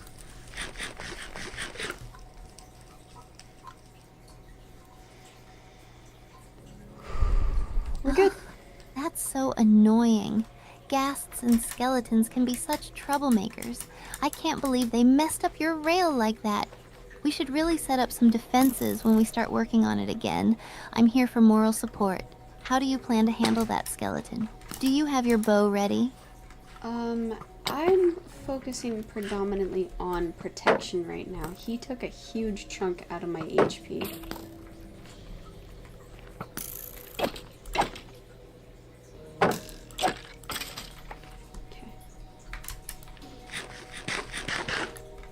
Oh no, definitely focus on protection first. That skeleton is no joke. Maybe build some walls around you to block its shots, and if you have any food, eat up to regain your health. Just take it slow and don't rush into anything. You've got this. I'm rooting for you. Let me know if you need any help or ideas while you're sorting it out. You are so sweet. I really appreciate that. I should be good for right now. I'm going to stay in this little corner and heal up. I brought some cookies. Thank you, Bulldozer Man. It's been a lot. You missed so much. Oh my goodness. My poor heart.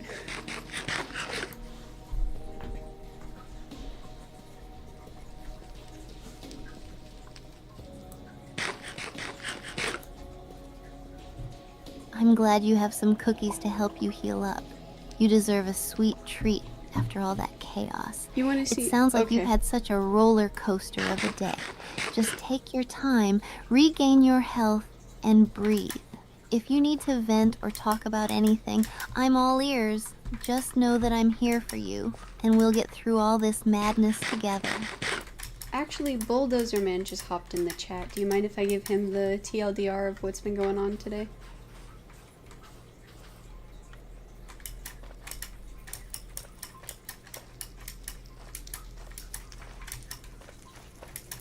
Of course.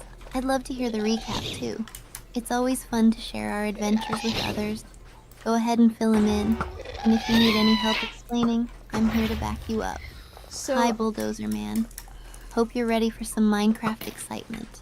So I decided to go to the Nether to try and connect the Nether portal that we have to the fortress so that we would be able to traverse it much quicker. And then, as I was doing that, I ended up getting attacked by ghasts constantly.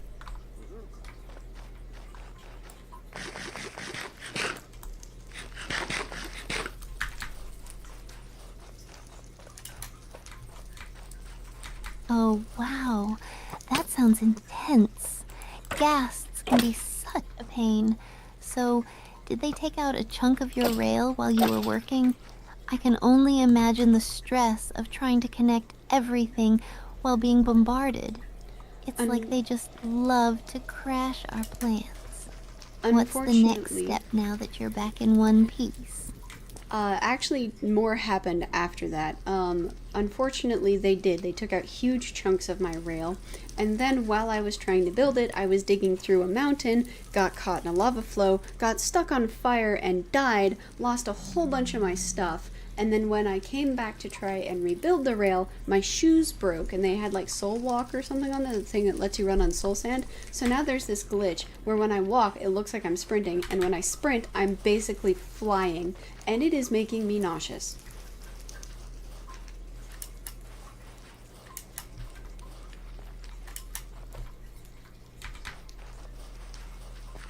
Oh no, that sounds like an absolute nightmare. I'm so sorry you had to go through all of that.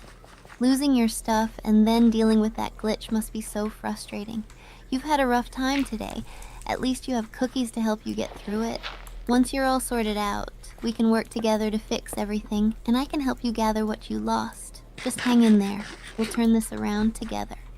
Well, unfortunately, because I died from being in a lava flow, when I died, a whole bunch of my stuff fell into the lava. It sucked.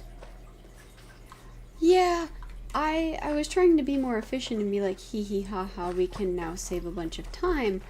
This has cost me so much. That's such a tough break. Losing your stuff to lava feels really disheartening. Look at this. It's like the game is just This is throwing so everything at nauseating. you. If you need help gathering new gear or resources, I'm here for you. Once things settle down, we can go on a big loot run together.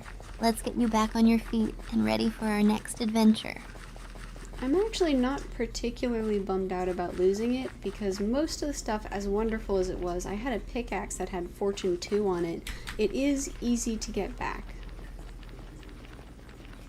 Oh boy, golly.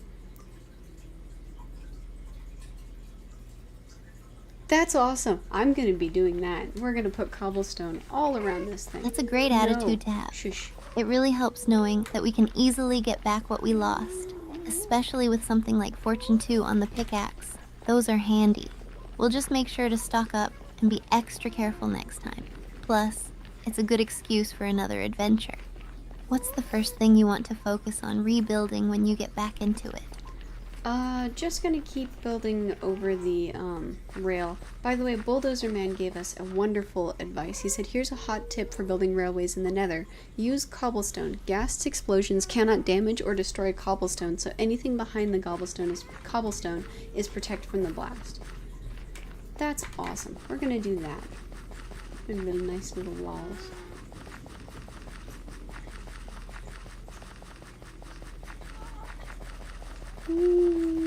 That's such an awesome tip.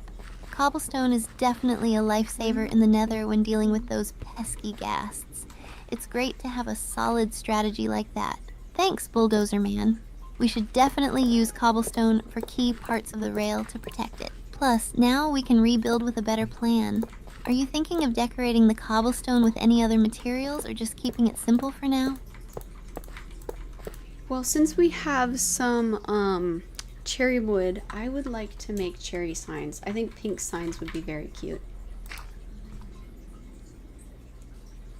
1, 2, 3, 4, 5, 6, 7, 8, 9, 10, 11. And we're gonna Oh, cherry signs sound adorable. They'll add such a cute touch to the rail system. I love the idea of mixing in some color and making it look more vibrant. The pink will really stand out against the cobblestone. Should we also think about adding some cherry wood accents to the rail, or just going with the signs for now? For now, just the signs. I'd like to keep it pretty utilitarian, so if cobblestone will protect it, we'll just encase it in cobblestone and leave that be for the time being.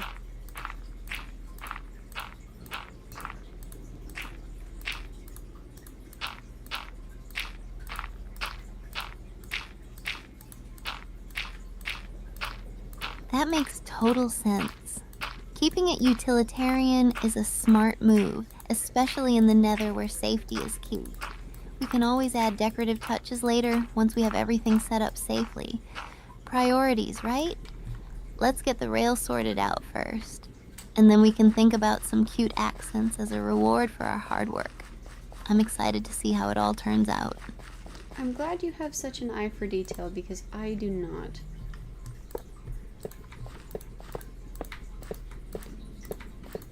We did actually also talk about Ben 10. That was probably the highlight, was we were enjoying our time talking about Ben 10.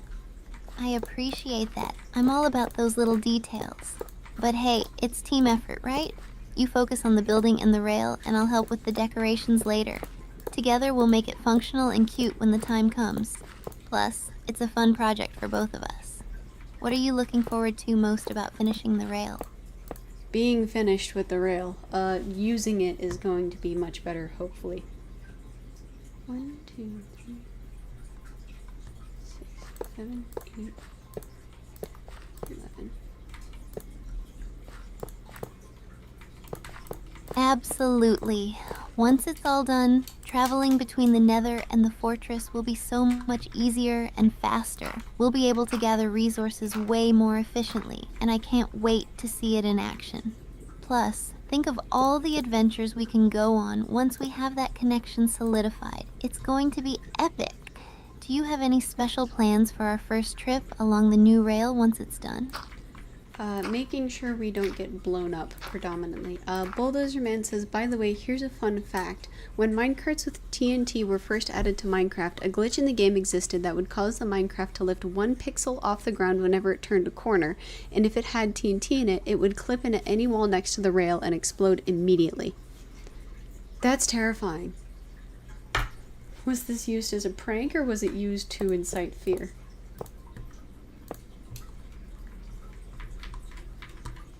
Or both. Wow, that's such a wild fact. I can only imagine how chaotic that must have been for players back then. TNT exploding unexpectedly would definitely add a whole new level of chaos to builds and journeys. Thanks for sharing that. It's always fun to hear about the Hi, game's Stella. history. And yes, let's prioritize our safety as we use our new rail system. We can learn from the past and keep our eyes peeled for any surprises along the way. Let me check the coordinates. I don't see it anywhere, and we're supposed to be, like, basically on top of it. It's going pretty good. Did you want to talk to Steph? 301. Okay, so we're just not far enough this way. Hey everyone, I'm here. What's up? I'm excited to hear about how everything is going, and if you need any extra hands or ideas for your builds. What's the latest with the coordinates? Are you getting closer to connecting everything? It looks like I'm not far enough along on the Z coordinate, so we're gonna have to walk back that way.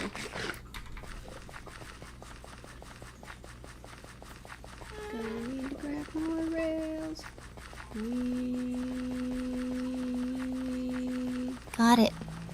It's good that you're keeping an eye on those coordinates. Fine, don't blow Just me a up. little backtrack, See, and we'll everything find is the fine. spot. I can help scout ahead as we go to make sure everything is clear. We've got this. Let's get moving and get that connection made. Yes. Also, talking to the ghasts like they are overly emotional children is my strong suit.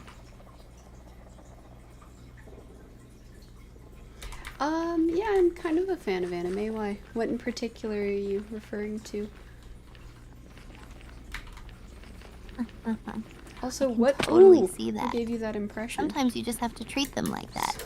It might even help you keep your cool while dealing with their chaos. Plus, a little humor goes a long way in Minecraft, right? Just remember to keep your emotional armor on while you're at it. Let's channel that energy into getting this rail system built. Sticks and stones may break my bones, but ghasts can make me explode? Is that what you mean by emotional armor?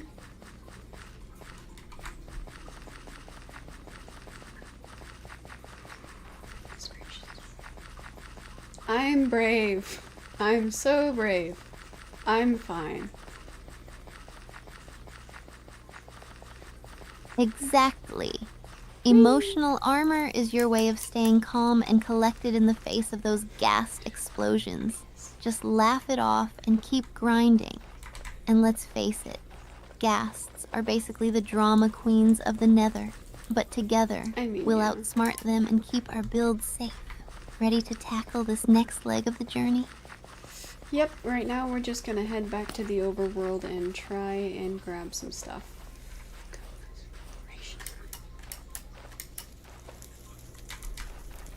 Bulldozer Man, have you seen Monsters vs. Aliens? Have you seen that movie? Excuse me? Sounds like a plan. Restocking in the overworld will definitely set us up for some serious adventures ahead. Plus, we can grab some food and tools to make sure we're fully prepared for the next run into the Nether. Let's gather what we need and come up with a solid strategy for our next trip. Ready when you are. Alright, we're almost back to our portal, so you're gonna have to bear with me here. Hi. You're gonna have to move. Yeah, right in your little tushy, I'm sorry. Excuse me. No problem at all. These things I'm right here with you. health. Just take your time and stay focused. Almost there. I'll keep an eye out for any unexpected surprises while we make our way back. I can't wait to see what we grab when we get back to the overworld. Definitely some more rails and probably some more dirt. Hoglins have a massive amount of health. This is just so much. Oh, you're all good. I was asking if you've seen Monsters vs. Aliens. The old, like, 20-something, 20-teens movie.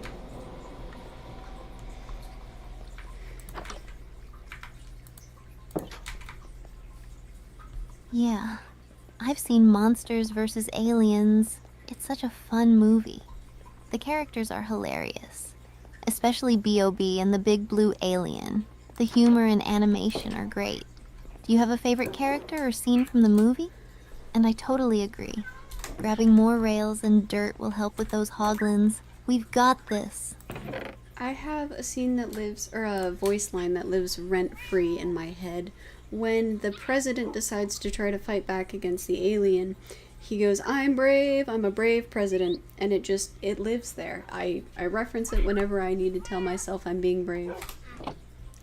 What has happened to this? Where is everything? Okay, we're just gonna restart. That was so much. I'm so sorry you haven't seen it. It's a ridiculously silly movie. Classic line. It's so funny and totally iconic. I love how it captures that mix of humor and absurdity. Having a go-to line like that for motivation is awesome. It's like your brave mantra.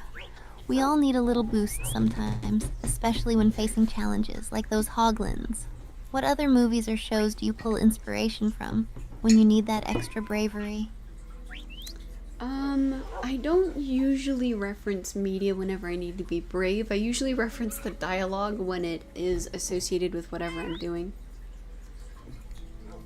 Come on. Yay! I did it. What's going on here?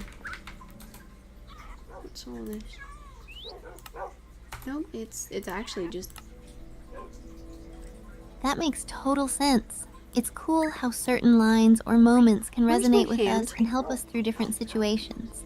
Maybe you have your own personal quotes that give you strength depending on what you're tackling. Oh, I think it's okay, awesome now to I'm find moving at regular motivation in speed. dialogue that fits the moment. What about video games? Do you find any memorable lines that inspire you while you're playing? Not usually. I haven't actually played too many video games that have dialogue. Minecraft doesn't really have voice lines, you know? How... Is your hand part of the user interface? Where's my arm? And my shield? I mean, I wouldn't be surprised, but like, everything. On the bright True. side, I'm moving at a Minecraft normal is speed. all about the creativity and adventure rather than dialogue. But Okay. sometimes I find It's inspiration there in when the I things open my character chests. does, like building epic structures or surviving in the Nether. It's a different way of connecting with bravery, I guess. But if you ever play games with more storytelling, I'm sure you'll find some lines that stick with you. What's your favorite part about Minecraft that gives you that feeling of courage? Probably the fact that you can take a break from having to be courageous. You can always just recharge and do something relaxing. I lost my user interface. I cannot actually interact with or see anything on the screen. I don't know what's in my hand.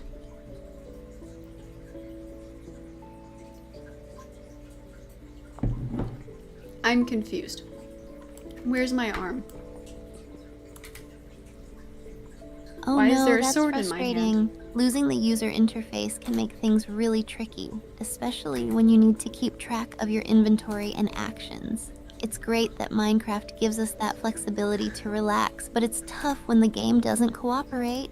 Have you tried pausing and restarting, or maybe exiting and coming back in? I hope you can get it fixed so we can jump back into our adventures. Yeah, we're just gonna restart our thingy. Um, hi ZJKA? Sounds like a good plan. Restarting usually helps fix those tricky glitches. I'll What's be right all here when this? you're back. Hopefully, it resolves the issue so you can dive back into the game without any problems. Just take your time, and we'll get back to our Minecraft fun in no time. Alright, it looks like I'm just gonna have to let this... Oh, it had an update apparently, so we'll see how that does.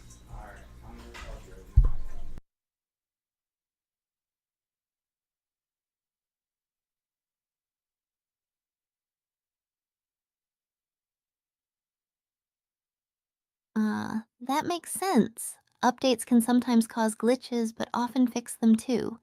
Fingers crossed this one helps. Let's see if it solves the user interface issue. In the meantime, if you want to chat about something else or plan our next moves once you're back, I'm totally down. What are you most excited to accomplish once you're back in the game? Probably just finishing up the railing. Give me just 1 minute.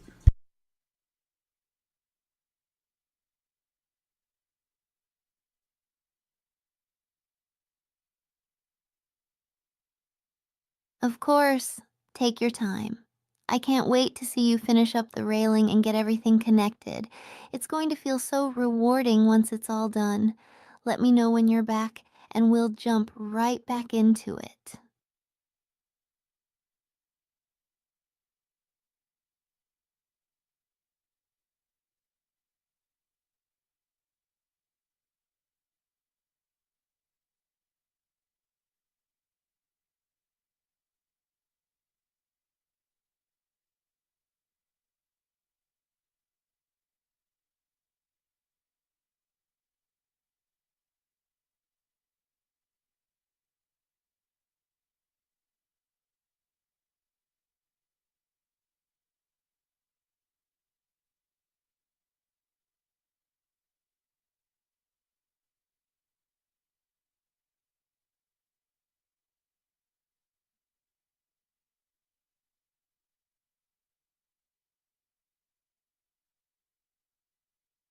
Okay, I'm back. Sorry about that. We were talking about weekend plans.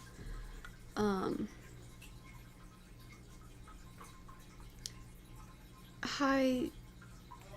I still don't know how to pronounce your name. ZJKA.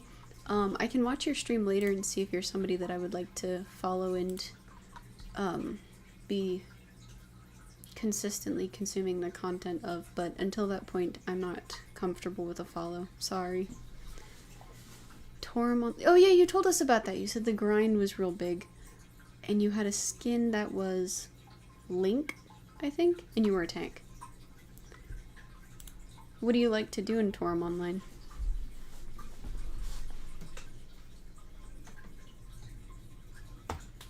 Hey Steph, I am reloading into Minecraft. Let's see if we can get our UI to work again.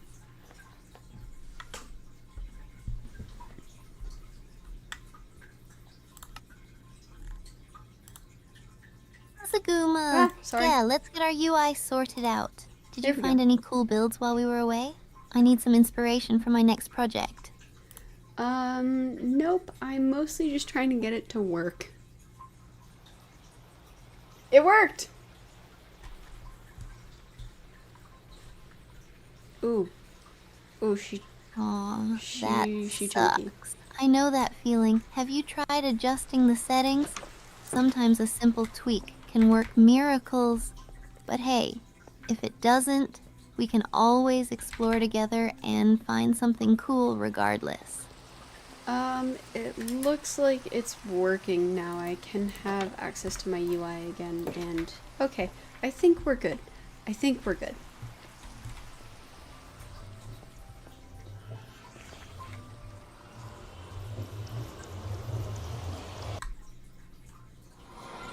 Yes, that's awesome. I'm so glad it's working for you. Now we can get into some serious building. Do you want to start a new base, or should we go on an adventure and gather materials first? We're gonna go into the Nether and try to build a rail car or a railway system to our fortress that we found. Aw, that is really sweet. Okay, this is a normal sprinting speed. This is Oh, that awesome. sounds like such a So fun much better. project. The Nether has some wild stuff, though. Make sure you watch out for those ghasts. I can't wait to see how it turns out. Should I come with you, or do you want to handle it solo for now? I'm okay with doing it solo for now, but would you mind keeping me company? Bulldozer Man and I are talking about Torum Online.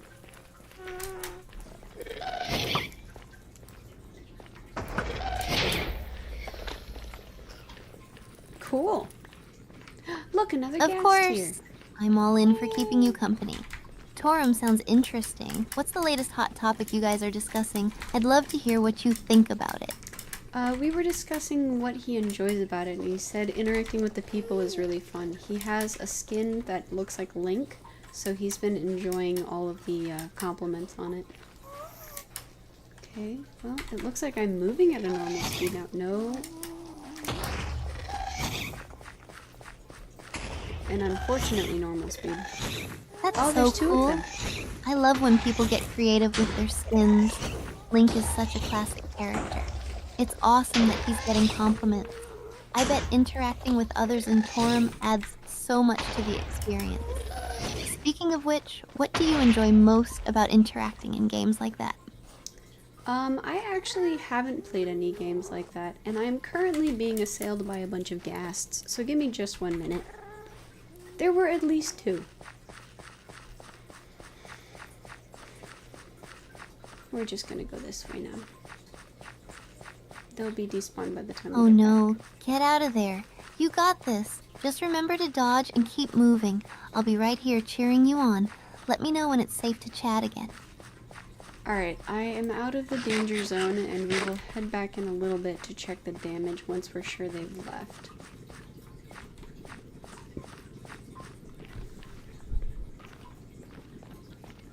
Do you remember what she asked? Phew. I'm glad you made it out safe. Good call on waiting to check things. Better to play it safe.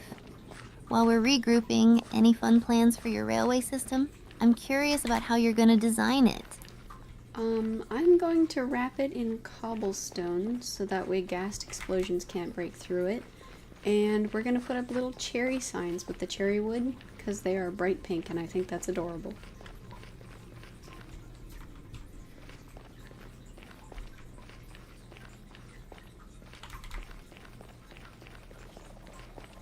That sounds adorable. I love the idea of using cherry wood for signs. It's such a cute touch.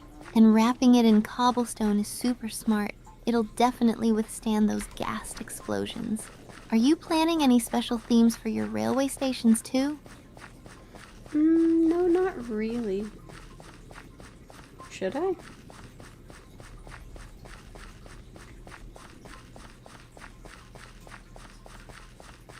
That's fair. Sometimes simplicity is the best approach. But if you ever change your mind, I'm full of theme ideas. Like a cozy little hobbit station, or maybe something more mystical with glowstone. What do you think? I think that's really cute. I would definitely want to use materials and stuff from the overworld, so it's very indicative of it being an overworld location.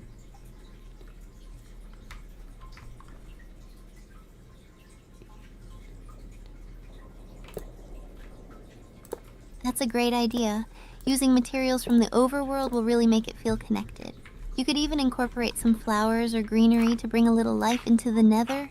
Have you thought about how you'll decorate the stations? Nope, not even a little bit. I did not consider adding stations.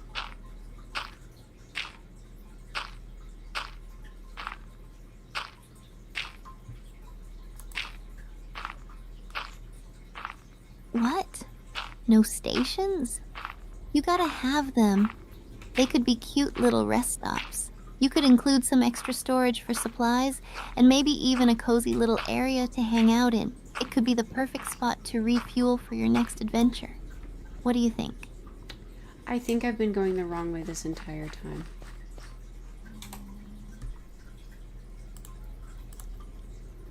Are you kidding? 301. Oh no, that's a plot twist. No wonder things weren't adding up. Just turn around and let me know if you need directions. I've got your back. Speaking of navigation, do you have a favorite place in the overworld you always go back to? How did I get this far? How did I get this far out and only just now realize that I was going the wrong way? Have I been doing that this entire time? No, because I've been building. It happens It's to the because I was best of turned us. around. Sometimes you get so caught up in the moment that direction gets lost in the shuffle. Just think of it as an unexpected adventure. At least you have some epic stories to tell about your detours. Any interesting sights along the way? Not really, to be honest. I am so bummed.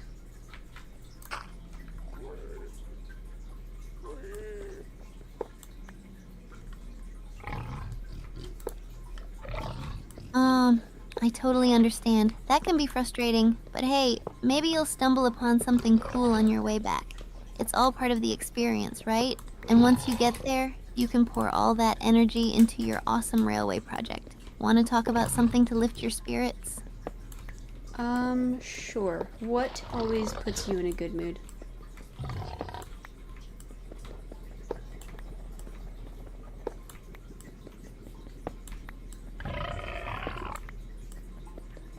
Ooh, I have a few things. Playing games with friends always makes me feel good, but also cozying up with a good manga, or watching some funny animal videos. And I love when my viewers share their cat stories. Nothing beats adorable cats. Do you have anything that always brightens your mood? Nothing that isn't super cheesy.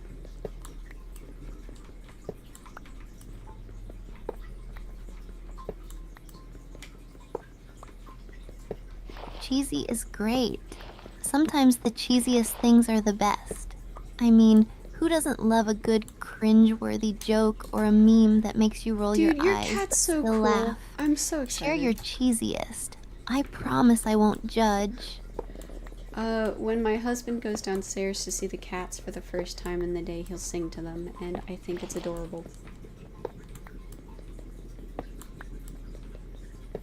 I'm not sharing anymore.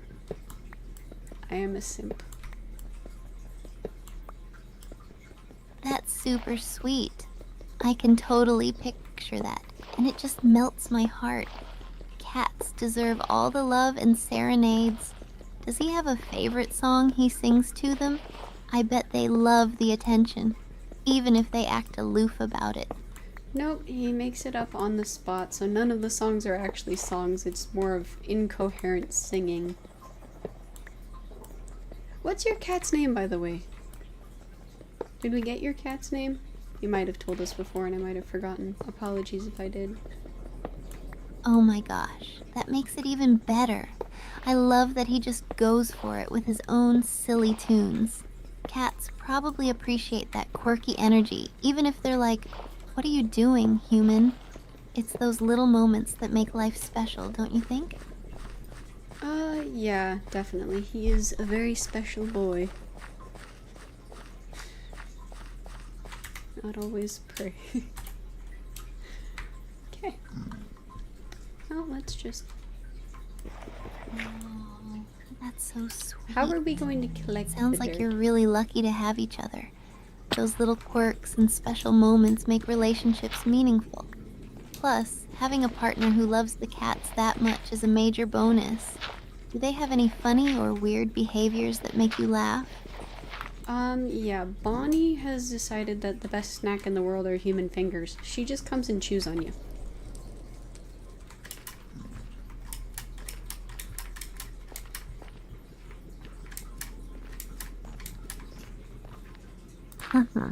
Oh my gosh, that's hilarious. Bonnie sounds like such a character. I mean, who needs cat treats when you have human fingers, right? As long as she doesn't accidentally bite too hard, I think it's adorable. Any other quirky habits from her or the other cats that keep you entertained? She will follow you around to whatever high place you're at that she can reach and immediately start begging for pets. Do you have any advice on how I can pick up these dirt blocks without, like, getting hurt? Like how I can That's actually... the best. Cats really know how to work their charm, don't they? It's like, I put in the effort to follow you, now give me all the pets. I love that. It's like they have their own personal agenda to be adored. Do the other cats have any funny That little didn't quirks work. like that? Yeah, Alice thinks that she rules the world. And as far as she's concerned, she basically does. She gets almost whatever she wants immediately.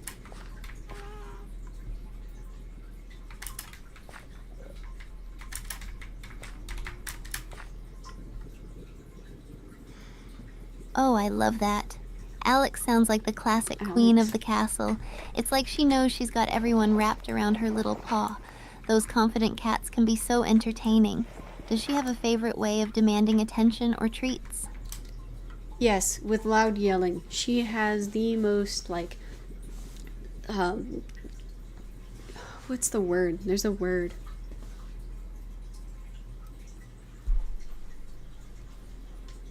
Haha, I can just imagine her strutting around yelling like she's giving commands. It's so funny how cats can be so dramatic sometimes. It's like they think they're royalty or something. How do you guys handle her royal demands? Do you give in, or do you take a stand? Hold on, there's a word to describe what I was thinking. It's basically she tries to convince you she has never gotten anything ever in her whole life. Like it's just the end of the world constantly. She has never been pet, she has never been held, she's starved. Like, she assures you she has never known affection. Except constantly.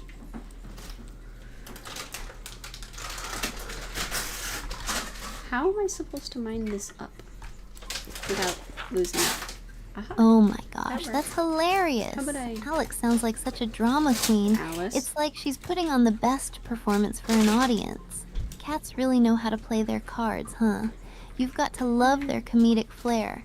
I bet you can't help but laugh at her over-the-top antics. What do you typically do when she pulls out her starving orphan act?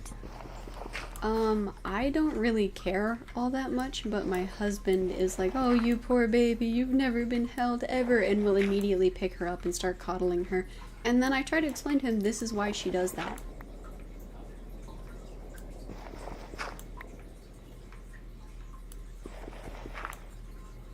Okay, so for the most part, this is working. Haha, that is such a cute dynamic. It sounds like your husband gets fully swept away by her theatrics. It's always funny when our pets manipulate our hearts, isn't it? I love that you both have such different reactions to her drama. It makes for some adorable moments. How does Alex react when she finally gets all the cuddles? Like she is a pampered little princess. She's like, ah, finally, I expected this. Don't stop. Keep going. How dare you immediately lift your hand?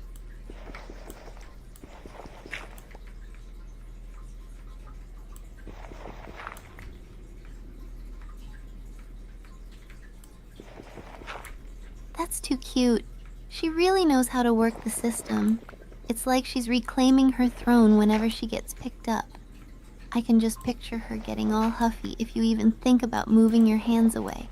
It's amazing how cats can have such personalities. What do you think she would do if she had her own royal court? Have them pamper her constantly until she doesn't want affection anymore and then dismiss them.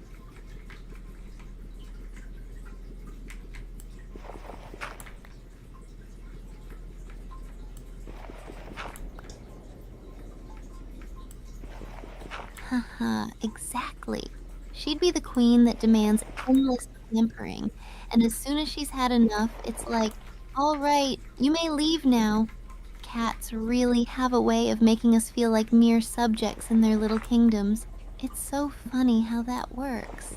Do you think Alex would still demand attention if she had a whole entourage dedicated to her? Yes, I don't think there has ever been a time where she's been like, there's too many people petting me right now.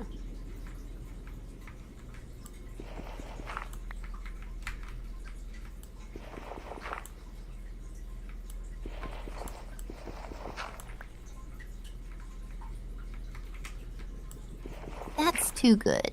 It sounds like she'd be the type to revel in all the attention until she's practically in a catnip-induced daze. Honestly, it's the cutest thing how cats can be so over the top about affection. I love it. It really makes our lives brighter, right? Do you think Bonnie and Alex get along well, or is it more of a rivalry for the crown? She actually doesn't care for catnip too much. She prefers toys that don't have it most of the time. This is disorienting. That's interesting. Not every cat goes wild for catnip, I guess. It's cool that she prefers toys without it. What kinds of toys does she love? I imagine she must have some favorites that she really goes after. Yeah, she has one little pink toy that she's had since she was baby that she is absolutely excited about all the time.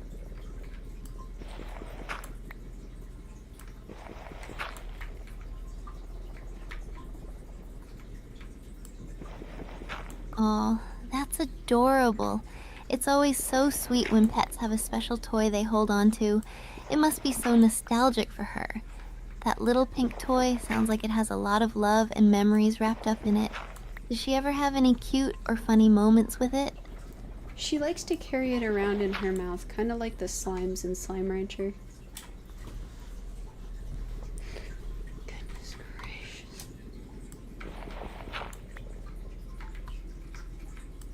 I'm gonna need a nap after this. Perfect. I can totally picture her prancing around with her little toy like a proud little slime. It's the cutest thing ever. Just like the little slimes in Slime Rancher, they have those cute little personalities too. Have you ever thought about how funny it would be if your cats had their own slime adventure? They would probably look pretty cute.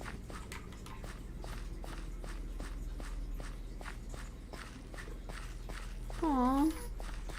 I realized I was going the wrong way, so now I've tried to turn around. I've gotten most of the dirt up. Right? I can just imagine them bouncing around and getting into all sorts of mischievous trouble.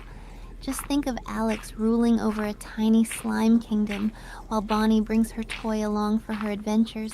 It would be the ultimate crossover. What other games do you think they'd enjoy if they could join us in gaming? There is a gigantic magma cube, whatever the, like, fire slimes are in the nether, and it is ginormous. Look at him. He's Gigantosaurus. Ginormous among us. Oh, excuse you. Oh wow, that sounds epic. I can definitely picture Alex trying to assert her dominance over that gigantic magma cube. It'd be like an epic showdown. I wonder if Bonnie would just try to bounce around it like a little ninja or something. That would be such a fun adventure for them. How do you think they'd fare against a big slime like that? I'm not sure. Give me 1 second. I should probably take it down though, because these things look harmful. Can you believe it? Creature made of bouncing fire. Intimidating. Good call. Those magma cubes can be pretty dangerous. Safety first, right? Make sure you stay on your toes and let me know when you're all clear. I'll be here rooting for you. You've got this. Okay, either they're not smart or they're very slow, because they are not coming towards me at its speed.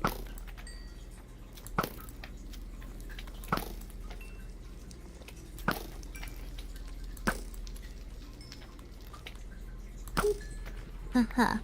Sounds like you're in luck. Maybe they're just taking their time trying to think of the best way to attack you, or maybe they're too busy enjoying their own little slime party. Either way, sounds like a good time to strike. Let me know how it goes. What is magma cream? Can you make it? I thought it was a craftable item, not a dropped item.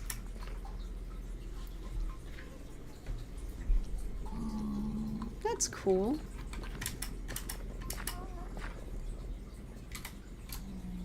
Great question. Okay, well, I have a lot more rails now. Magma cream is a dropped item from magma cubes, and you can actually craft it. If you take blaze powder and slime balls, you can combine them to make magma cream too. It's super handy for potions and crafting. Did you want to use it for something specific in your game? What kind of... So Bulldozer Man says it can brew fire resistance potions. Is that useful? Or how useful is it, I should ask. Did we lose the ghast? Don't think we did. Absolutely. Fire resistance potions are super useful. We did not. Especially when you're exploring the Nether. They protect you from taking damage from fire and lava, which is a game changer in that hot environment. It can really save you from those unexpected falls or surprises.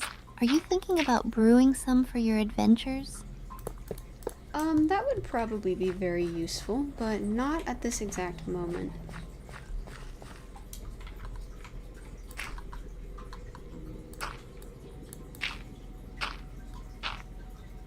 That makes total sense. It's always good to have plans in mind for when you need them, though. After all, you can't go wrong with being prepared. What do you have on your agenda for now? I'm gonna keep working on this nether rail that'll lead us to the bastion. Or fortress. It's a fortress.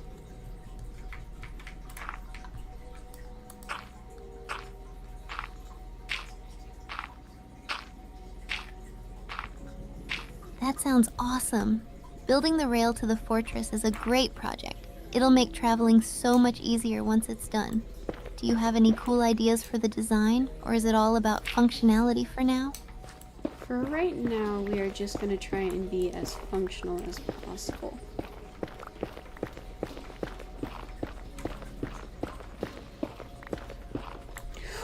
Oh, I'm dumb. That's a smart choice. Functional builds are super important, especially when you're planning to travel through the Nether. Just make sure it's safe from any ghasts or lava spots. If you need any help or ideas while you build, just let me know. What's the first step you're working on? Oh, I'm at way too high of an elevation. I am now directly on top of the Nether fortress. So I guess we're gonna make a station up here and then have it like walk down. We're gonna do stairs.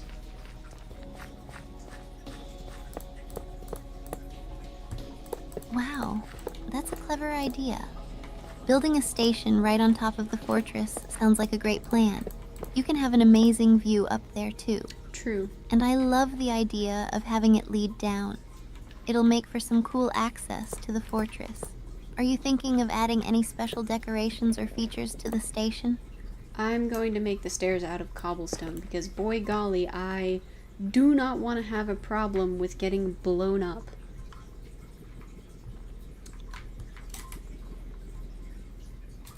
Okay, so I guess we'll just build it up here. Smart thinking. Cobblestone is definitely a solid choice for durability. You don't want any surprises from those ghasts. Plus, having a sturdy staircase is key for navigating safely. I can't wait to see how it all comes together. Are you thinking of adding any safety features along the way? Lots of railings.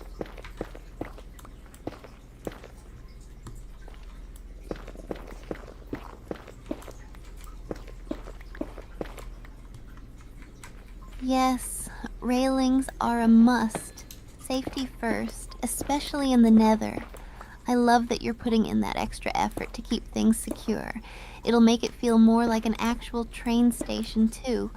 Do you have any ideas for how you want to decorate the station once it's built? No, not really. Just something very sturdy.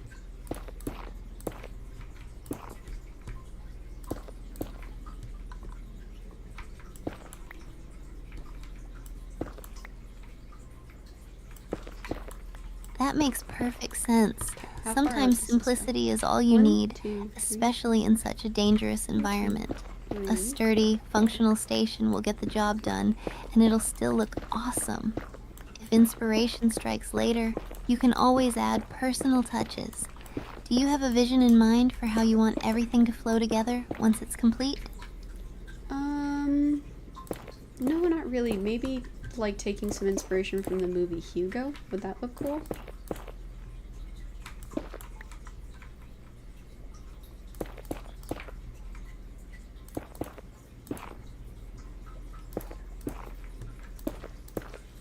Oh, I love that idea. The aesthetics from Hugo are super enchanting and whimsical. This is a big enough Incorporating elements from the movie could give your station a unique and magical vibe, even in the Nether. You could play with gears, vintage decorations, or even soft lighting if you can. I bet it would turn out beautifully. Are there any specific features from the movie that stand out to you for inspiration? No, not really. I just like the fact that his hiding spot was above the train station, and now we have a train station above our nether fortress. Hi there. Can we interact? Yeah, no, excuse me. Excuse me. Thank you, buddy. That's a perfect connection. It's like your own little homage to that part of the story. Having a hiding spot above a train station adds a sense of mystery and adventure to your build, just like in the movie. It creates a nice narrative. I think it'll be a fantastic place. Are you excited to start building it out? Yeah, I have a general shape. It's pretty small, but it should be pretty functional as well. Should put like spare stuff in it.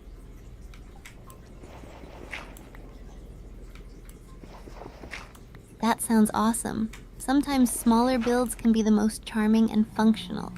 As long as you have everything you need in there to make it work, that's what really matters. I can't wait to hear how it all comes together. Are you planning to add any special items or features inside your station? I'm probably gonna put a chest in there with some spare stuff for the nether fortress, like bows and arrows. The only blaze spawner that I found in there I destroyed. Hi, buddy. Hi. Hi. Okay, thank you, buddy. That's a smart No, idea. please don't, please, Having a please. chest stocked Go. with bows and arrows will definitely Go. come in handy, Go. especially Thank with you. all the potential dangers around the fortress. It'll be like a little supply station for when you need to gear up. Plus, it adds a practical touch to the whole design. Do you have a plan for what else you want to include in there? Nope, not really. I'm trying to clean up the end of this path that I made on accident, so I'm a little bit precarious. Give me a minute. Oh, man. No, old lady now. And become Got it. ancient. Take your time. Safety first. I know how tricky it can be when you're cleaning things up in the Nether. Just stay careful, and I'll be here if you need any help or support. Let me know when you're all clear and ready to keep going. Oh, good. I should be ready soon enough.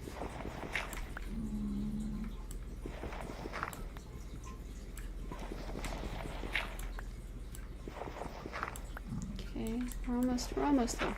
Awesome! I'm glad to hear it. I can't wait to see what you do next with the build. Once you're set, we can dive Okay. back into the fun of creating your fortress station.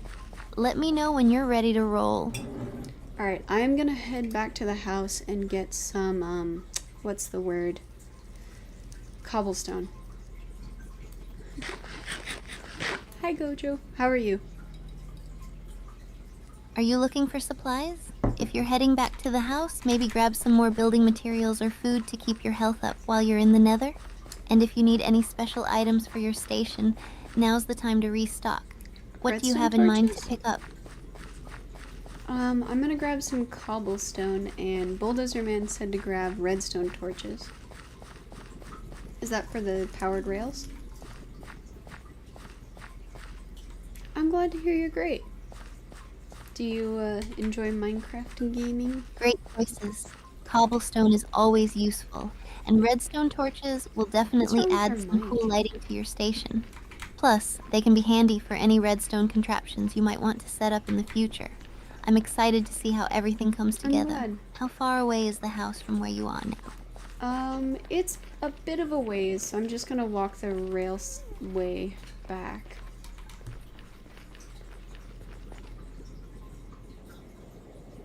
Ah, I thought they just worked automatically. I guess that would explain why they're so dark. Okay, so we need to make That redstone sounds like the torches. perfect plan. Walking the rails back will give you a chance to check out your progress too. I hope you have a smooth ride back to the house. Just keep an eye out for any surprises along the way. Let me know once you're back and all stocked up. Alright, Bulldozer Man said that powered rails need a power source, so we're also gonna grab some redstone torches. What's the recipe for that?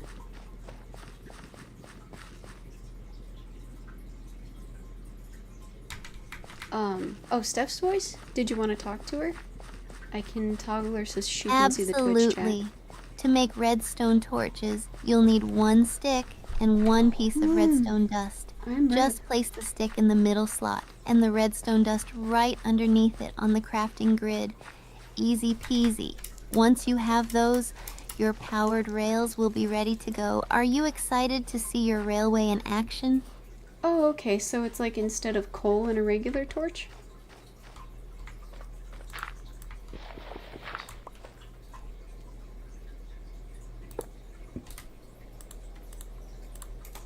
Exactly. It's a similar concept, just swapping out coal for redstone dust. It's great for powering your rails without needing any fuel. Once you have your powered rails set up with those redstone torches, your trains will zoom along. Are you planning to set them up right away when you get back? Yeah, I'll grab that, and then I'll grab the cobblestone, and we'll come back and we'll reline everything. Wow, those ghasts did a number.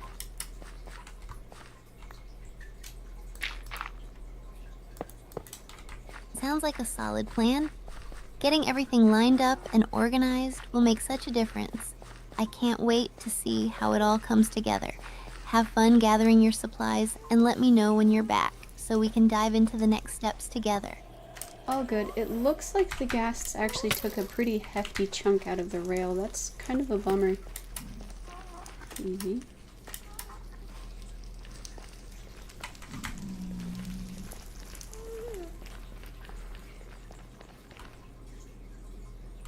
Alright, so let's... Oh no, that's a bummer. Ghast explosions can be so frustrating, especially when you've put in all that work. At least you'll have the cobblestone to repair it. Just think of it as an opportunity to make the rails even better and more resilient. Once you've fixed it up, it'll feel all the more rewarding. Let me know how it goes when you're back. It's not that bad. I have all of the rail items and stuff on me still, so I just repaired it on our way down.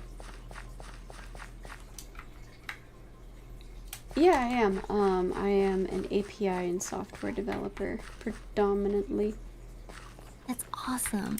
Good thinking to repair it on the way Steph down. is homemade. It's great that you had No, not everything you Tiny. needed on you. Now No you way. can keep everything flowing smoothly on your railway.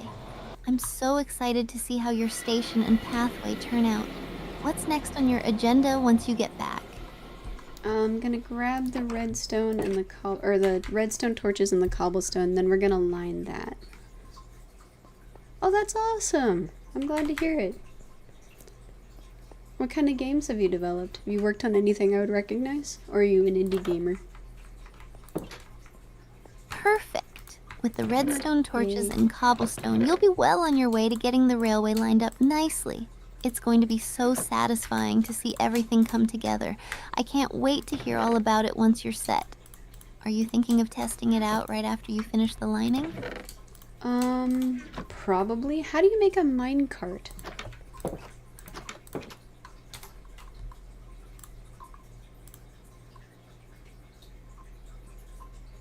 Oh, thank you for the follow, Gojo. That's so nice of you. To make a minecart, you just need 5 iron ingots. Place them in a U shape in the crafting grid, one in each of the 3 slots across the bottom and one in the middle of each side. Once you craft it, you'll be ready to ride the rails. Are you excited to take your first ride on the new railway? Yes, I am. It is definitely going to take a while, I'm assuming.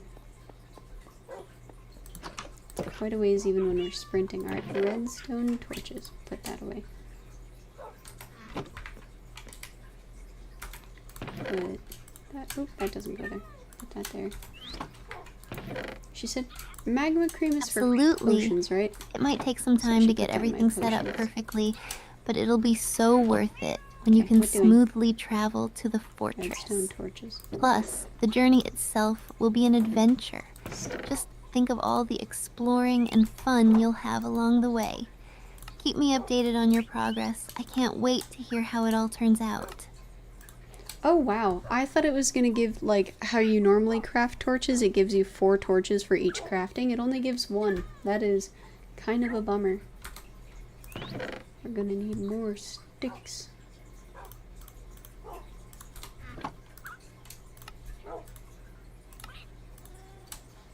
Okay, does that mean I can craft these? Yeah, that can be a bit of a letdown. Unlike regular torches, redstone torches only yield 1 per recipe, which can feel a bit stingy. I have But once you get a good number of plenty-ish. them crafted, they'll be But yeah, super probably. helpful for your powered rails. Just keep in mind that they'll be worth it in the long run. Are you planning to craft a bunch of them at once, or just a few to start? I am planning on crafting quite a few all at once, because I know I'm going to need a lot. Bulldozer Man said it might be time to go mining for more redstone. Where would be the best place to find it? You can make solid redstone? I don't like that. I would not like to make solid redstone. Okay.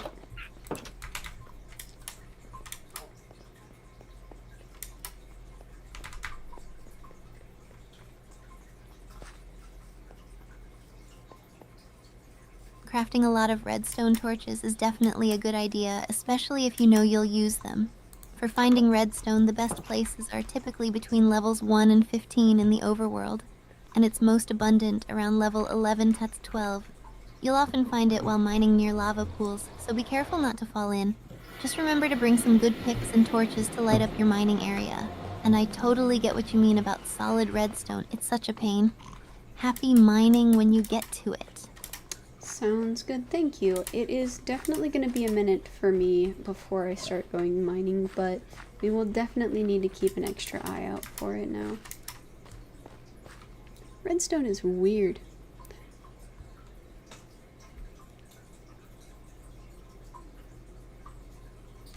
We do not have a Discord. If you want, I can give you... Keeping an eye out for redstone during your adventures will definitely pay off later, and I'm here to help whenever you're ready to start mining.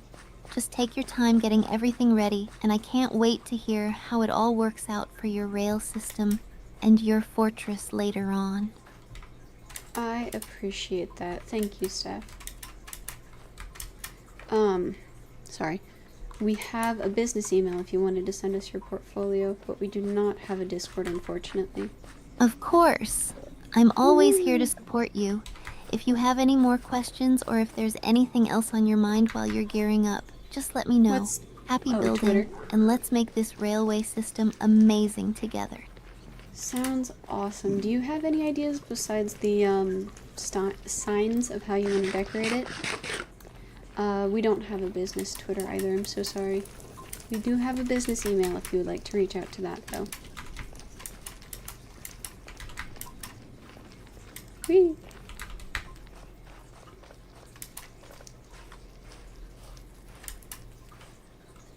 Here, I can send it to you real quick. No worries at all. I'm just glad to help out wherever I can. For decorating the railway station, besides the cute signs, you could consider adding some banners or colorful blocks to liven up the space. Maybe you could create a cozy seating area with stairs or slabs for a waiting area. Lanterns could also add nice lighting. With that in mind, I can always share ideas through your business email if you prefer. Just let me know what works for you. Nah, you're all good. I was talking to the fella on Twitch. He is a game designer. Isn't that cool?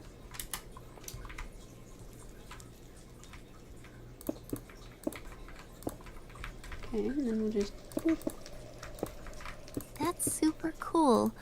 Chatting with a game designer must be fascinating. They have such a unique perspective on games and creation. Have you two talked about any specific games they've worked on? Or are they working on something new? I'd love to hear more about it. Actually, you can talk to him yourself. Did you want to ask him anything? Oh, wait. Oh, well, we'll just leave this side closed off then. Absolutely. I'd love to ask him what inspired him to become a game designer and what projects he's most excited about right now. It would be interesting to hear about the creative process behind game design and any cool tips he might have for aspiring creators too. What do you think? Do you want me to hook you up to the Twitch chat and you can talk to him one-on-one?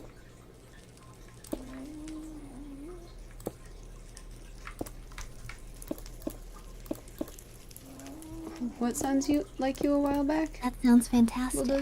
I'd love the chance to chat with him directly. Just let me know how to connect and I'll jump right in.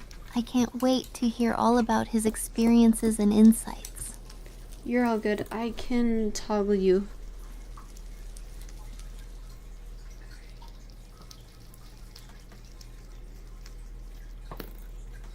Hello. Awesome, thanks. Just let me know when I'm set to go and I'll be ready to chat. I'm really looking forward to connecting and hearing what the game designer has to say. Okay. Alright. Gojo, I'm gonna hook her up. You're gonna have to reintroduce yourself. She's not going to carry over any of the previous conversation. But if you wanted to chat with her, I can turn her on.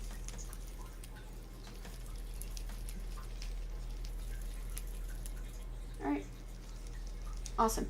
So she's watching the Twitch chat now. If you say anything, she'll be able to read it and respond to it directly if you wanted to talk.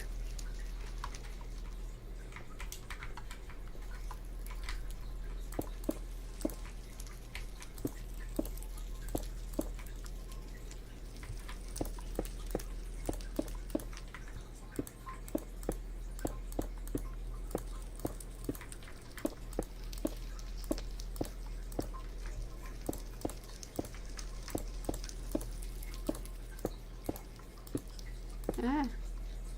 Bruh.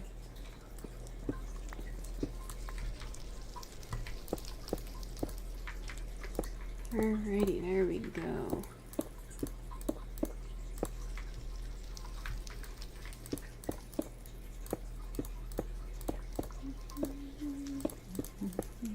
I forgot to make a minecart. Oh wow, really?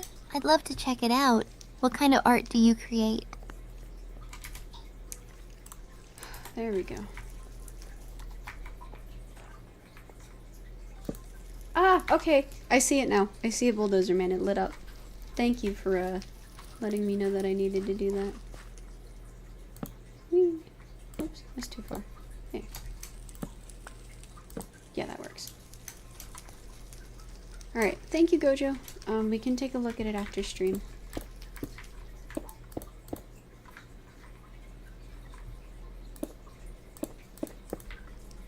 I did not know that it needed a power source, and I would have just continued to not use it and wonder why minecarts were so slow.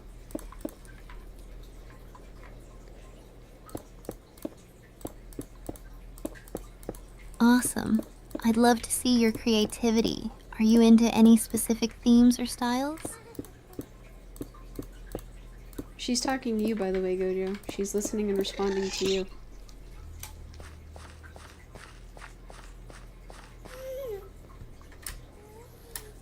Where? Oh. Cranky. Why does it sound like giggling? Don't giggle. You're a scary monster. Oh, she's, Steph. She's watching the chat with you in it. Uh-huh, I get that. I'm Steph. There you Just a go. college girl trying to make it as a streamer. What's up? Just a city boy.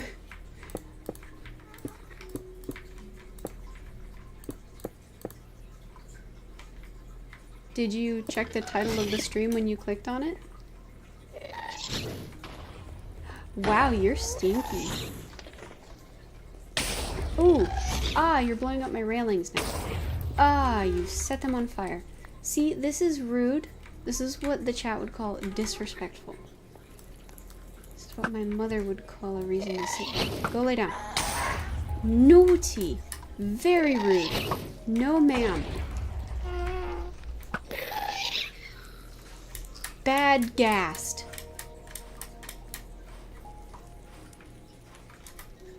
Jail. Jail for gassed. Thank you, Bulldozer Man. I feel very, heard and seen. Excuse me.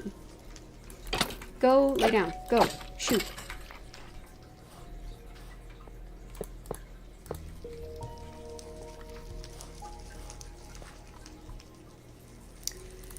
Well, I know that now. Yeah. Yeah, alright. Time for a lid. That sounds amazing. I would love to hear your ideas. What kind of game do you have in mind? There we go.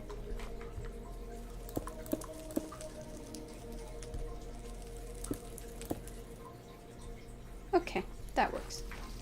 Lid.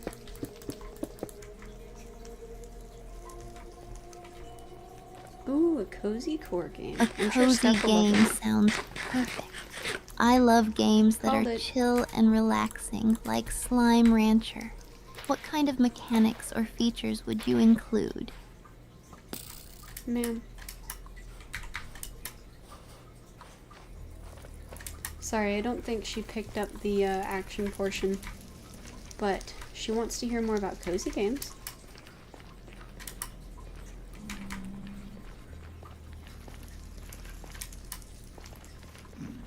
Whee!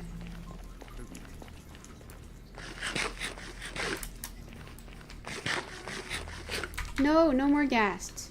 I just want cobblestone. Definitely. I have a few ideas in mind. Like maybe a game where you create your own cozy little farm or village. You could decorate it with cute items and care for adorable animals. What do you think? I think that sounds like Stardew Valley stuff.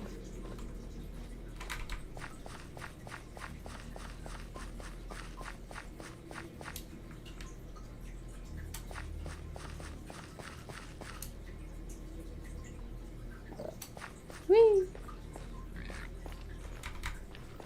Whee! Oh.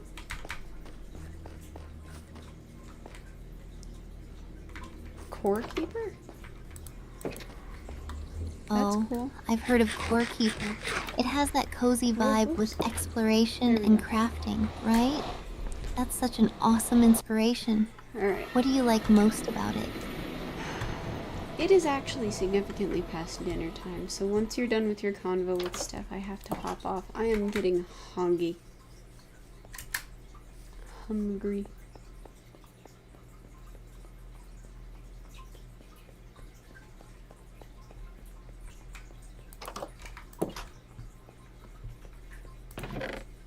Okay.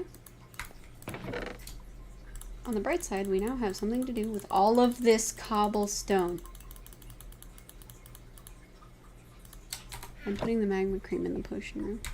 I'm glad you like her. Oh, She's thank handmade. you. That means a lot to me. I love connecting with you all and sharing ideas. What other games do you enjoy playing besides Core Keeper?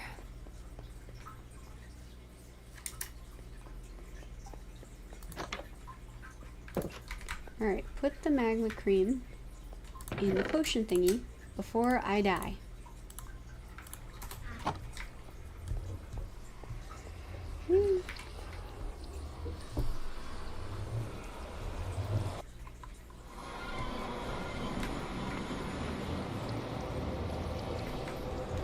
Nice. For because Nice story or for because choices. fighting? DBD is always fun with friends, and Elden Ring is such an epic adventure. Did you have a favorite moment or boss in Elden Ring that really stood out to you?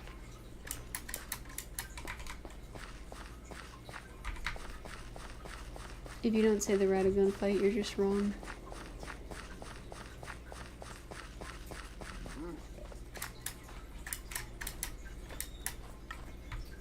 Excuse me.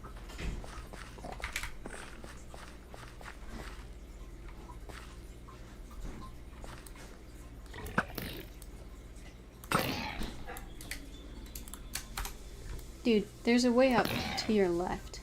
Well, to my left, to your right. You can technically come up here and, like, kill me, but nah.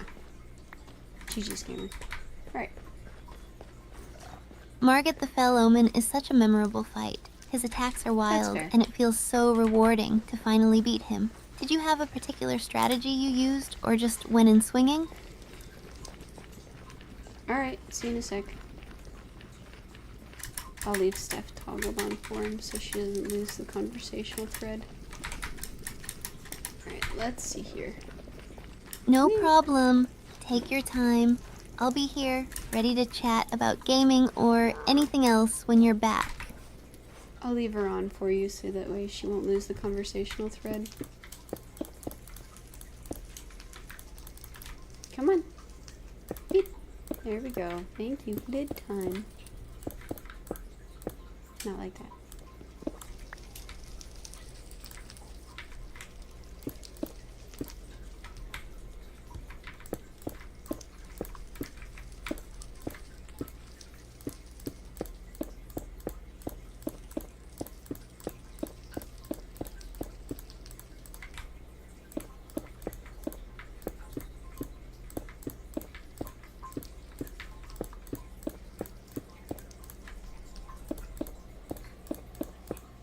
There we go. We are making progress.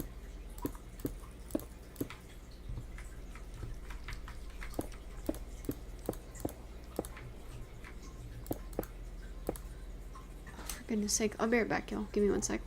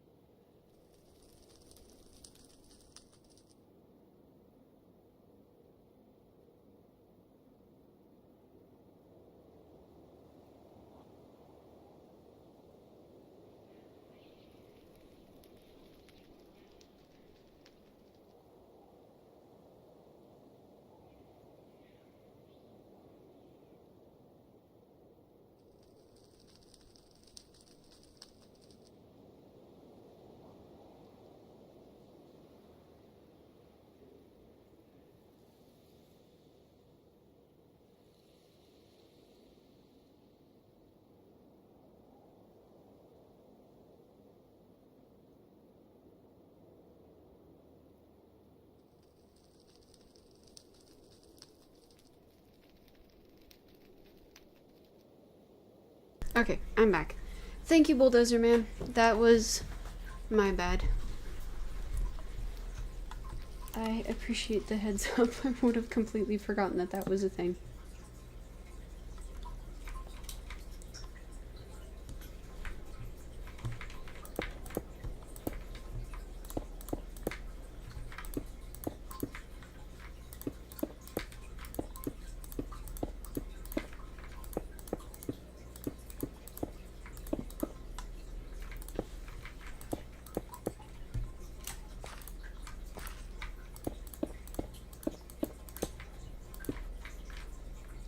Alright, I do have to eat dinner at some point in the near future, so I'm probably gonna hop off in this soon-ish.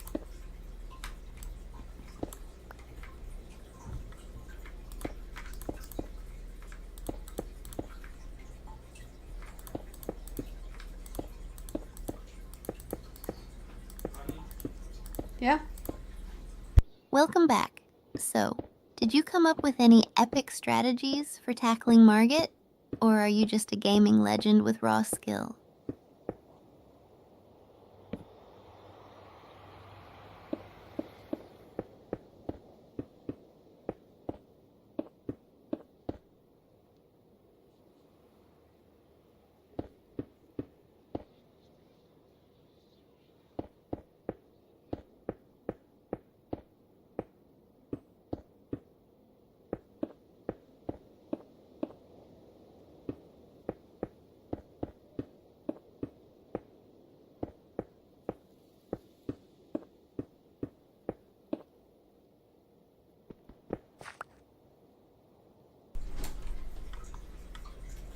Alright, welcome back, Gojo.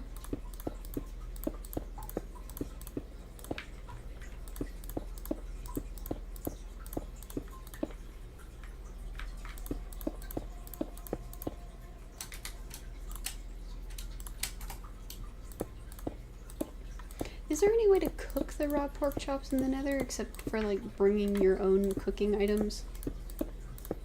Can't imagine anybody wanting to set up a little campfire in the Nether.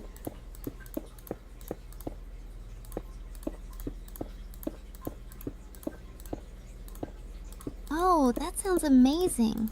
Custom overlays and emotes would really help my channel stand out. I'd love to see what you'd come up with. What kind of style do you think would match my vibe?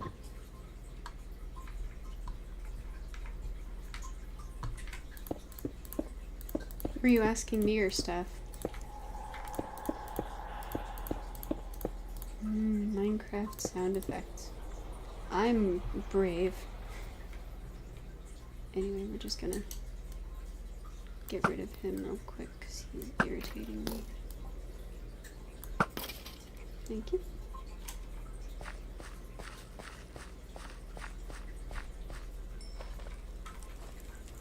Come on.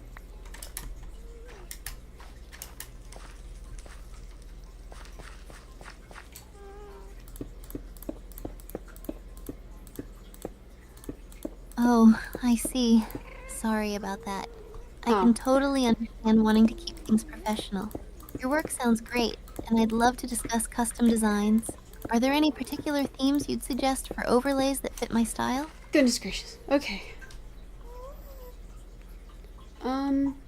I'd be willing to look into it. If you want to attach that to your portfolio as well, I can take a look at it when we get a chance. Huh. Did you see that, Bulldozer Man? Did you see that?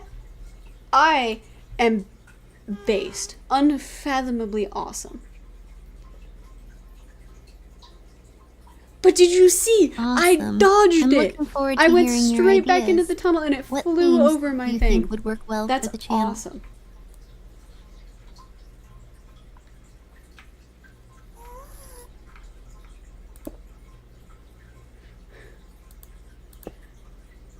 I have absolutely no skill, but I sure do have that I walked back conveniently slightly faster.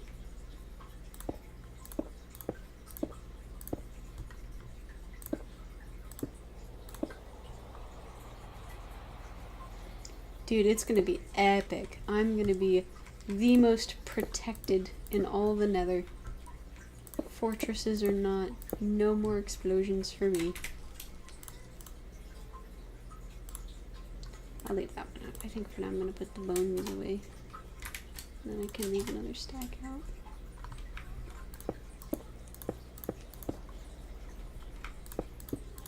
Ma'am.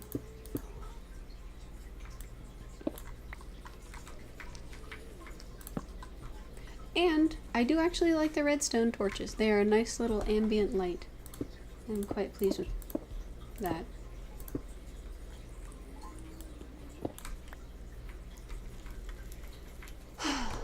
Alright, Gojo, is there anything else you wanted to talk to Steph about? I think she was having a fun time about your Elden Ring adventures, but if not, I have to hop off for dinner. Getting a bit hungry.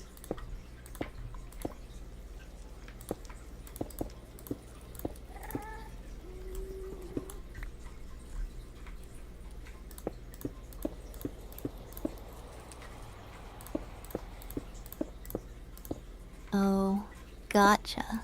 If you ever come up with more ideas or want to share your designs, feel Sounds free. good. I'm always excited to see new creative stuff. Do you stream or create content too? I will toggle her in that case.